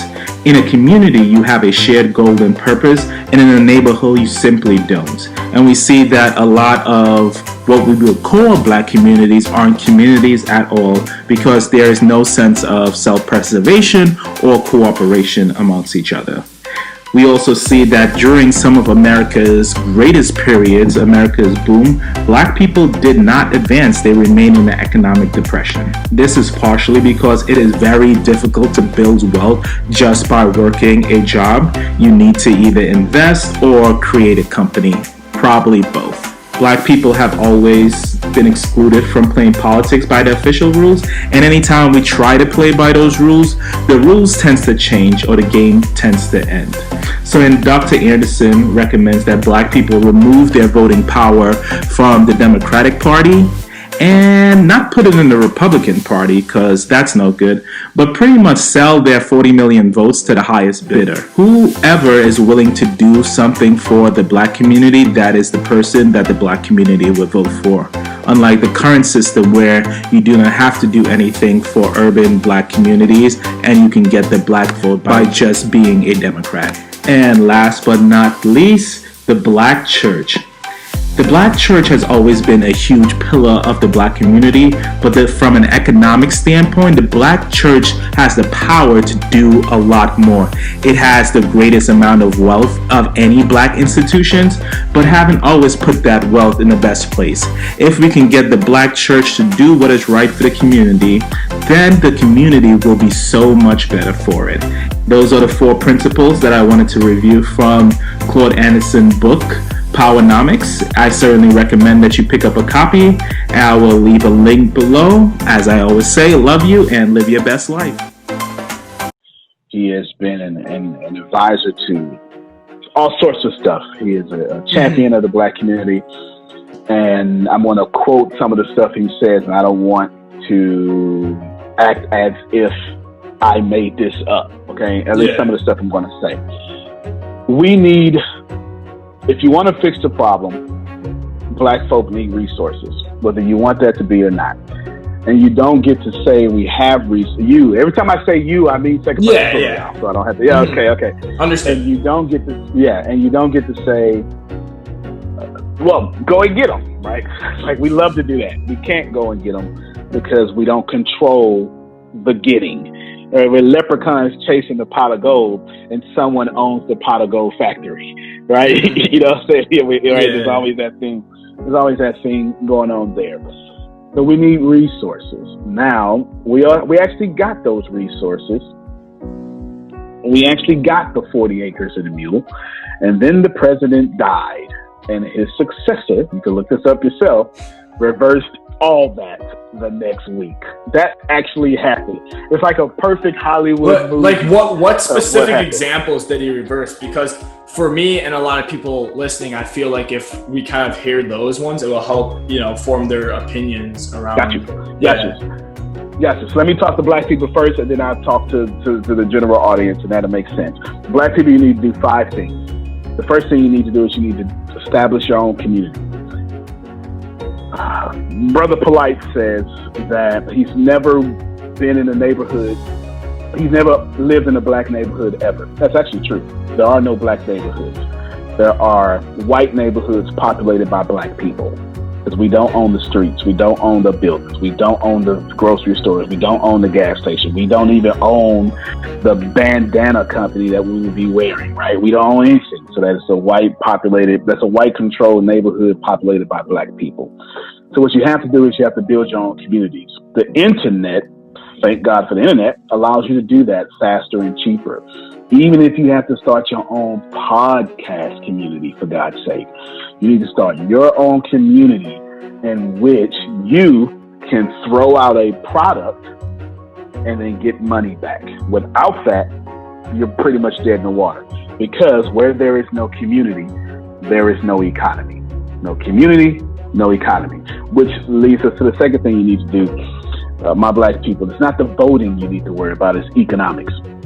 There is a direct correlation between the people who are dying in the street versus the people who are not. Asian people are not getting shot in the street. No offense to my Asian brothers and sisters, but it's just not happening. Gay people, Gavin, are not being shot in the street because gay people own most of the wealth in America. Hollywood, like the whole gay civil rights movement passed pretty quickly when you think about it, because they own a lot of money and they can lobby. Nothing wrong with that. Gay people, keep doing your thing. I applaud you, and I have so much love for, and everybody know, you just follow my page. I'm super egalitarian about that, about equal rights. So we need to focus more on economics, because if we got money, we won't get killed. Period, point blank. That's what it is. We are killed because why listen to me? Why listen to me when I march when you know I'm going to go bankrupt next Friday? When you think about it, Gavin, it makes sense. I got money for 1 week. Right? Yeah, I know what you mean. As bad as that sounds, I got money for 1 week. So the first thing you need to do is you need to focus on your own community, and then you need to take that community and do economics.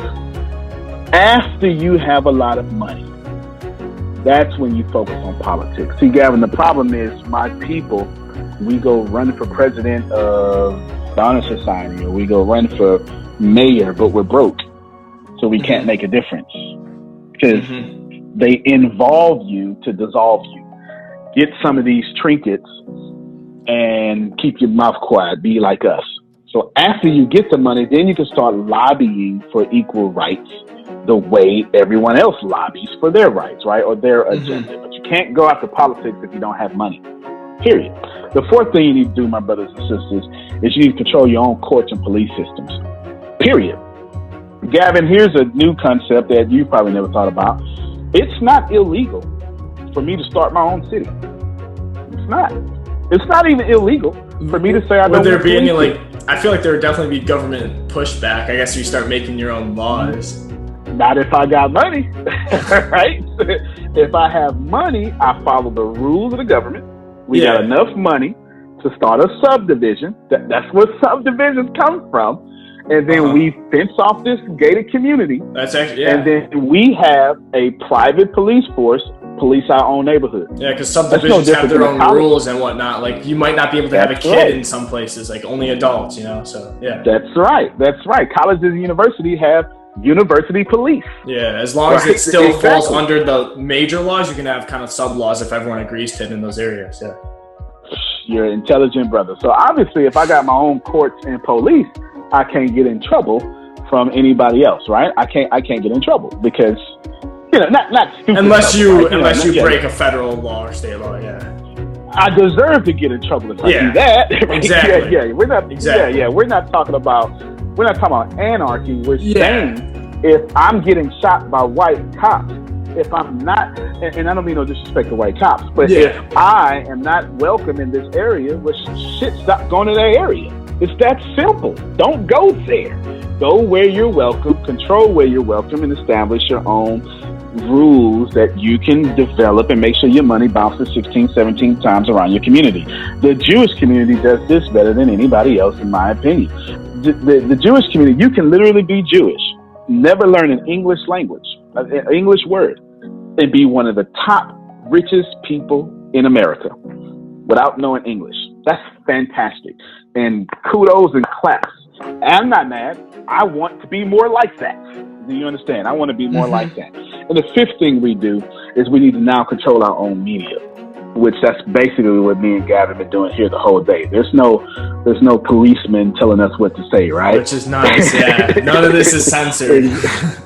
Exactly. None of this is censored. So basically, number one, what you do is you create your own communities. From that communities, you extract money, you create your own economics. Once you get enough money, then you go after politics. And then once you go after politics, you go after courts and police systems, start your own suburbs, whatever you want to do.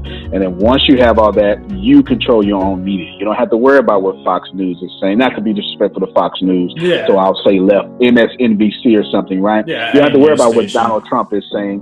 You don't have to worry about what Obama is saying. Just simply control your own media, and then you live in your media bubble with the right things that you need to do. So those are the 5 solutions for Black people. Yeah, Now, sorry, didn't mean to cut you off. Thought you were done there. No. Please continue if you had another. Yeah. part of that. So that's me addressing Black people because we're talking about world, and we're talking about it would be inappropriate for me not to tell Black people how to get out of this situation. Because how the heck did I become rich? I did that. Like I totally did that, right? And that's straight powernomics. Now, we've got 12 more steps, and I'll list them. It's simple. Well, maybe not 12, but we'll find out. You need to create your own communities. Let me tell you how. Stop moving out the hood, by the hood. Just like that. Stop moving to where Gavin lives. Buy where you live and make it like where Gavin lives. Yes. Tough words, but that's still facts. The hood can become an oasis of joy if you buy it that way, right? If you absolutely do it that way. Then what we want to do, ladies and gentlemen, is we want to focus on business ownership because now we control the resources. And I would tell all of you, Black, white, Jew, or Gentile, that especially Black people, but everybody, if you don't get behind technology, technology is going to erase you. There will be soon robotic waiters. They will be. Yeah. And COVID-19 is a great example to get rid of human error. There already are to an extent. Like you see the self-order stuff at McDonald's and whatnot. There you go. Yeah, the self-order it's stuff. Not exactly that, but you know what I mean. But it's yeah. And it's just going to get more technological. So Black people, every people, you want to be able to focus more on business ownership. So specifically Black people, that if we owned lots of businesses, we wouldn't die in the streets. Why? Because we pay too many taxes, and you don't kill your income. You understand? Like, I do get what you're saying. A lot of stuff really does stem from money. I mean, take it like a step further even, and you wonder where money stems from. When you look at the education system, I want your opinions on this, because how I view it is there is such a disconnect between what we're being taught and what is actually relevant in our lives. Now, if you want to be a scientist, if you want to be an engineer, you got to learn trigonometry. If you're going to be an engineer, you got to learn calc, all this kind of stuff. But why is somebody like me, Gavin, who loves entrepreneurship, being taught trigonometry, being required to take courses in chemistry, when we're not even taught about our own subconscious mind, how to form our thoughts, how to create wealth, like Antonio is talking about. And I don't expect it from school because people who do these things do stuff so differently. So if it becomes a norm in school, then there's going to be something you have to do differently to get ahead still, in a sense, than what's being taught to most people. But I want your opinions on school, because I feel like there's such a foundational piece. And even if we could have something like, now this, I don't know the legalities behind this or whatever, but I was thinking, how wonderful would it be for schools to organize events where, inner city schools and schools from, just, I guess, like neighborhoods similar to mine, like suburban, just go to the same place and talk to each other. They make it safe for everyone and dialogue. And of course I could see many issues deriving from that, but just something like that. I don't want to put young people in harm's way, but I want to see a difference. And I talked a bit on that subject, but I'm wondering. Yeah, that would be great. Like in general, what should be kind of done, or if anything should be done? Hell yeah, something should be done. School is where nationalism comes from. Nationalism comes from school. That's actually nationalism true, School is where nationalism comes from. There's no doubt. You learn how to be a nationalist in school. That's where it comes from. Secondly, if you're black, you probably want to pull your children from the education of your oppressor, right? Now, I'm not saying all white people are oppressed. I'm talking about the system, though. The system. Yeah. Not Gavin, the system. Not Gavin's grandfather. It's kind of like doing the same thing and expecting a different result, Like, yeah. You're not gonna let your children grow up being taught by Black Panthers, right? So it's like that doesn't make any sense. It's just not going to work that way. So basically, what you want to do is, I've been homeschooling my boys for 5 years, and they do all education. They do self-awareness. They learn about all sorts of crazy, weird stuff, simulation theory. My boys are 11 and 8, and they've been doing college level science for 5 years. They didn't understand a damn thing when I gave it to them 5 years ago. I just kept repeating it. It kept repeating it. It kept repeating it. It kept repeating it until it sank in. Until it sank in. So we definitely want to control the schools. As a matter of fact, man, you bring up a good point. Or give me a platform to bring a good point. If you're going to be black and you're going to be oppressed in college, then don't freaking go to college, right? Or don't go to a regular college. Then go to an HBCU. I'm gonna tell do you think most black students are oppressed in college? I'm curious to hear your opinion on that. I think all people are oppressed in college. I don't think oppression from college comes from just black people, because the return on investment of college is dumb as hell. It doesn't make any more sense no more, right? This is not your grandfather's era. Gavin goes to college. You will not get the return on investment that you need. I've got money. I'm not sending my kids to college to learn. I'm sending my kids to college to meet the next Donald Trump. I'm sending my kids to college to meet the next Barack Obama. You understand? I'm sending my kids to college if they want to go to college to go get a network. I'm not sending them to learn. They don't need to be smart. They need to be connected. It just is what it is. And I feel like there are, social skills and whatnot that, of course, help with that. Oh, but college is fun as hell. Yeah. I get that. Yeah, of course. Of course you would. But you're right. You don't go to college to learn it. I mean, unless you're going to be like an accountant. You could even learn everything you need from the internet for free in a structured course on accounting. But you're not going to have that piece of paper. And for whatever reason, with the system right now, we need. Apple's not requiring college degrees. Google's not requiring college degrees. Tesla's not requiring college degrees anymore. You're going to see that. But it's not, listen, it's the school's fault. The schools have, it doesn't make sense for Gavin to be 18 years old and I give him $150,000 and say go. Nowhere in the world would that work but the collegiate system, which is in bed with the government. Right? So nowhere. So I think college, I'm not telling you not to go to college. Here's the reason why you need to go to college. There's 2 reasons. One, to get connected so you can go run for president or something, right? Or whatever you want to do. 2, so you can get a high paying job and then use that money to buy real estate so you never have to work again. Because it's easier to invest in real estate off $700,000 a year versus $7 an hour, right? I was talking to Bobby Castro, if you're familiar with him. He's big in the real estate space. I just did a conference with him.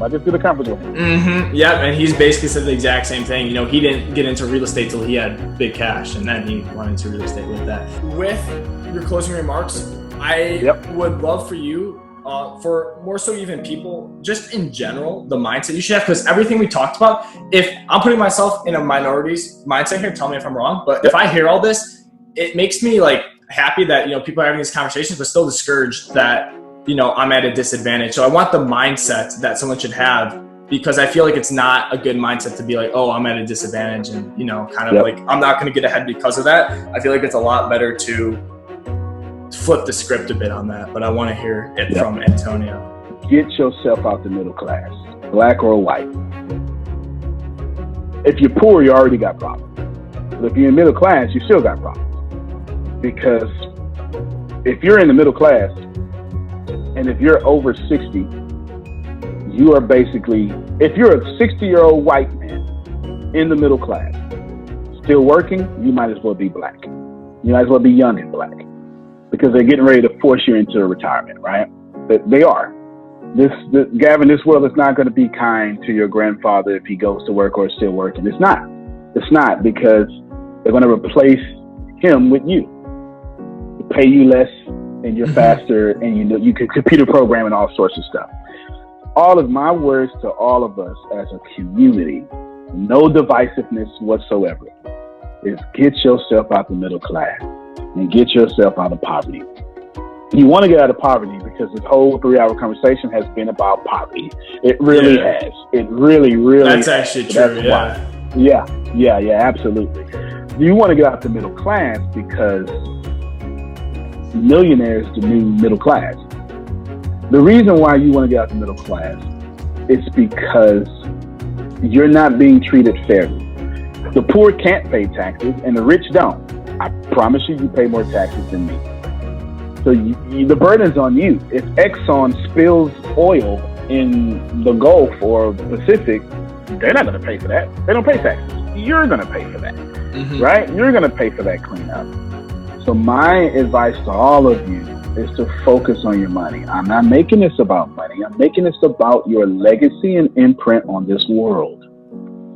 You owe it to your next generation to give them a fantastic start, like Gavin had a good start because of the hard work of his grandfather and the grandfather before that. But let's say you are like Gavin and you got you a good start. Gavin, please know this. They're going to oppress you. It doesn't matter if you're white. Because there's debt slavery that doesn't give a damn if you're white or not. Yep. They don't care. What they want is for you to pay as much taxes as possible. And that has no color on it. No classism on it. Yeah, except green. They're gonna make they're gonna make sure that. So those will be my words to all of you. Get out the middle class. The middle class is a trap. I don't mean that you're failing. I mean that the system has failed you. The most lied to generation of planet Earth has been baby boomers. They were sold an American dream that no longer exists. And by the time me and Gavin get up there, there ain't no Social Security for us, brother. I can't see a foreseeable future how we would have it. So that would be my words, man. I tried to be as unified as possible and bless many as people as possible with that. Don't worry about red or blue. Worry about your money. Like I said, if anyone could take away anything from this, if it's a tactic, if it's something we talked about, great. But literally just the ability to do what Antonio and I did, if you can implement that in your life and talk with someone who you think you might disagree with something on, and talk and get to know them more and know why they think that, I just think that's going to change everything. Will it happen? Realistically, I don't think so. Do I want it to happen more than anything? And I think that there is a chance. Realistically, no, but I think there is honestly a chance with the internet.